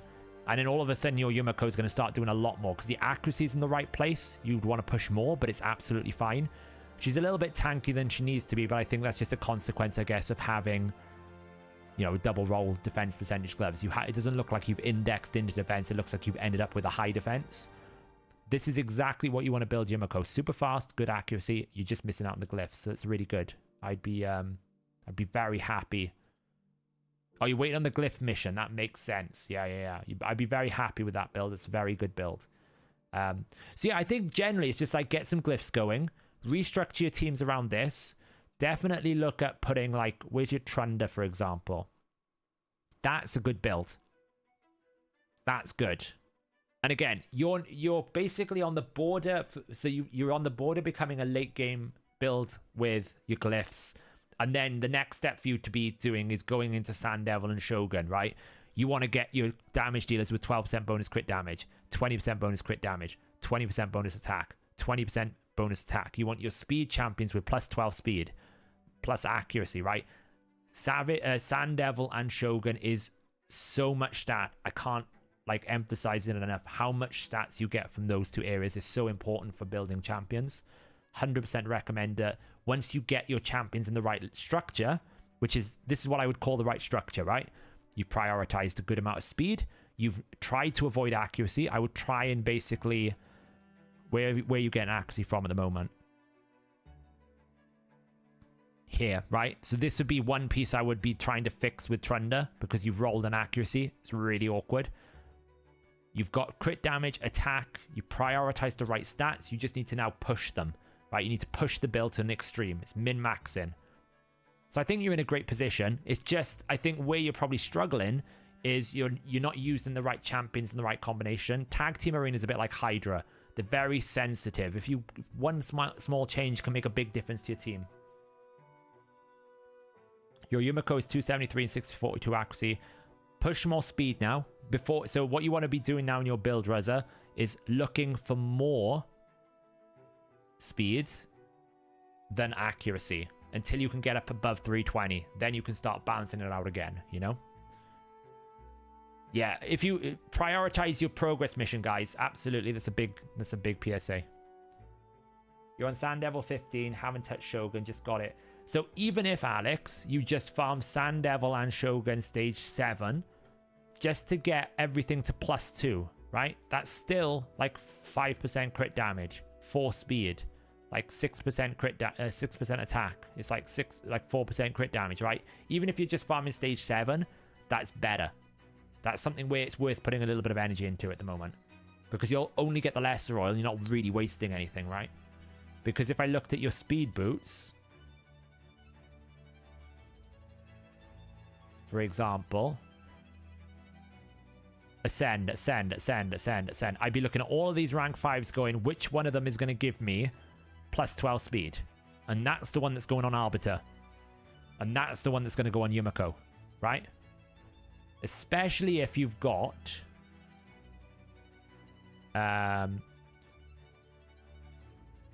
this one here. Great, yeah. It could also be perception, right? Perception is where you really want it for. So you've done one there, got unlucky. Fair enough. This one I'd be looking to now like boost, yeah? I'd be looking to basically put +12 speed. And if that rolls speed, it goes on your perception, or it goes on your Yumiko or your Arbiter. Any advice? How important do you think it's for pushing hard dungeons would be? So for events, stage 20 is all you need. For gearing, it's not my. I would prioritize Sand Devil and Shogun over pushing hard dungeons, personally, because I can't really tell you how much good gear I've got from hard dungeons. You get better 6-star legendary gear. You barely get any mythical gear. You might get one piece every like 400 runs. It's so bad. I would prioritize the value of Shogun and Sand Devil and building those up to be farmable. Then I would prioritize hard dungeons, because I just think the Ascension stats gives you so much more value. Crixia. Who is Crixia? Is that the new champion? Crixia. What faction is Crixia in? Oh, it's the new mythical. Sorry. Any advice for balancing stats? Just stack resistance on it. As much resistance as you can. Basically do what I recommended with Mithrala, but opposite. Put as much resistance on her as you can, but if you've got a really good banner that's an accuracy banner with a lot of speed, don't be afraid to pick up a little bit of accuracy. But she benefits exclusively from resistance. Just stack resistance on her. Just go crazy. Yeah. 100%, probably 100 into Dragon 10. Yeah, mythical pieces is just a freaking joke, honestly. No, exactly, Nexod. But in this instance, if you look at his gear, right? If you look at Alex's gear here, we should probably sell that, but don't worry about it. Like, this is crying out for Ascension. The gear is great, right? Double speed rolls, triple speed rolls. The gear is perfect. Some of the sets are not desirable, but the gear is great. So it's worth ascending. He's got boots that are 6-star speed boots, are worth it. So in this instance, if someone with this level of account came to me and said, should I be farming hard dungeons or should I go and build my Shogun and Sand Devil team? I'd be like, your gear is good enough that you would warrant getting oil. So go build those teams. Obviously, once you've like upgraded your good gear, you then need to go and build your hard dungeon teams. But you've got enough gear here right now that it's better to go and actually build that team first, rather than trying to build hard dungeon teams to basically get one mythical piece every 500. So absolutely, yeah. I'm not. So what I'm saying, Nexod, is if we looked here, if I looked at his account and I was like, you've got one speed boots that's rank 5, rank 6, I'd be like, no, you need to go farm dungeons, right? There's no point of sending it because you might get lucky. But he's got, 1, 2, 3, 4, 5, 6, 7, 8, 9, 10, 11 rank 6 speed boots here. And then if we look at perception, 1, 2, 3, 4, 5, 6 perception boots. So we've got at least 20 boots there that could warrant an upgrade for Ascending. Then we look at like crit damage with crit rate substats. We've got 24 gauntlets here that could warrant an upgrade. Now, not all of them are going to be great because obviously we're going to want to sort by crit rate. But for example, I'd be upgrading this piece. I'd be upgrading this piece, this piece, this piece, this piece, right? So I think at the moment I would build the teams, or at least build a stage 7 team.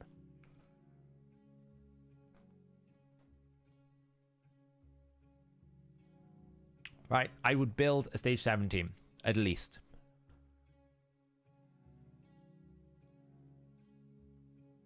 There is one exception to that rule. Spider. Because of CVC. I would build a Spider 10 hard team before any other dungeon team.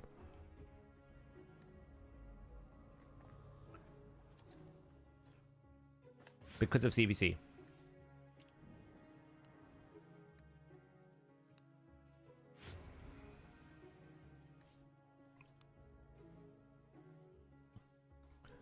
Blessings for you, Mako. Temporal chains, I would go.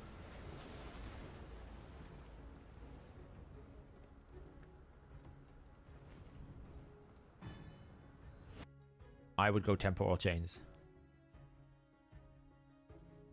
What do we got here? What 5 rare Shogun 25 comps? I'm not sure what you're asking me. Spider's the only hard team I've set up to do hard too, but the thing about Spider 10 hard is, as long as you've got the right champions, which most people generally do, Spider 10 hard will give you... it's quite easy to build, comparative to other hard dungeons, right? Dragon, for example, isn't too difficult, but it's much more specific to champions. There's less ways to do it. Fire Knight hard is impossible for most people. And Ice Golem hard is really tricky to get the right amount of stats. Whereas with Spider 10 hard, I feel like you just need like... It's a numbers game. You have 100% HP. How are you going to deplete the 100%? If you've got Gnu, it's super easy. You just throw Gnu in with a couple of cold hearts or something else and you're good to go. So, do you need to be a member? Absolutely not. I am running out of time, though. I'm going to try and get through some of these messages that people have been sending me. Car warranty man.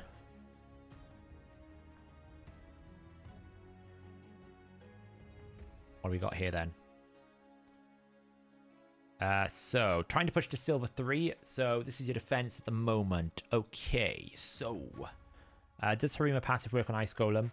Yes. Yeah, Uko, it's probably not going to happen tonight, but we'll probably do it again on Monday. I think it's been pretty popular. If everyone's enjoyed it, I'll do it again on Monday. And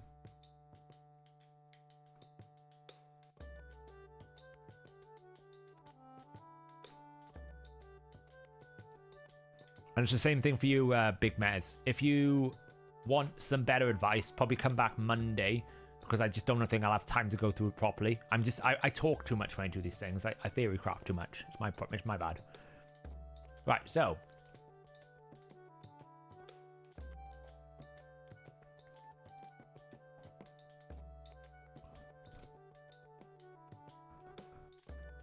This is a very young account, so there's a lot less options here. We do have a Shogun. So immediately, why is Shogun not in the lead? Car warranty man. First things first, Shogun, better aura, should be in the lead. Who's your best nuker here?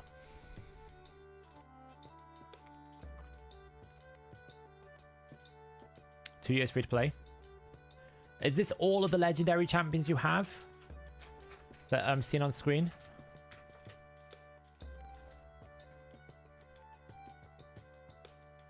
Ice Golem has ignore defense if he procs his passive with the allies alive, isn't it, Nexard? He ignores 100% defense if the allies are alive and he procs his passive.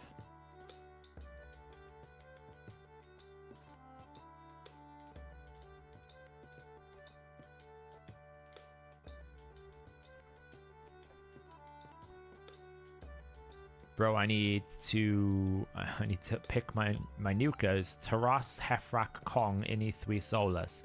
Well, in order of strength there, it would be Taras miles ahead of everyone else.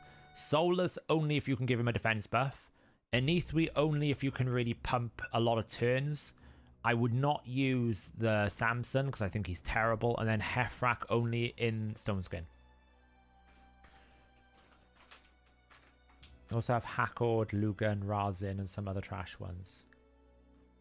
Okay.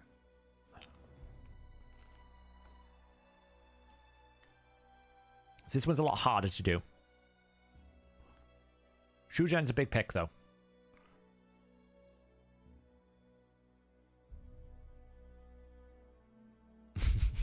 It's too acrobat. The thing about Tag Team Arena, it's one of the most infuriating places for people because it is quite hard. Because the task is trying to figure out how to set your teams up. Once you get more experience and you have more confidence with it and you know which teams work and which don't, Tag Team Arena becomes a bit better. You actually start, I find, enjoying Tag Team Arena more than other arenas because you have strategic decision making where you can put different champions to counter other teams. Just the hard part. Just drop me a DM on Discord, Big Mez. You can also join, anyone who's new can also join the Discord here. Let me just grab this. You can also join the Discord here if you're new, and you can ask questions there as well. The community is really good there over in our Discord. Blessing for Sun Wukong depends. If he's damage, Lightning Cage. If he's debuff, Temporal Chains.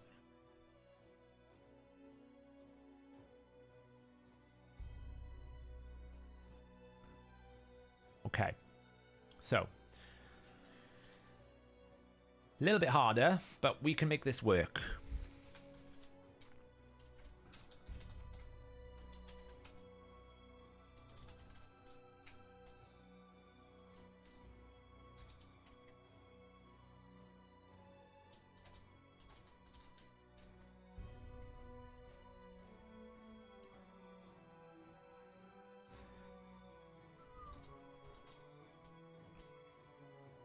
Just thinking in my head right now.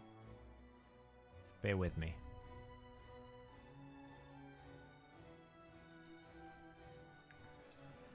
Revivers are a tough one. This is where we would have to dip into the epic pool to make this work. Because we just don't have a wide variety of legendary options we can pick. So we have to be a little more creative.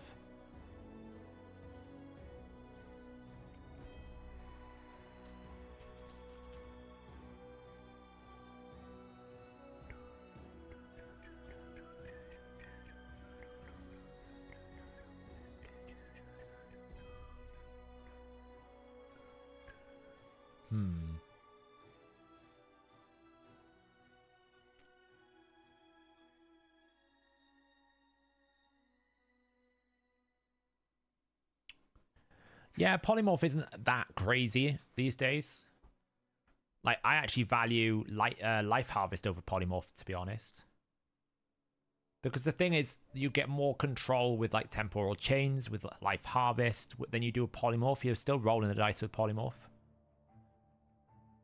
What makes you say Samson is so bad? He has to kill someone to be relevant. I don't like champions that are dependent on killing someone to be successful. I'd rather have champions either that just kill someone or don't require that condition.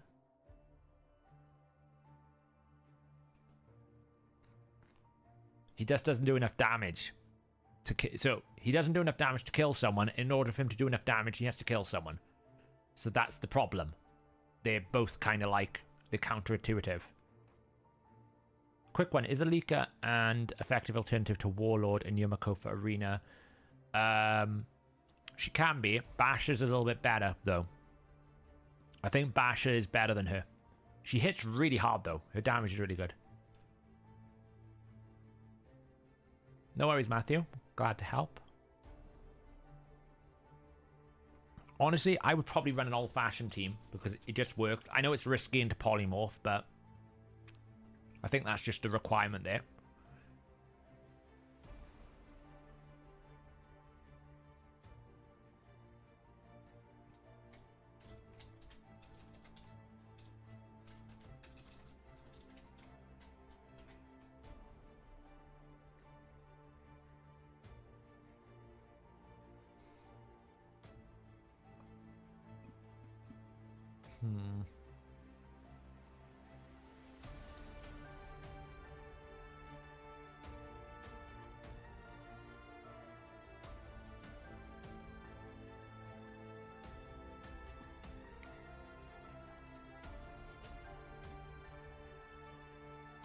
This one is hard. Ooh. That could be quite fun. Death Knight, Wukong's on many damage dealer.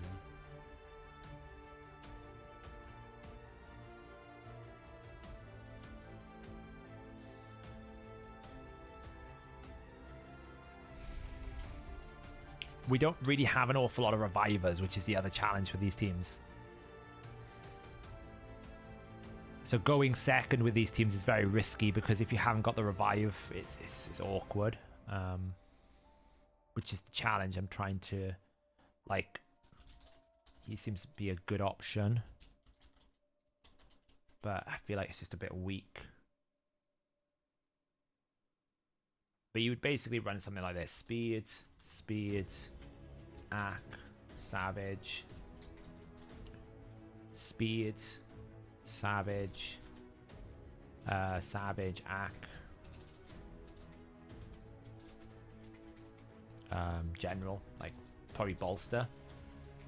And what you want to do with the Nia is the Nia needs to reset the Shogun. So you'd basically go Shogun opens into your Carl. So your Carl does his A3 nuke, hopefully kills someone. If he doesn't kill everyone, Marshallette comes in with a fear over the top of the freeze and starts doing damage.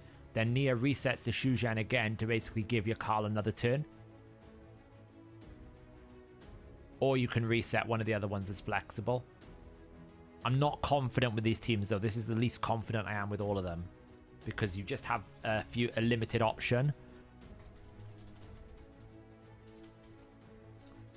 And this second one is all about Wukong's A2 basically and hoping you can do it.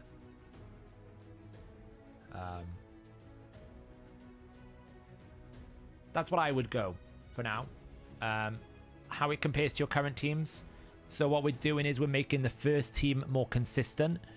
So by putting a Seeker in, we are able to basically break the speed zones. You sent your vaults.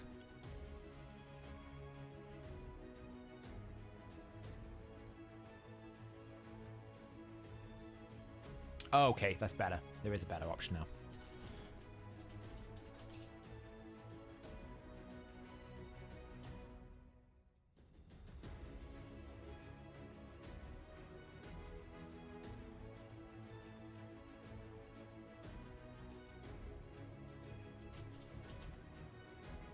Got better options now.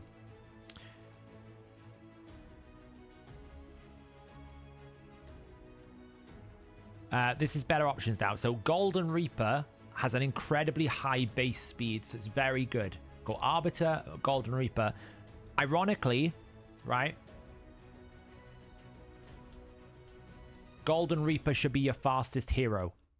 Your fastest champion, car warranty. Because she has 112 base speed, which is better than Arbiter's 110. So you can get a faster champion by going Golden Reaper. Just check your faction guardians though, because if you've got plus 10 in high elves, that will always beat Arbiter. But when you factor in, it's much easier to get a 10 out, like a capped epic undead, what is it, Night Rev faction guardians, plus the 2 extra bonus speed. Your Golden Reaper should be faster than your Arbiter. Okay, so actually it should go like this.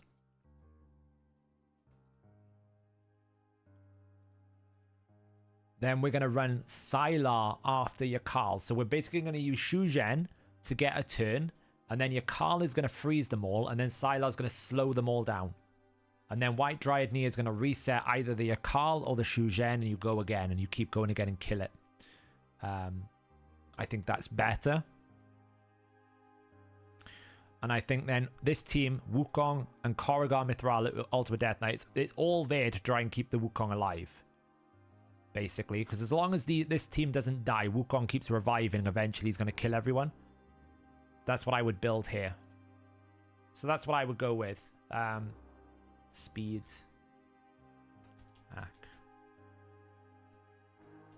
That's what I would do personally.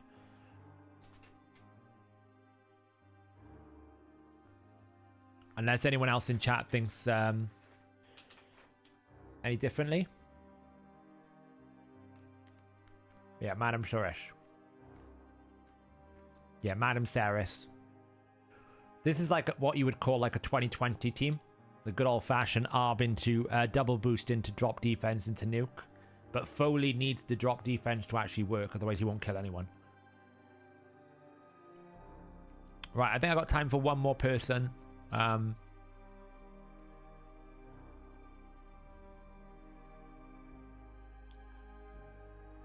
have I got here? So many people asked me.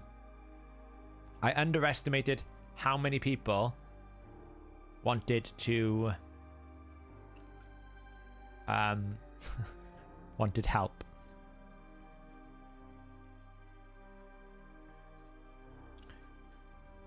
What's your Discord name, Alisaro?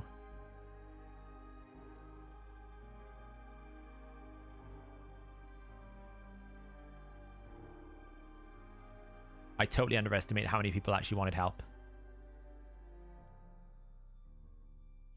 So Louis Oliver. I got you.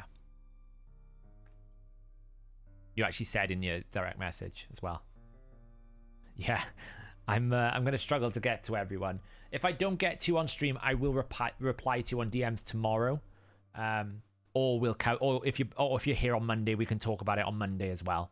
I just underestimated how many people would actually want help, and I also ramble a lot, so it's actually quite difficult for me to stick to a time. I almost need like a little Pomodoro timer here, says 10 minutes and no more.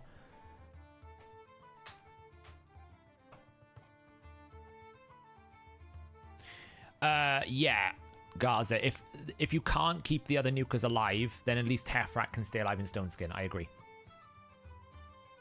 Right, so we've got Alisaro's account open here. What are you struggling with most? Are you struggling with defense or offense, Alisaro?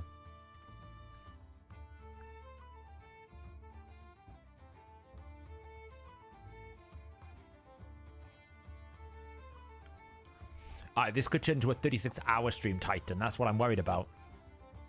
That's not going to help my jet lag. Both. Okay. Okay. So, what do we got? First things first, let's have a look. What legendaries have we got? Okay, so it's a young account, so we have to think realistically.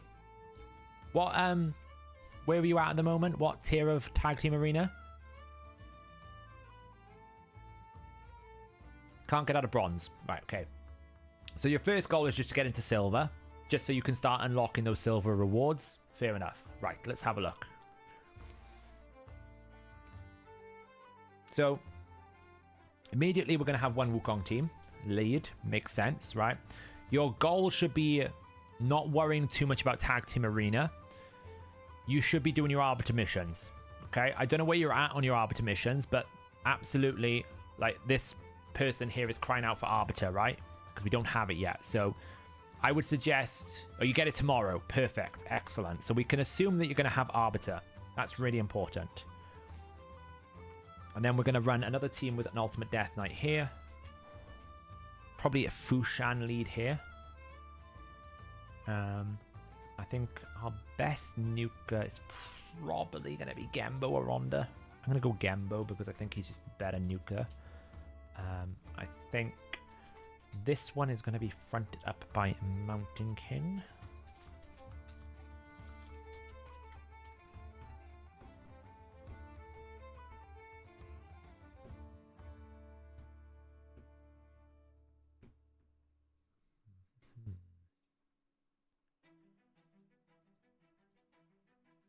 We do have a Pythian, actually. That's really nice. So we can do that.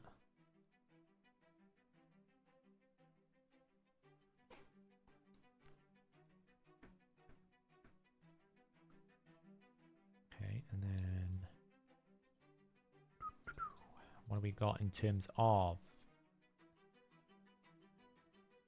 speed?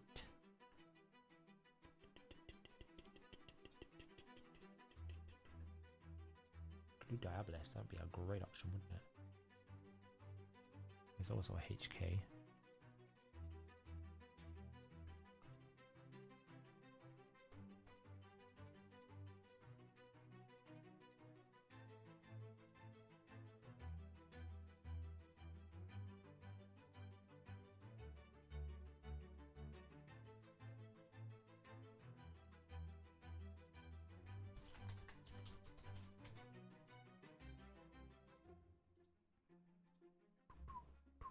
I'm just constructing. Don't worry. I know I'm quiet, but I'm figuring it out. Saris, you've actually got a pretty good account for silver. I think you're in a much better position than you would imagine. Tune boosts. We could even run as nuclear Targala. I mean, it's totally optional. We could do that. Fod bar is a good stun target, so we could go high tune into CC. That could be cool.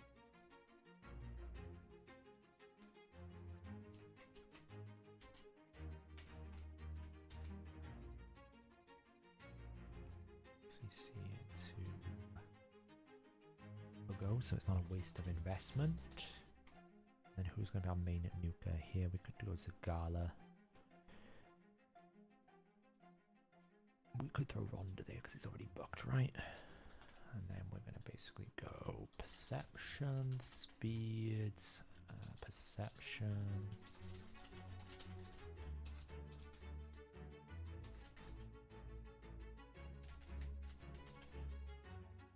Savage. Damage. So I'm going to put Savage Damage. Just what I mean by that is you want to try and get Savage, but if you can't get Savage, just get as much damage as possible, right? Just basically build it for damage. It's going to be speed, speed, ac, savage damage, and this is going to be savage damage. Shield, like ideally you'd have bolster, but if you don't have bolster, you can go shield. If you don't have shield, go guardian, right? So bolster, shield, guard. Mountain King would be savage damage. This is Stone Skin ID, okay? Now, I don't know if you're doing Hydra, so if you don't have Stone Skin, you can go Guardian, right? That's also fine. So I'll explain how these teams work now once I've given it to you on DM.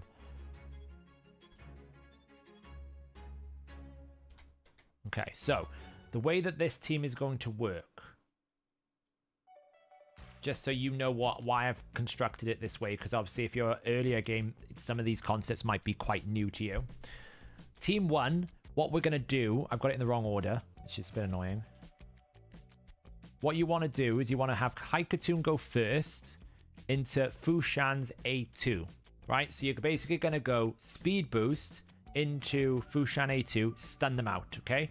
Then we're going to use Ugo. The reason why I'm recommending you use Ugo is once you get better champions as you progress in the game, Ugo can come out of your arena team and go into your Hydra team, so you're not wasting the investment. You know, we could pick up like a random decreased defense champion. Like some of them are not so bad, like Stag's a pretty good investment, but someone like Zargala, for example, might be good for faction wars, but kind of falls off. At least with Ugo, you've got like complete usage from like early, mid, late, end game. And then Ronda's already 60. She's a good enough nuker. She's great for this. She can also go against Ultimate Death Knight teams. So if you see an Ultimate Death Knight, you would put this team up against Ultimate Death Knight. Team 2 is probably your fastest team when you get your Arbiter tomorrow. You could, again, believe it or not, put all of your fastest gear on Diabolist, but only if you want to take a Diabolist to 60. If you don't want to take a Diabolist to 60, just bring it up to 50, because you can still use it in faction wars, but you don't have to invest fully. And put your best speed gear on Arbiter and go Arbiter into Diabolist, Diabolist into Ceres, which is going to drop defense, and then Gembo will come in and one-shot everything. Make sure when you build Gembo, I don't know if you've done it already, let's have a look. Well done. 1 more %, but well done. This is a great build for an early game. This is brilliant. It's a really good early game build. Early to mid game. Where you've got the right stats in the right places and the right structure. 170 speed is a great speed for that kind of early progression. Really, really good. This is a solid build for the level of your account. A good quad roll there as well. You'll keep this ring for months, if not years. Very good ring. And then Team 3, the way that this is going to work is you're going to abuse Wukong's revival passive whilst also having 3 tanky champions here, right? You're going to put Mountain King, he's a HP based champion, as high HP as you can, but in damage. Ultimate Death and Pythian are there to anchor the team. This one you might struggle to win a lot with, but just try to match this up against another slow team rather than trying to match this up against a tanky team, because you might just get outrun because it won't be very fast. So that's how I would build those 3 teams. What we're also doing is we're making sure we're not over investing. So right now I think you've already got a 60 Ronda, you've already got Fushan up at 60, you've got Haikatun. You know, you might be using Fushan in arena, you might use it in clan boss. So again, you've invested it already, but if later on you've got some better champions, you could always go and put Fushan into your clan boss team instead of having it in your arena team.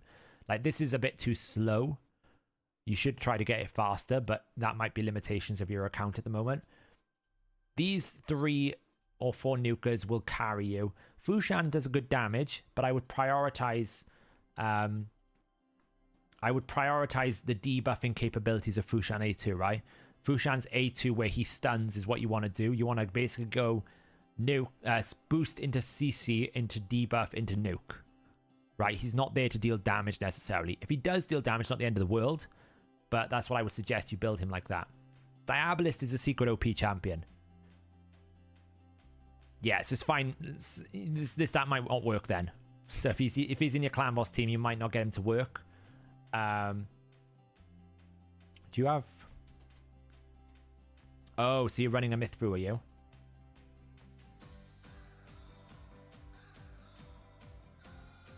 Oh, yeah, okay. You're running a budget Demitha team. Okay. Can we replace the Fushan? That's the question.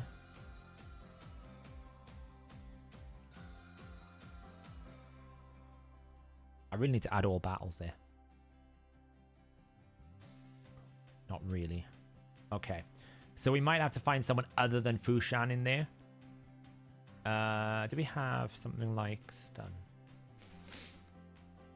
That's fine. We can replace the Fushan. I think Vodbar's pretty good. Isn't he 100%? Oops.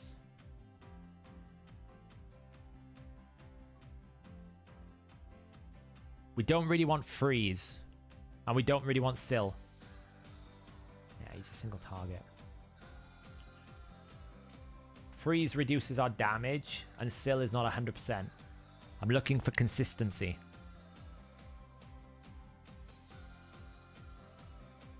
Which I don't really have, so might have to go for the Freeze. The Freeze is not ideal because we lose damage, but in this instance, it might be it needs must. Shiramani would fit nicely, wouldn't it? Okay, Shiramani. Oh, you've got this new Neldor dude. Someone was asking about Neldor earlier.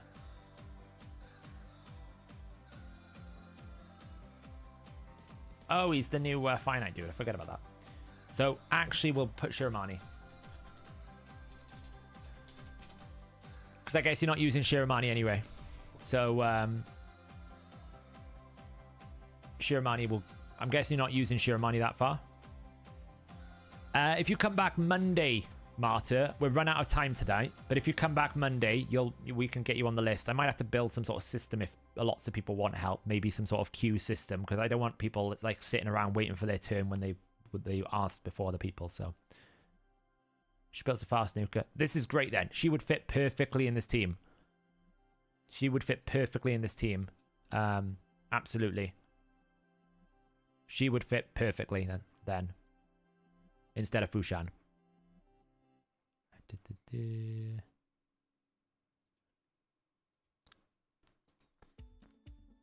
Yeah, so you're not even using an arena team, and she's one of the best. Oh, you are. There you go. There you go. Yeah, yeah, yeah.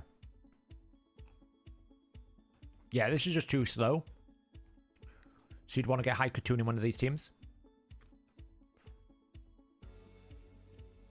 So that's what I would build.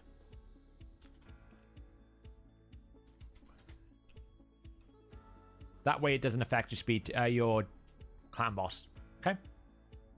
It'll be 8 p.m. UK time, Marta, which I think is now GMT plus 0. Which I don't know what that is in Central European time. And how do I help people build teams as you are? Years of experience, I think. Yeah, one of them does AoE stuns. Hoscarel's the one that I like looking for, right? Hoscarel's a monster. Not 100%, but he's way better. Like, Hoscarel is better than Syl, in my opinion. Controversy. Yeah, the forward bar is just single targets. The problem, he's better as a debuffer. Yeah, so... Guys, I need to do a Hydra run. So we're going to stop the tag team there. But if I haven't caught you and you have DM'd me, I will absolutely reply to you. But I do need to do some Hydra. So I want to do a Hydra run before I go off stream. So... Oh, it went to an ad, so no worries. Marta, yeah, I'll be streaming 8 p.m. UK time on YouTube. So if you come back then, we can definitely do it again.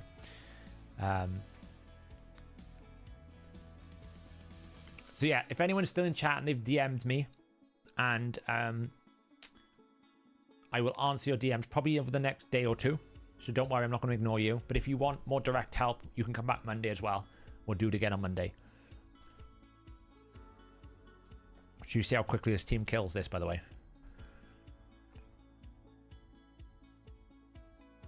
I actually have to be careful because Gnut likes to A1, which is a problem.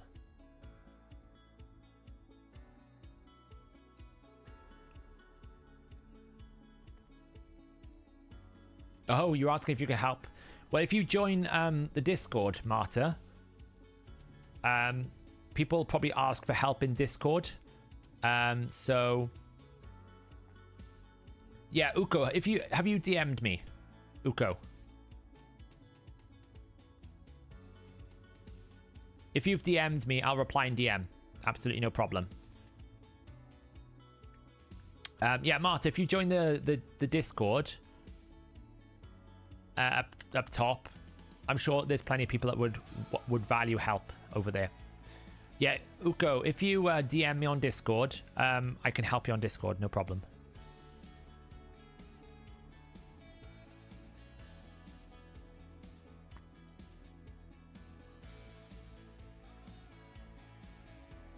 Oh well, that boss lasted long.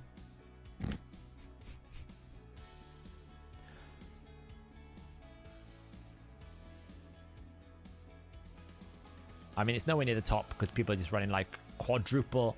I wonder which champion is really strong at killing bosses, guys. Could it be something starting with G and ending with Nut? Perhaps is now the new strong champion, potentially.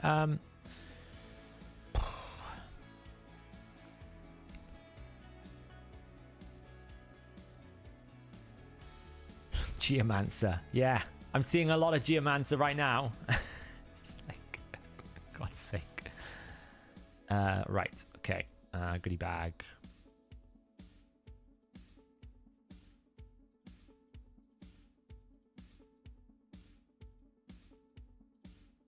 I don't have any space.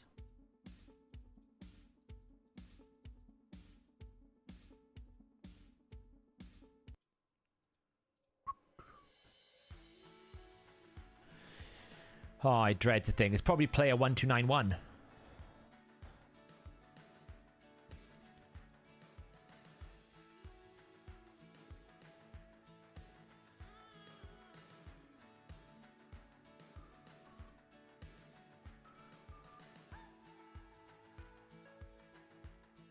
I really hate that this side thing doesn't work anymore.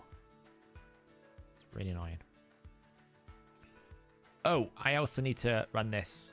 I'm going to do a video on Fushan tomorrow, but this is the new team. Okay. The new clan boss team is now affinity friendly. 279 Fushan with 331% crit damage and 6.2k attack. 3.7k attack Elva, 281 speed, 222% crit damage in Toxic. 279 speed Jintoro, 6.8k attack, 281% crit damage Jintoro. We have a 320 speed, 3.4k attack, 172% crit damage in Toxic Demitha. So why not? And then of course our 5.3k attack, 186 speed, 368% crit damage. Because why not? I haven't got time to do this. Gonna have to quick battle it and go.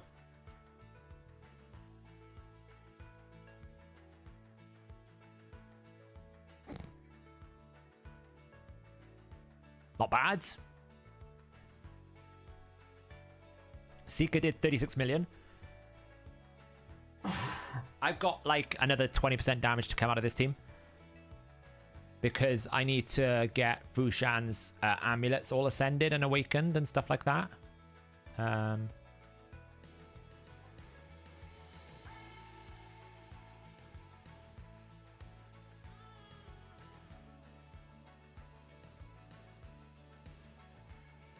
Discord is like flagging up because a bunch of you joined the Discord. You scared Discord off.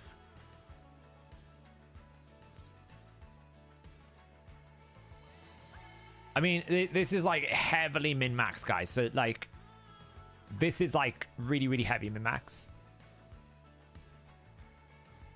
And obviously it's a 6-star awakened Fushan, a +2 Jintoro. I've got double Toxic for some crazy reason. It's a fully awakened Seeker as well, right? So this is like this is where pushing your gear comes in, right? So like when I'm saying like ascending is such a big deal, Jintoro's got 120 attack, 200 attack. He's got like +12 speed there. I haven't even awakened these pieces yet. He's got 12% crit damage bonus there. He's got 12% attack there, plus all the area bonuses we're getting. 119 attack, 12 speed, 18% crit damage, 6% ignore defense. This is where Fushan's upgrades are going to come in. I've got 10% crit damage to come there. I've got 67 attack.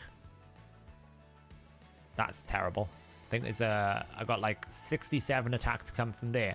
I've got 14% attack to come from there. I've got another like 54 attack to come. So I've got like another 300 to 400 attack to come in this build. And like 10% crit damage. What's crazy about the Seeker build is he hasn't got a crit damage amulet. This hasn't awakened to attack. This isn't even awakened. It's a 5-star banner because I had to get 2 extra speed. No attack. This one has got attack. No attack. No attack. This one's got more crit damage to come. So it's like he's actually quite weak comparatively. Like comparatively, he's quite weak because like 60% of his gear could be giving him more attack numbers. It's kind of crazy. How do you do a share link? This is how you do a share link. So you come into your raid optimizer account, mage site. You come over to the manage account. So it'll either say manage account or it will have a cog. Press that, come into optimizer account sharing, and then create a share link. You can then, if you're a premium member, you can create like a snapshot. If you're free, you just create a live link. And you can let it expire. You can do whatever you want with it. So that's my shared link there.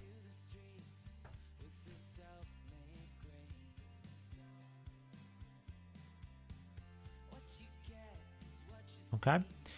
And the cool thing is, because he's got 3 crit damage sets effectively, I'm getting 60% crit damage. And then the Law of Steel is giving me an extra 15%.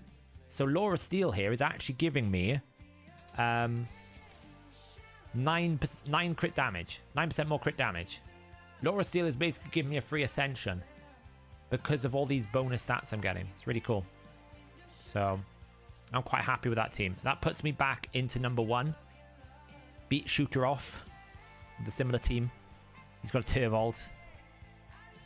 I've actually seen Fushan do a lot more. What I want to test next is disabling Fushan's A3, because we were observing in the stream the other day that Phantom Touch seemed to proc multiple times when his repeat attack happened. So that's what I really want to test, is how well that repeat attack does. Right then. Someone earlier wanted to know how good Tuamasir is. You're about to find out. He resisted. Great start. Great start. There we go. We're still on a terrible rotation for Islin. So the way that this team works, Islin's the provoker, but also decrease speed. Well, that was awkward.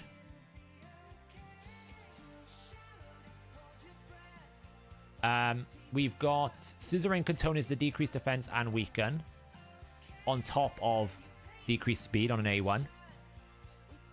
We're going to play Pass the Parcel for a little bit here. And then we've got Tuamasir as HP burn and damage. We've got Shamael as tank.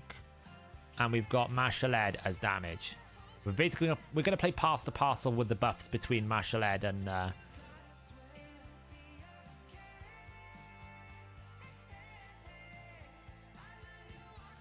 the Hex Head, just because, you know. So the goal is we basically need to kill heads and then put decreased speed out. Not the best. I'll be honest. The buffs are not the best right now. I've had better situations here.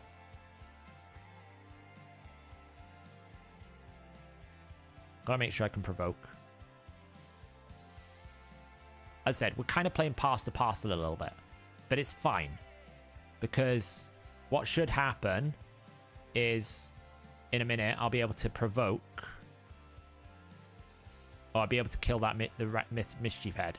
Oh, that was not meant to happen. How did he die? I'm really not sure how he died there. We had a really bad start there. Because we got, unfortunately, it targeted the Tuamasir. It should normally target the Islin or the Shamael because he's got the most amount of buffs, but I'm not really sure what happened there. Let's start with the decreased speed.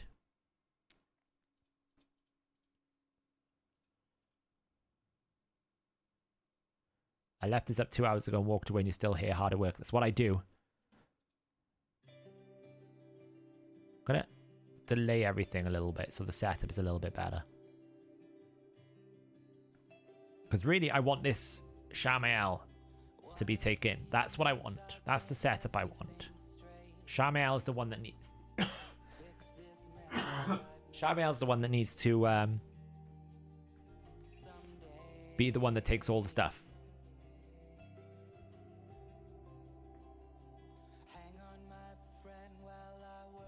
Okay, cool. Brogny's in here for the shielding, the increase attack.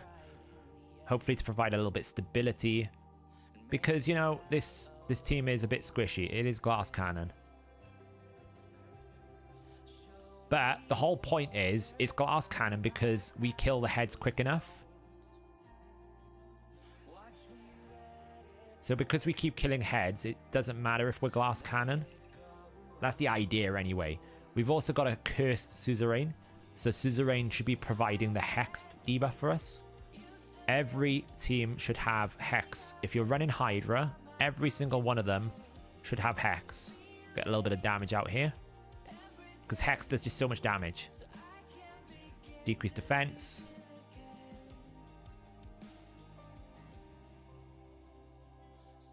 Steal that.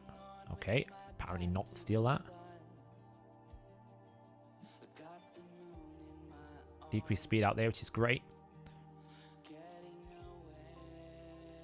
Big shield boost.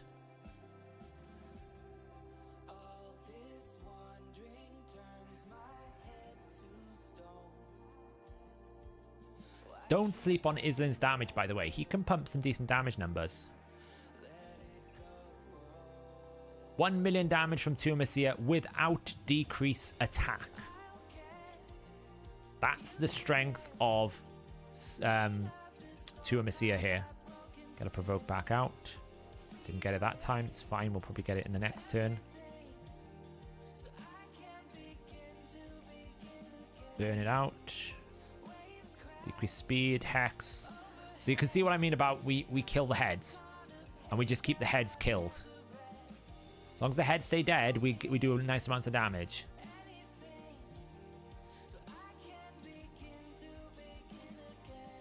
So we've got Poison Cloud now. The nice thing with Tua Messia, Poison Cloud's not a problem. Smash this for some damage. Now, ideally, we'd have decreased defense out first, so this is not the best situation to be in.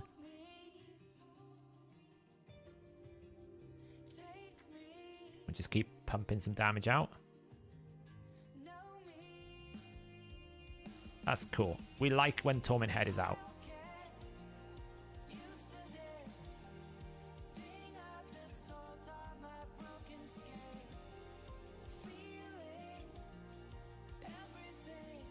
Unfortunately, we just couldn't get another Tua Messia. Let's do that for a bit. So we need to wait for Tua Messia's A2 now. Because obviously there's Poison Cloud, but it should be fine. So we're just going to A1 because we don't want to waste a decreased defense at the moment. Yeah, Islin's really good. Who would I value more? Who would you value Sol more? Morley or Vizix? Vizix, because you can put Cruelty. Well, Morley can give you better Brimstone. Whereas Vizix will give you more Cruelty. So whichever one you value the most. Right, so we're going to get a Provoke. Nice. There he goes. Up decently. There's the burns. That's what she can do that nobody else can do. Well, I say nobody else. Not many can do. And now we're back in another kill cycle.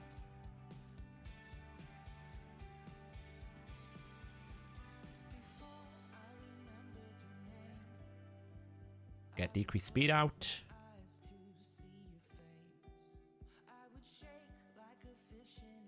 We need decreased defense. Didn't get it. That's a shame. The only downside to Suzerain Catone's A2 is it is a 4-turn cooldown. So trying to sustain decreased defense on like the heads you've killed is actually quite hard. I made a mistake. I should have attacked the head on the left. Hopefully that mistake will not hurt me.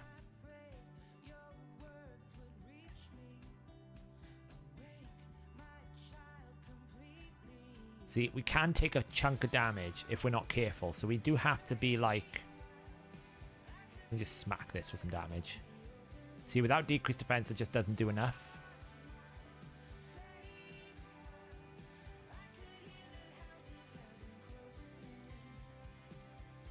Now this is a bit risky. Oh, thank God. Got the Provoke. Now, we finished 3v3 for today. We'll do it again on Monday. I'll see if I can set up some sort of queue system for people, because I think that's going to be important. I'll use the powers of my content creator brain or something to figure out how to do it.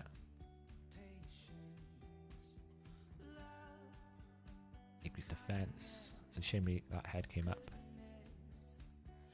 Like, the great thing about Brogni when he's built for damage is you get a big chunky shield. We kind of need to kill this head like yesterday now. Ah, that sucked.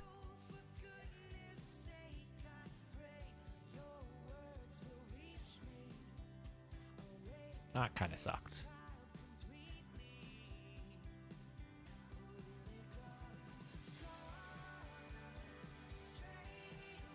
Okay, Wrathhead's big problem. Wrathheads need to die, like, fairly quickly. Because Wrathheads can kill me.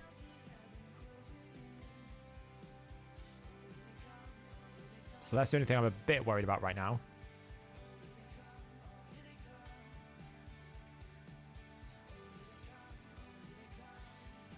So with the Wrathhead, we have to use Islin's ally protection to try and mitigate the damage. Otherwise, we're just going to get absolutely annihilated. So I made a mistake there. I should have held that because this is going to be a pain. This is a scary transition bit now. This is what I'm most afraid of. Okay, that consumption's fine. Right, there's decreased defense, weaken. Okay, we didn't get it, but it's fine. We can smash this for some damage, get him out straight away.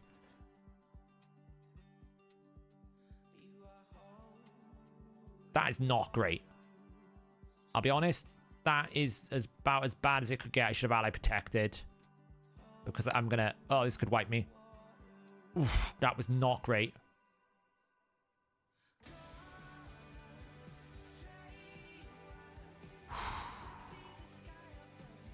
I'm a little bit scared right now. Mischief Head needs to die next.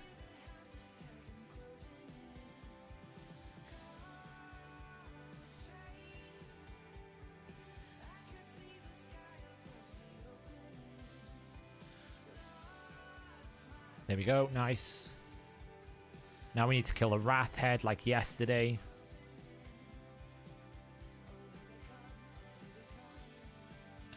We could probably ally protection now. Burn. Decrease speeds. Got to kill that Wrath Head.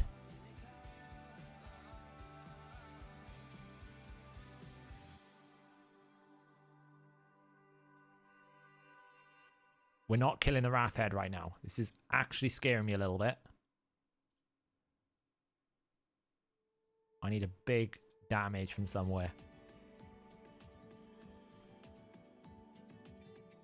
Oh, I probably should have used down the Wrath Head if I'm being honest. Okay, here we go. Suzerain Katone is at risk of death right now. Kill it. Oh, yes. Oh, that was a bit scary. We're good, though. We're good. We're good.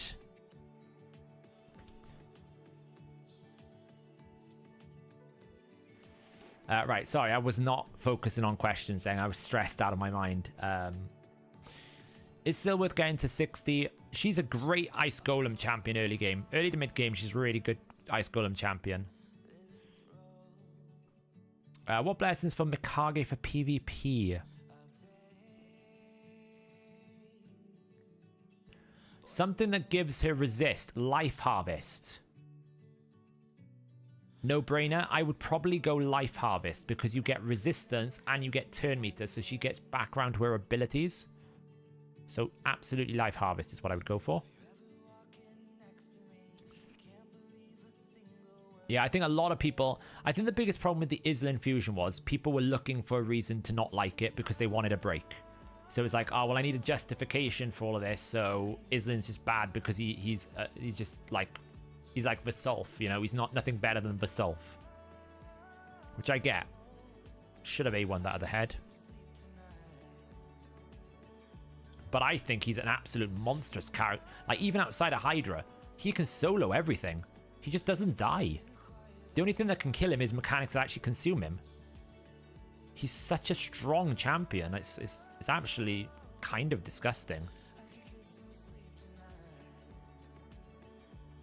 We're not really able... We haven't had the cannon from Tuamacia just yet, because I haven't been able to get the decreased defense out on the dead heads at the same time.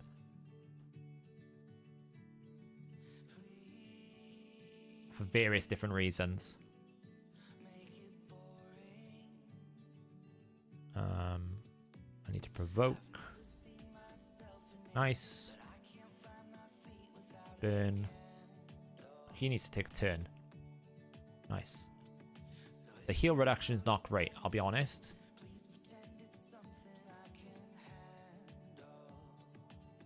Get rid of the heal reduction. That was awkward. Okay, we'll have to protect now. There we go. We're good now. Really? Can we stop putting heal protection, like, seriously? Can we stop putting heal reduction on my champion? It's really annoying.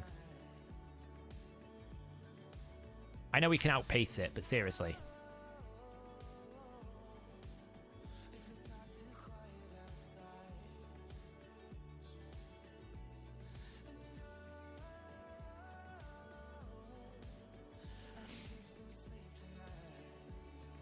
I know, time flies, doesn't it? Right, no more heal reduction, thank you. Had a brain fart and stuck Mount Broglie in regen. Okay. Not really sure why, but I guess. What team is best to go on Hydra normal W Mako if you don't have Trunder? Don't have Trunder. Probably the Madman. Or Chrysias, right? Like Gnoots and stuff like that. Maybe we can finally get a cannon nuke here. If we can get like...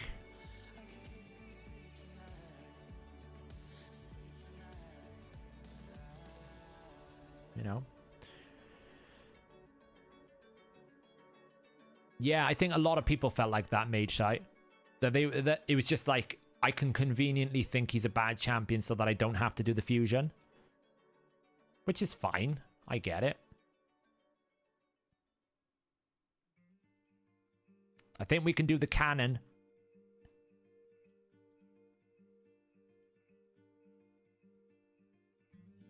Oh, one more turn. Oh, that sucks.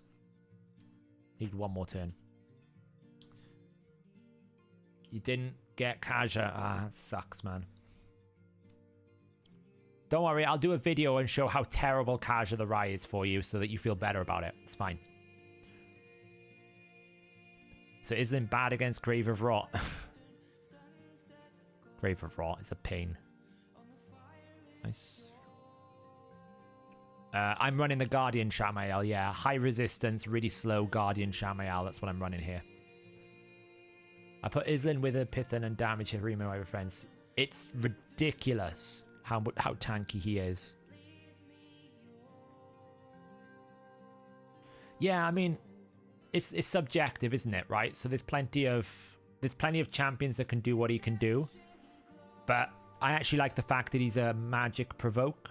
So when there is bad affinities, you can put him in. So he's not great for this affinity, but you can see he's able to do a job. Like he's not I'm not really struggling to provoke. I've missed one provoke so far in this entire fight. It's pretty good going.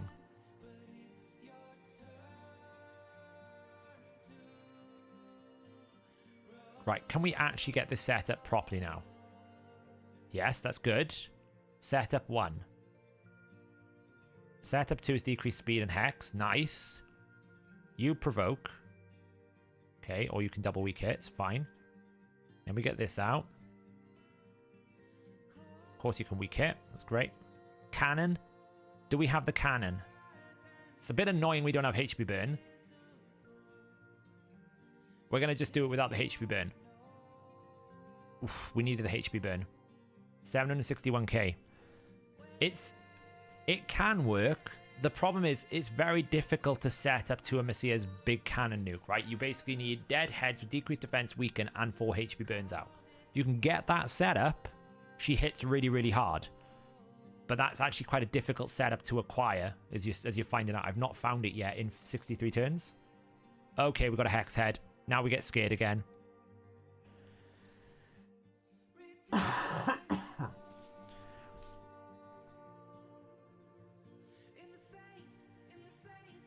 Now we get scared again because this terrifies me. And Islin's about to get consumed, so now we're really in the doghouse right now.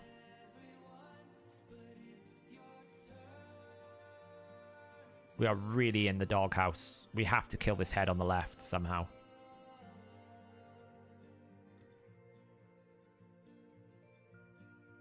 Might as well do that. It's not going to matter.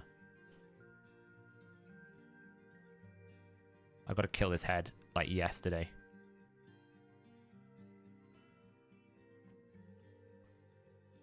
Cannon.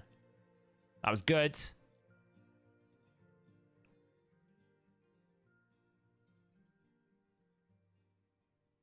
Ah, that's why I wanted to kill the head. Oh, we can get rid of the increased attack. That's good.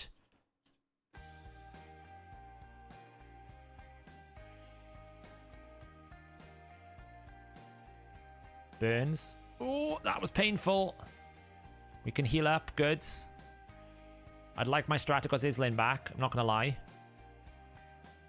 Right, he's back. Shield. Oh, okay, we survived that nuke. It scares the hell out of me. Right, okay, good. We can't really do damage to him right now because we don't have burns, but we can smack this head for some damage at least.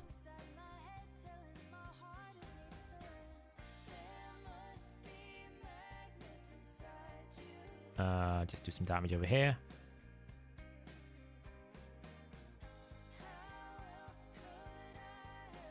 Okay.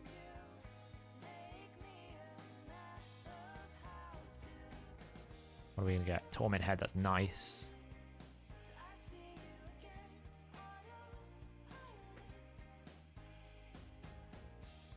Shamiel took a bit of a battering as well, which is not the best.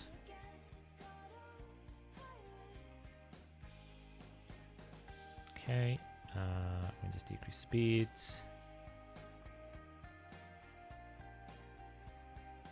I'm a bit worried about Shamiel damage right now. Oh, don't proc his passive. Okay. Decrease defense weaken. Is Lin you up? No. Okay. Shield, good. That's what we need.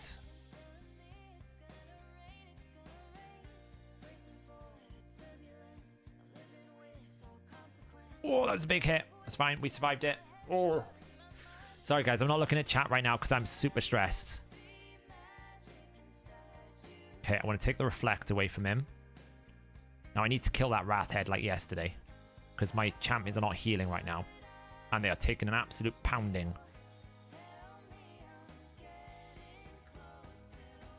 That's a heal. Nice. Good. Now we need to heal everyone up somehow.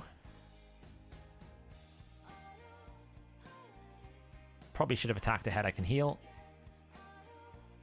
Ally protection. Nice. You get, like, decreased defense.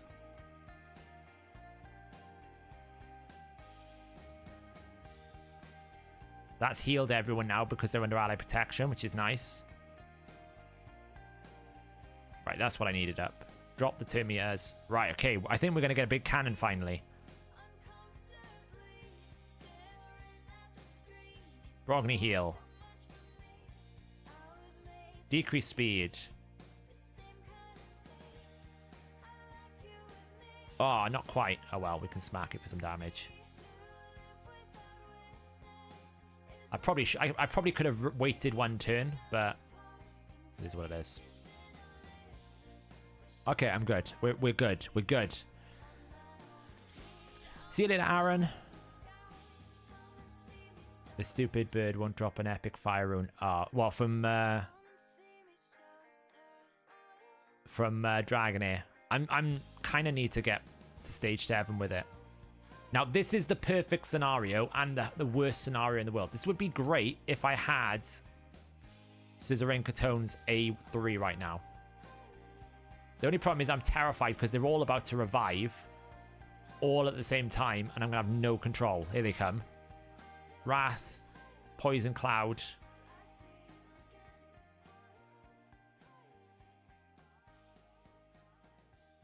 I mean, it was great damage.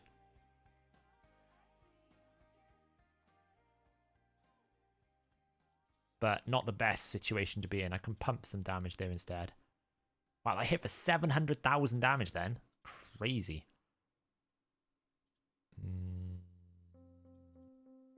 So this is like the worst situation you could ever have in Hydra, when all the heads just respawn, you have no debuffs out.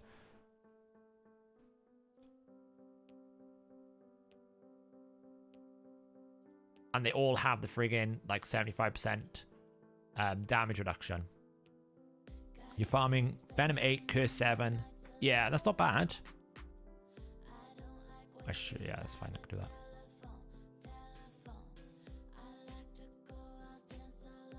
I need Brogni's A2.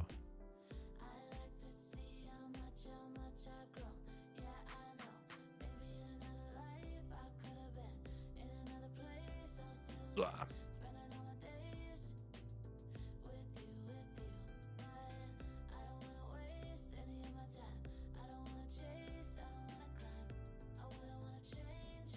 Got rid of the increased attack. Nice. Drop duration. Nice.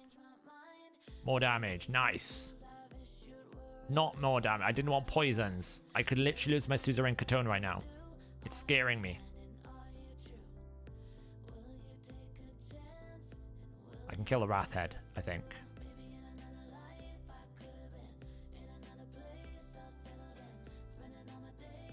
Okay, shield. Drop Termita. Nice. Get a provoke. Nice.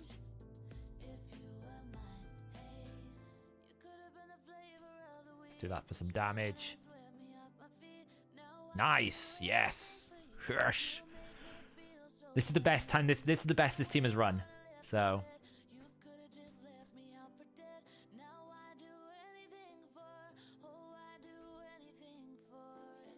Yes, burns. Yes. We might finally get the setup.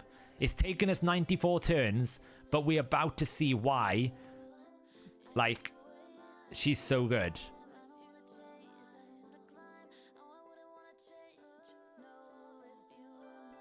Get decreased speed out and everything. Right, okay. This is like almost perfection. We needed one more HP burn, but we have increased attack, increased crit damage. Are we ready for this, guys? Are we ready for this? This is going to be huge. This is going to be big damage. I should pick the head on the right because it doesn't have Hex. 3, 2, 1. Ooh, 1.2 million. And it could go higher if we actually had a HP burn on the right, on the left head. Oh. Clip it, guys. Clip the damage. Send it to me. I don't know how to clip stuff.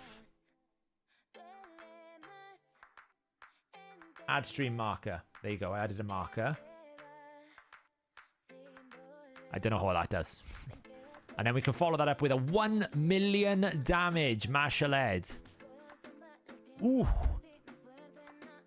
Ooh. It's big.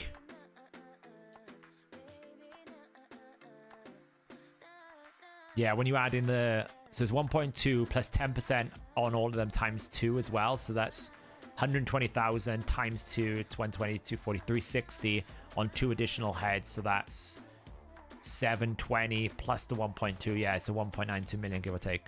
So we were missing 1 Hex and 1 HP burn. So it could have been even higher. Okay, we're going to play past the buffs again. I might just have to do heal reduction over there in a minute. The thing is, because I've been killing the head so quickly, they actually haven't been able to consume me that often. That's the crazy thing. They haven't been able to consume me, so because of that, I'm able to cycle this so much often. Oh, that's not the best. That's kind of like the worst situation that could have happened. Really, because that couldn't have gone worse.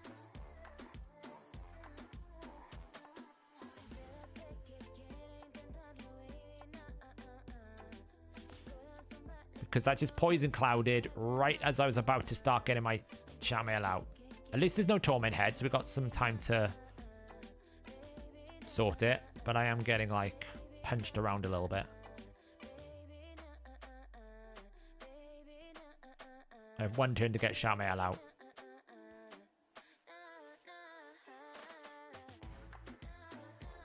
Okay, that's good.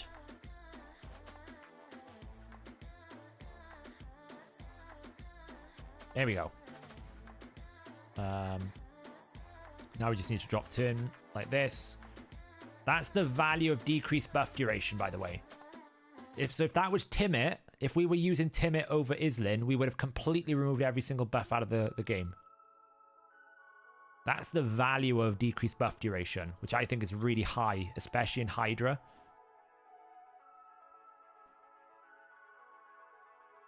Because sometimes in Hydra you can't remove buffs, whereas decreased buff duration will work. So we could have actually wiped there, but luckily we've recovered it. So now we just need to get back on track to killing stuff, because the Mischief Head is kind of running like a little bit riot here. Yeah, I mean, that is the advantage of decapitated heads, right? With Brogni. And this is a full damage Brogni.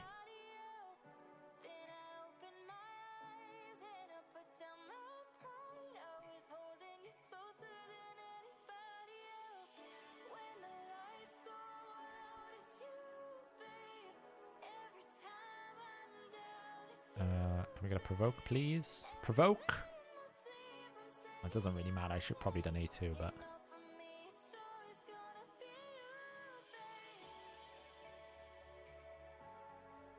It's getting a little bit ropey now. We're starting to come to the end of the run. Just kill this head off. Can I get a provoke? Nice. Just because the consumption counter is now ramping up, because we had that one interval where it was really awkward.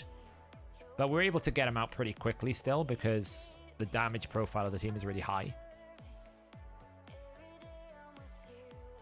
So I can just do that. Suffering Head's not the best. Go. Pump that. Nice. Boost, double boost. Drop the defense. Burn. It's going to be big damage again, I think.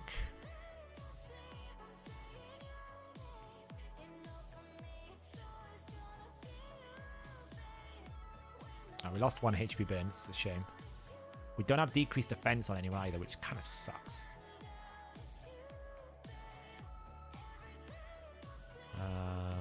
We probably have time to do that.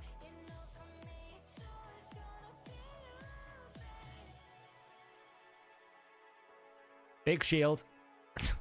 Instantly replaced.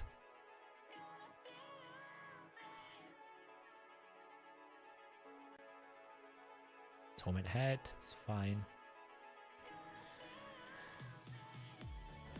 Yeah, Timid, I think it'd be really good. You having too much fun in live arena? Oh, cool. Right, big nuke. 1 million damage. Not bad. We're basically running at 1 million damage per turn. This is the most this team has done. This is a record for this team. This is on hard difficulty as well, because obviously these are kind of glass cannon. I should have probably A3'd there.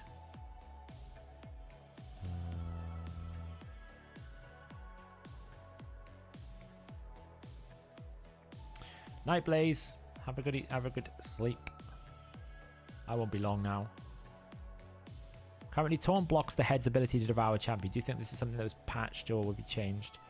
No, I think it's intentional. I don't think it's a major problem either. I think it'd be quite fine.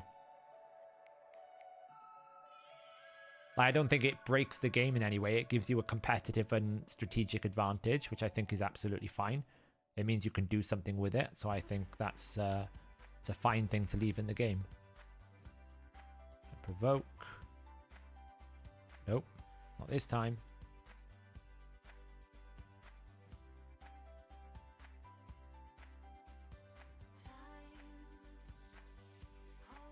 Who's consuming next? Like, my consumption time is still at 10 stacks. It's kind of crazy, really, when you think about it.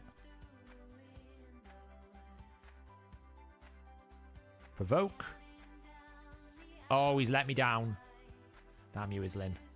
First time he's let me down.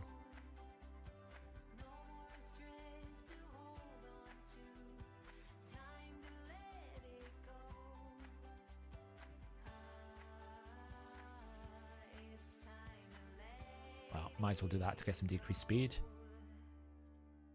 Oops, misclick.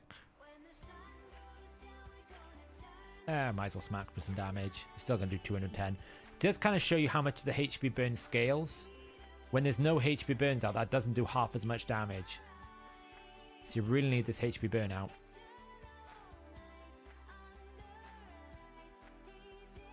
Alright.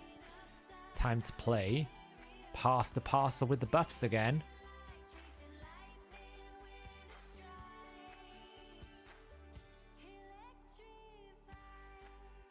Doesn't matter that we can't provoke right now because it's on cooldown. He's stunned, which is nice. Pump some damage out here. Might do Emic, double pain, keep it doing priest, attack Pythian. Yeah. If you can't do lots of burst damage, there's no reason why you can't go long. And not just survive it that way. Take the buffs away from you.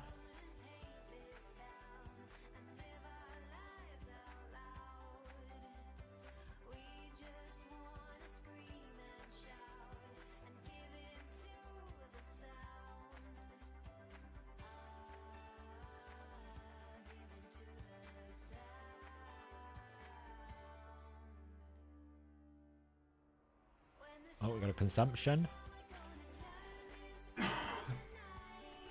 Didn't get a provoke. It's not the end of the world. Decreased defense out. Nice. Bromley's back. We're still going. 136 million. It's still going strong. We do need to get a provoke on this head over here, though. We are struggling right now.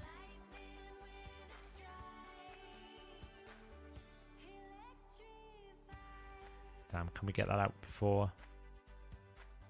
Yes, nice. Reset.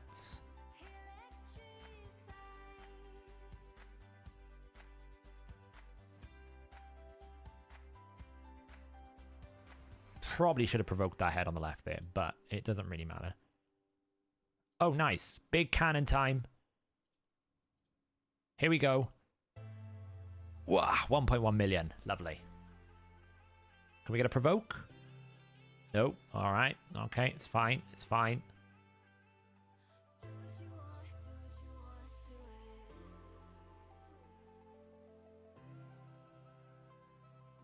Guess we're going to cleanse. Not the end of the world.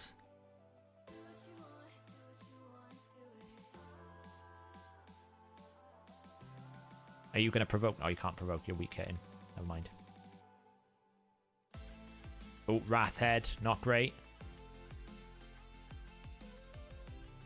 I think we'll hit 150 million here.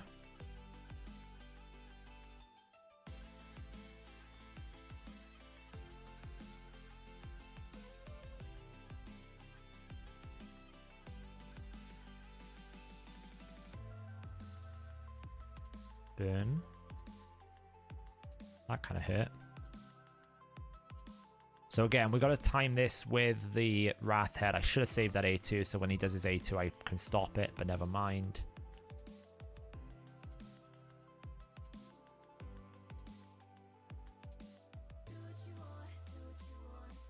We will put that up now. Because we'll probably kill this head, so we don't actually need to provoke it again, hopefully. Yeah, we'll just do that to kill it. So we no longer need to provoke that. Drop the defense. Now it's basically prepare for the incoming damage that I'm about to experience. It's a very good possibility I might lose martial ed. I hope not. Let's kill that.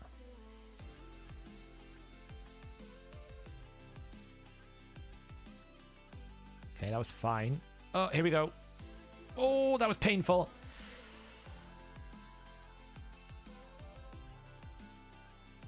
Oh, martial ed, I hope you can go before the torment head. No. Ah, there we go. There we go. It's always the Wrath Head that gets you. Still, 150 million. I'll take that. We're not done yet. Probably can get a couple extra million. Get rid of the increased attack. We're just unlucky we couldn't get a turn before. As long as he had attacked, we would have healed. And there's no revive in this team, unfortunately, so we are now in the territory of how much more damage can we do. Yeah, the cat woke up.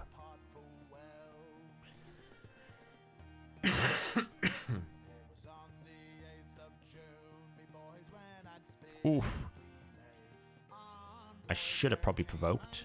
And I shouldn't have used A2. I'm making silly mistakes now. Oh, big nuke. 1.2 million.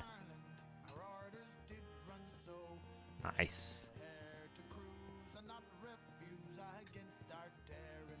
But without the leech, this is like the next Wrath Head is going to hurt. Because we have no leech now. And leech is the way we heal this team. It is the only healing pretty much. Apart from Brogni Shield.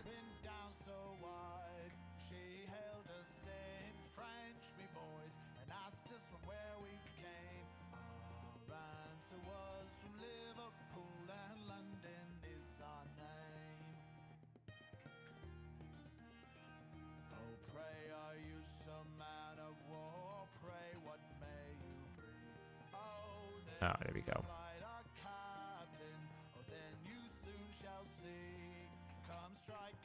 The shield will heal us a little bit, but not a lot. We've got a burnout. We're not dead yet.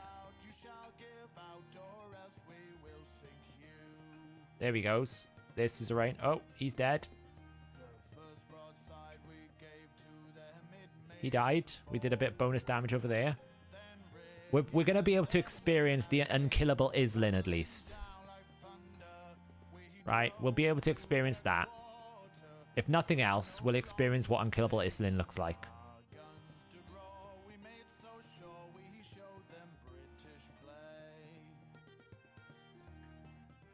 It's crazy how losing one champion just breaks the team though. Because we lost the leech, we just have no healing. Oh, really? Really, Shamel? Really? Just fought someone who brought 2 Duchess and Wukong. They proceeded to get control with Hurry Yumiko. Let's pump out. Can we hit 160 million? 160 million. Come on. No.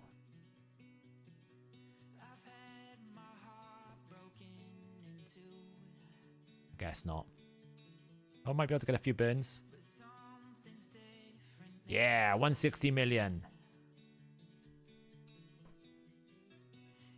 Hello, Cat. Are we ready for the unkillable Islin? This is just a joke in a minute.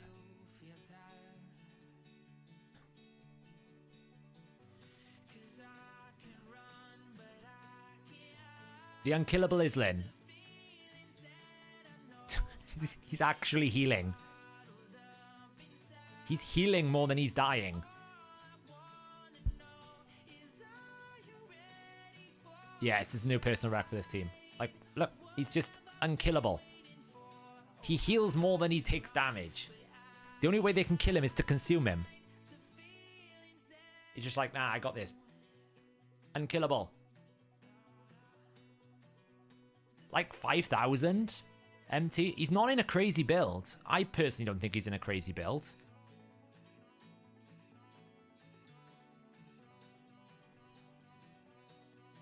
Like, look at this health now.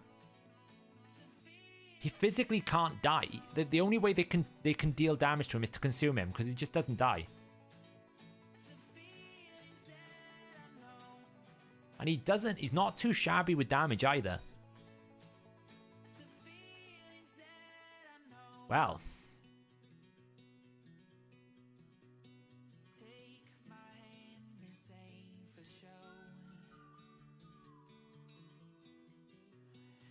What are you doing, Kaja?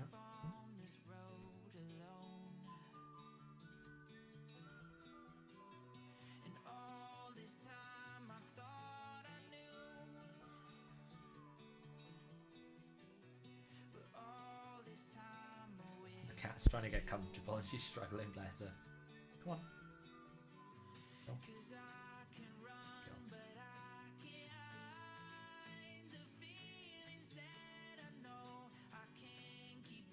Yeah, so tomorrow might be a little bit of 50-50. We'll probably do a bit of Diablo 4 and then a lot of Dragonair, because I need to climb Fae Meander, so we might do a bit of a Fae Meander Dragonair stream.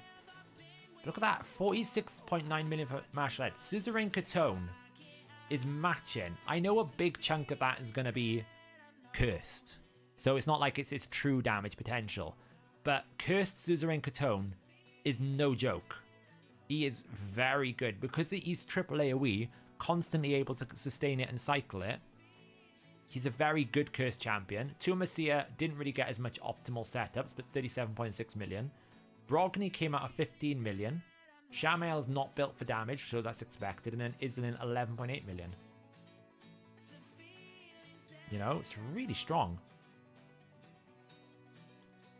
And that gives us 321 million clash points on hard.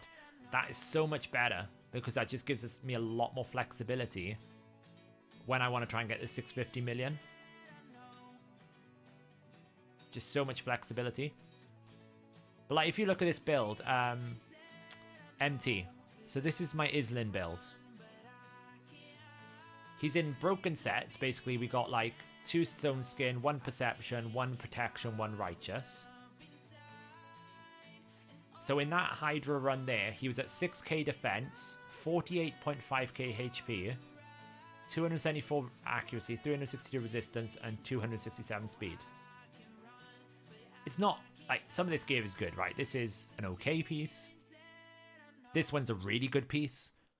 This one's an okay piece. Okay. This one's quite good because it's mythical roll. This one's alright. He's in a 5-star banner because I had one.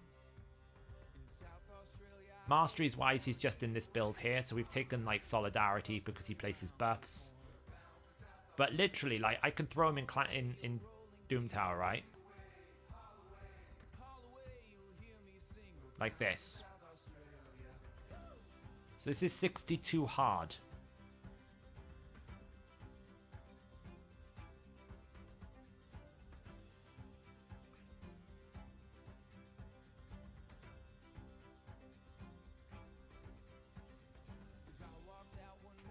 This is 62 hard Doom Tower.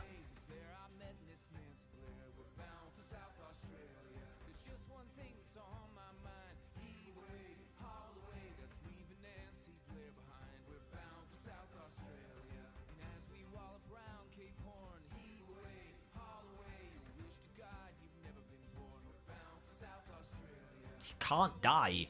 He physically cannot die.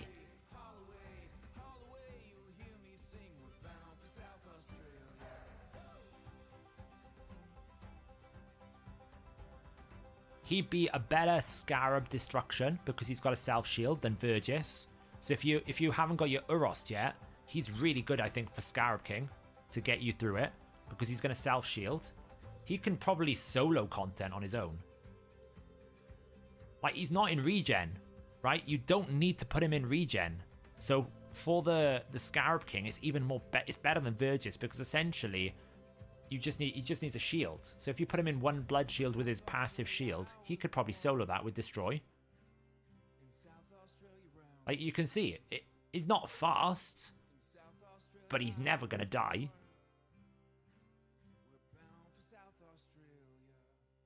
Like, he's never ever going to die.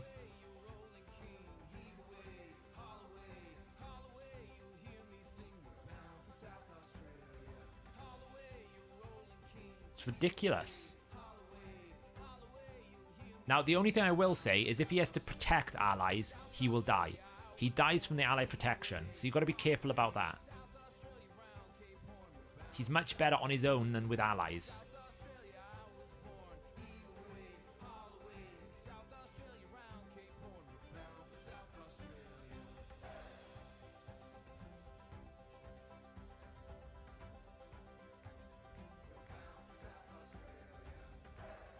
Like, it might take him 10 minutes, but he's clearing 62 hard Doom Tower. In what I would call a good, sort of a good build. So it's not average, it's above average, but it's not like extreme. It's not like he's 8k, he's not fully awakened, he's not +4, right? He's in an average build. He's not in regen, he has no form of self-healing apart from his passive, and he's just like, yeah, I got this, bro. I can kill everyone. He's not even like strong damage because he's not in a Savage Cruel. He's in like 100% crit rate with Accuracy Resist.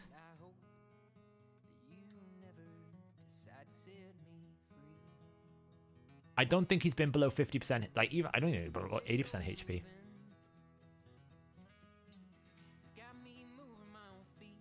Well, he's cleared wave 1.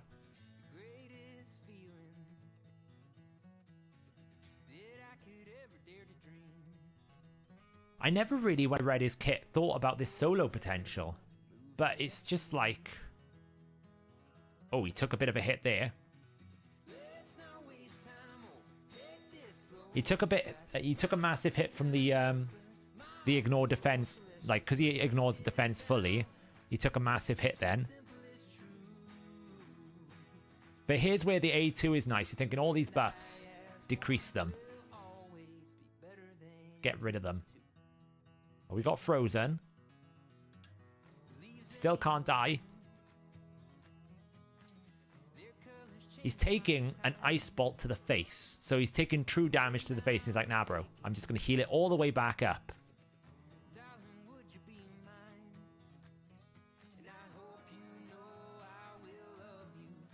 I actually think you can solo this floor.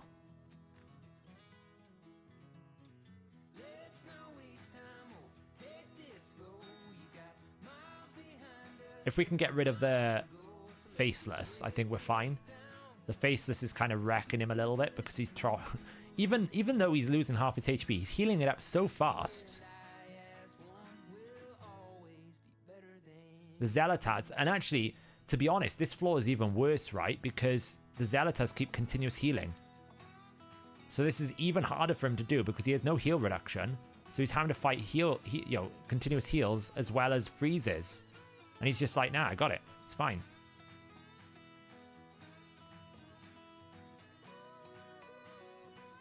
That faceless needs to die and then we're good. This bug is so annoying, can't even play the game. What bug are we talking about? While that's doing that.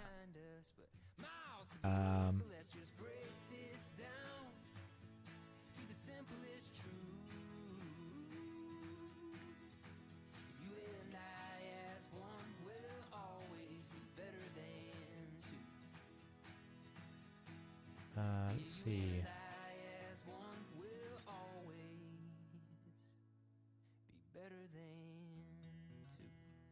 And then build up. What?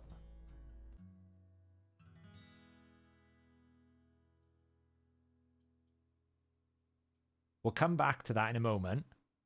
In the meanwhile, we did 6 million this time. Tonalonlan. I can't say his name. Tonalonlan's doing well. We'll come back to see if he's actually cleared the floor in a minute.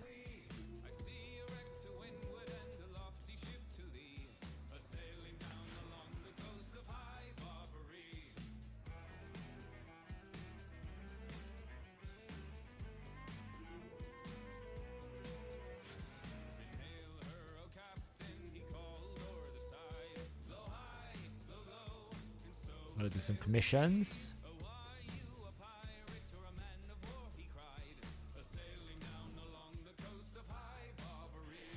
Yeah, I think a lot of people felt really burnt out for the Islin, which is why I kind of did a video where I was like, look, don't hate on him because you want to take a break, but I actually totally think that this hero, that like I felt like Islin was a champion you could skip, because if you already had provokes or something like a Bivol, then you were fine. So I thought it was absolutely fine to skip, but at the same time I was like, you know, I think a lot of the negativity people had towards it was biased around the fact that everyone needed a break. Because we had Gnut and Emic back to back, and they were both really, really good fusions, but exhausting fusions, so... there are 6 or 7 others posting about him raised Discord. Oh, what? They've unmovable pop-up. Oh, God. We've got a rubber cow. So, I got a new legendary, by the way, guys, in Dragonair. Which is what we're playing right now a second. Whilst good old isn't... Oh, he died. Oh, he died at the end when he was fighting the ghost spawn. That's a shame. I bet he took drop defense and then died because of that. Never mind.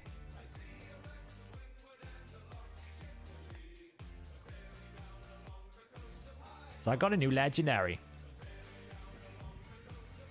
I don't know if I showed it yet. In this, nice.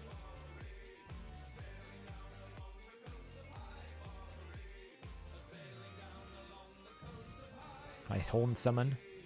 Yeah, let's use the useless horn. Has anyone actually got anything good things out of this horn? Because I've got nothing.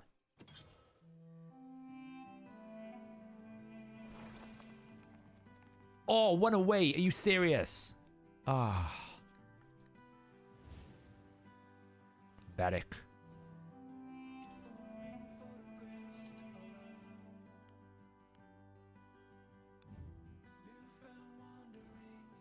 Fight in one arena.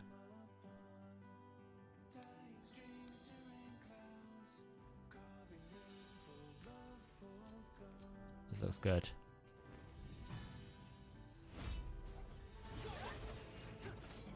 Why does everyone else with test server suck at testing the fusion champs? Yeah, it's a frustrating part for me because I can only play the champions after I get them. So it sucks for me because I can't actually help people. Oh, shield. Can we actually get some damage out?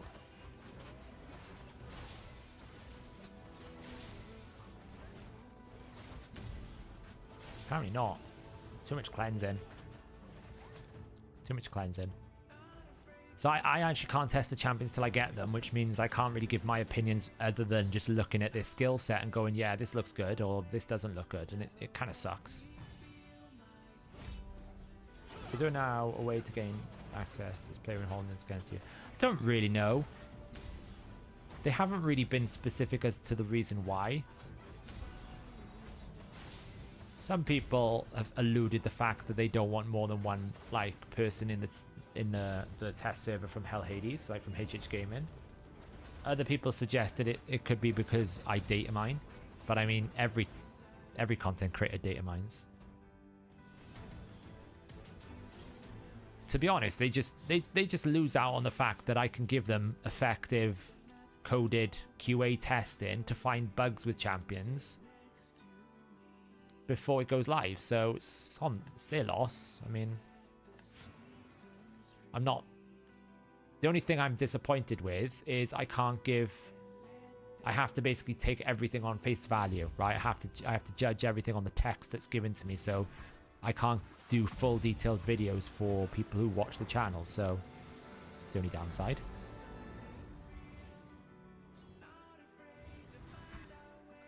If they get its 8k followers, will they finally let you in? I doubt it somehow. What about the HH ban? Well, yeah, around that time we were talking about it, because the part, like one of the conversations that came out of the back of that was like, well, okay, if I'm not allowed to go through his account to help him, because that's essentially what I did. He was on holiday when the blessings came out, so I went through his. He gave me the test server access, and I kind of gave him a bit of a TLDR of the new update, right? So I didn't make any videos off his account. I didn't produce any content off of his account. I simply went in, looked around, wrote a Word document for him. So when he came back off holiday, he was not starting from nowhere. You know, I'm paid to do it. It's part of my job. That's kind of like, you know,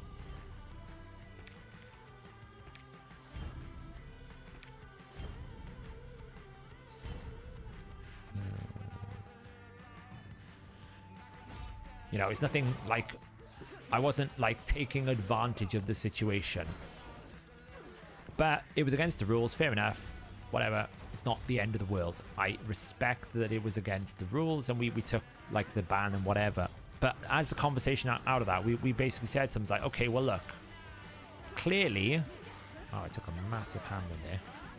I'm going to fail this.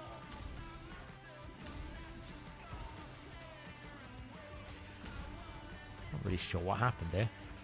Out of the conversations that we basically said, like, okay, well, can the team get access to the environment so that they can, you know, because the website is basically a form of content. If you think about it, the website has millions of viewers every month who consume raid content, who use the website to keep up to date with the game. So can't we have that? And they basically said no, to some extent, that it couldn't be, it's not possible because Hell Hades was in the organization. So it was kind of like a summary of the test server access is given to Hell Hades and Hell Hades alone, but you can't join because you're Hell Hades, but you also can't use it because you're Hell Hades. You're not Hell Hades. It's kind of like that's where it was kind of left. Basically, that's the end result of that argument, and we kind of just left it where it was. You know, it's not even like they came to me and said, look, the only way you can do it is if you stop doing X, Y, Z, and you need to do this, and this is what you need to do to conform.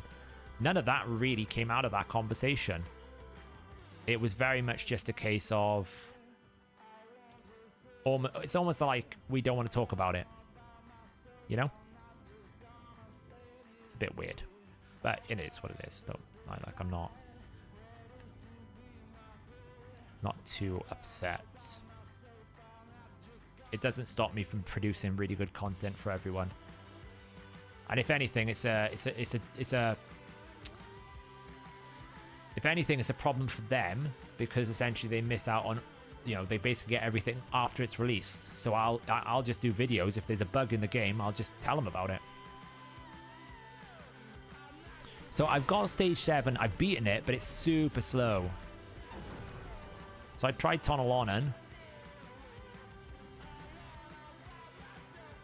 The problem is it heals too much.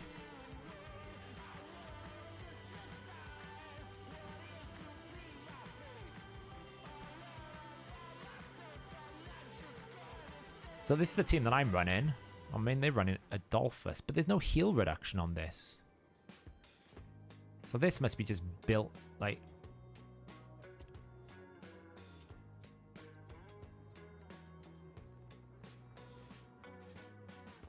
I don't even know how they've done it.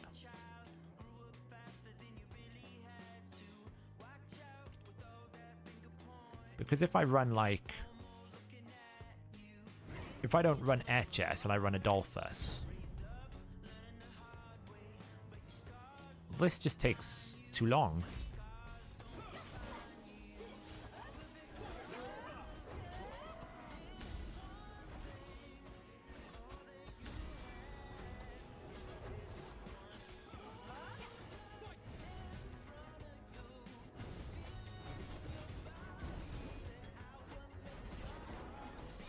And he just stacks. I just can't kill it quick enough.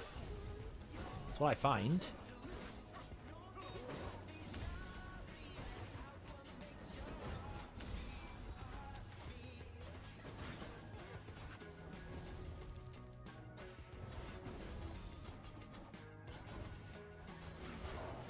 See the stacking of the crit damage now, look. 5, 6, 7, 8, 9. Must be positioning I'm doing wrong. Let's redeploy. Maybe I need to hit that left head. Maybe I need to do that instead.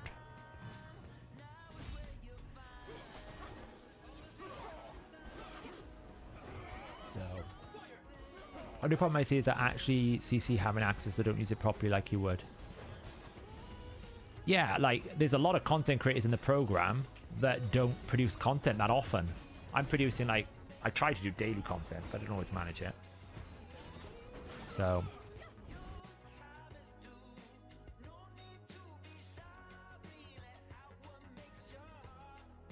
Right, let's just check raid. I can do artifact enhancement tomorrow to finish it off. Champion training is tomorrow. Soul chase is pretty much done. I'm not going to get any more out of that.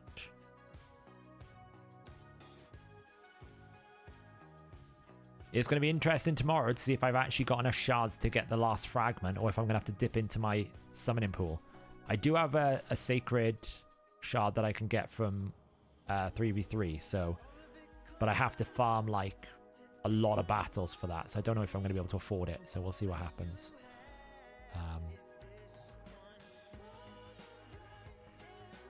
And we'll be able to get a Sacred Shard from Doom Tower as well, so. But yeah, like, you see the stacking of the damage. I don't really understand what I'm doing wrong. I just don't really understand why I don't understand where the stacks are coming from.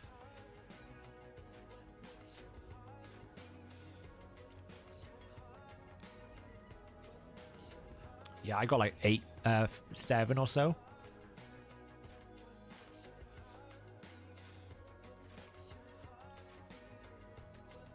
Is this thing, for example? A hatchable phoenix egg transformed from a dead fit. Upon hatching, the reborn nest then gains the following skill: Eternal Fire. Enters the status of Worshipper for 10 seconds and heals the target for 1.5% every 1 second, granting it 1 stack permanently.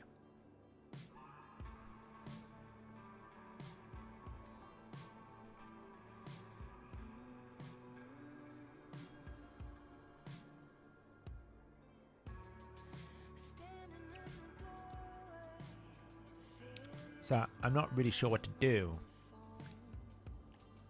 It says deploy heroes with stun, taunt, healing reduction, healing reversal. Yeah. I can't kill them quickly though.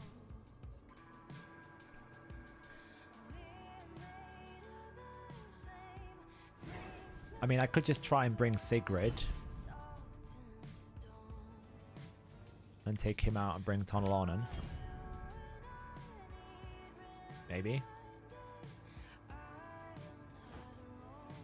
And try that. Kiasu, thank you for becoming a minion. Welcome. I appreciate it. In all fairness, I think you're doing more content than Hell Teams at the moment. I know he has to do with Fate that's ramping up. Yeah, and also, to be honest, to some extent, it's hard at the moment, like, to make original content. We're all kind of like waiting for this new major content piece because... Yeah, see, we just get nuked.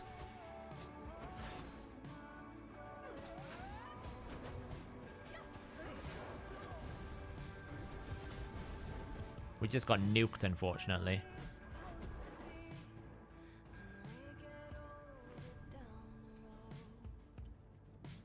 Not sure. I need to figure it out though because I want to farm legendary stuff here. Yeah.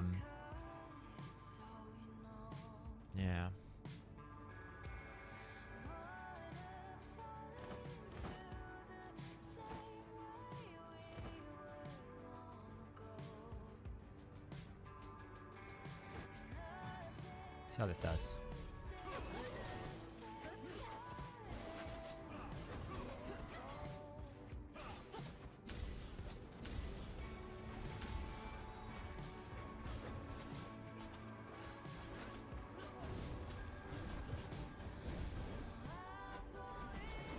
Yeah, I should stagger them, really.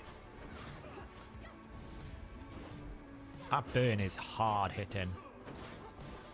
Hang on a second.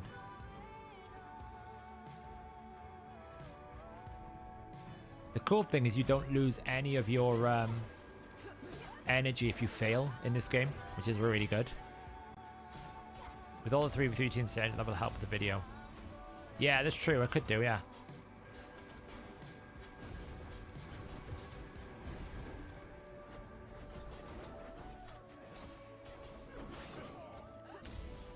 I made a mistake still. Damn.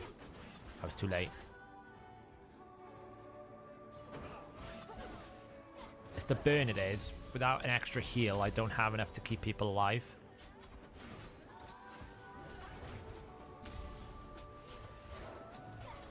I don't know if I can... Oh wow, we're smacking.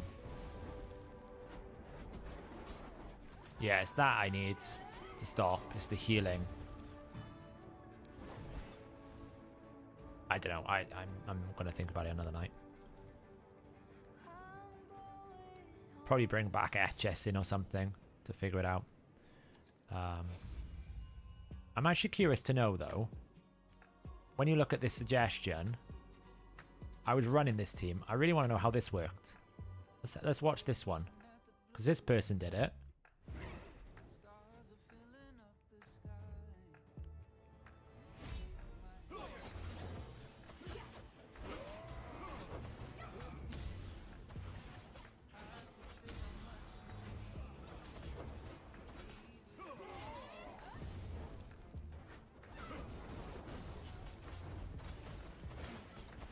Wow, he nuked that head on the right.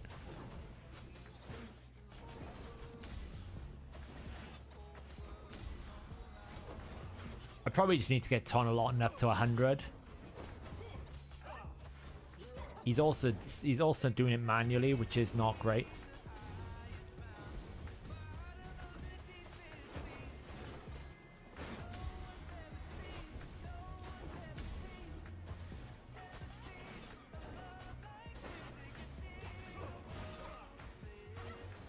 Yeah, he's manual in it, which I don't want to do.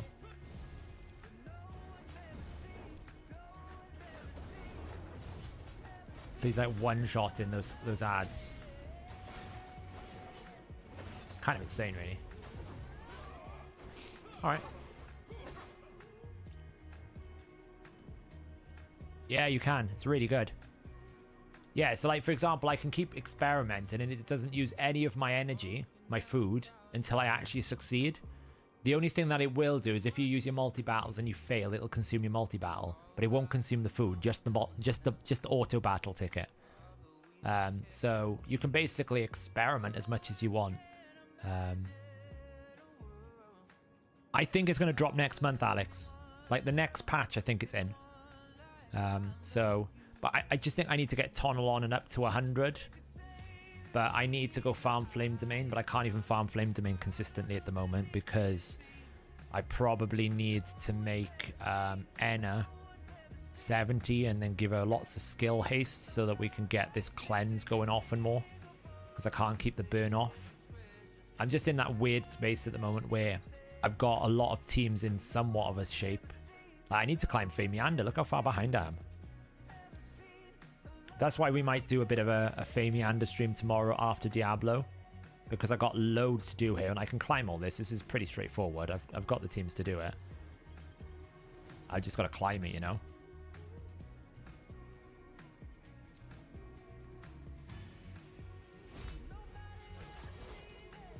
I just send him forward, let Frubath tank it up.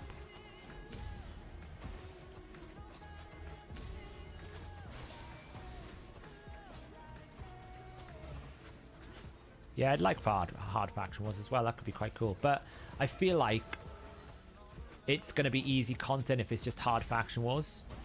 Like, I feel like they need to make another type of Doom Tower thing where there's compelling boss fights that actually require us to be more strategic. Because I feel like hard faction wars, I'm just going to walk through.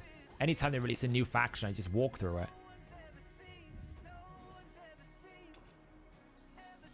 The map is quite good, actually. I don't feel like it's a burden at all. So yeah, this is like the Doom Tower, so I got to climb it, basically. So I did get this new champion, this new hero. I got a new legendary. He died, Taff. He died because of, I think he took debuffs from Ghostborn. So he lost his healing, because obviously his healing is based on defense. So if you halve his defense, you halve his healing. So this dude summons a Fear Bear.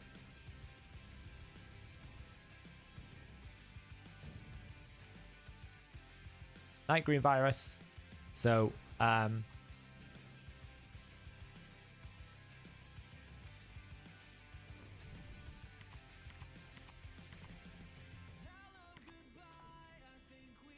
so I can basically run this summoner with this summoner, probably with this summoner, and then like a tank of some sort.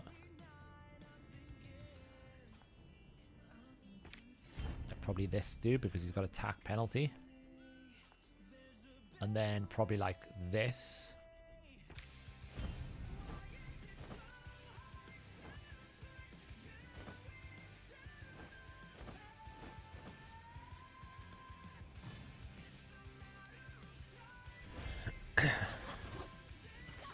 So this he'll summon a little dragon friend. Oop. And we get this little like angry bear thing behind here that does loads of damage when he stacks up. So I can basically summon the army of the dead now.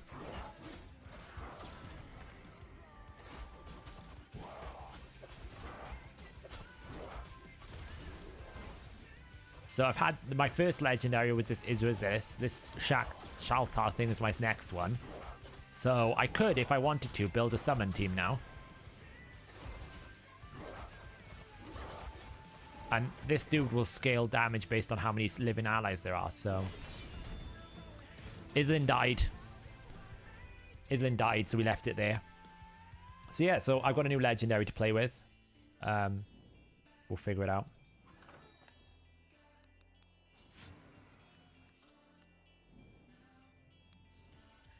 Can we make anything?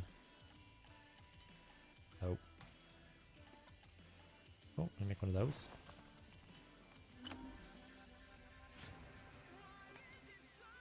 It's pretty good. Don't think I have. Well, actually, Tonalon might benefit from that.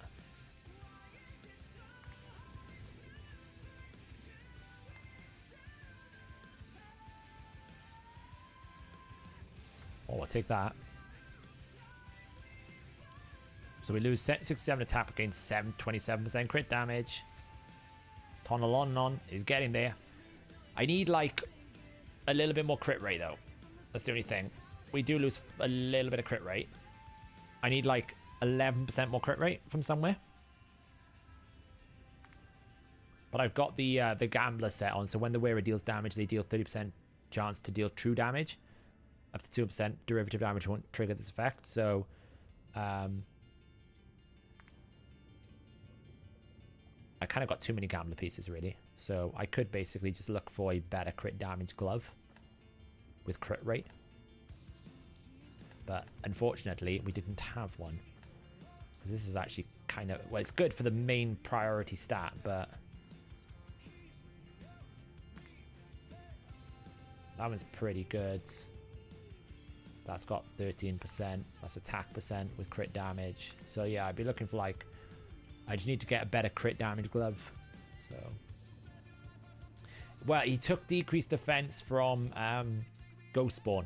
And because his healing is basically scaling off his defense, not only are you making him take more damage, you're actually, you're killing his healing. So, anyway, guys, I'm going to call it there for the night. It is 2 in the morning. As always, I get carried away. Tomorrow, I'll be on Twitch, probably playing a little bit of Diablo, probably a little bit of Dragonair. We're going to climb Fae Meander. We'll see how far I get. I might be like worn out and tired because I'm still trying to fix my sleeping. Like, I'm wide awake and it's 2 in the morning. It's a real problem. But thanks for hanging out. I hope it was good to do some tag team. We'll continue the tag team stuff on Monday. And as I said, if you've DM'd me some info, I will reply to you probably tomorrow as well. So yeah. Have a good evening. I'll catch you guys tomorrow.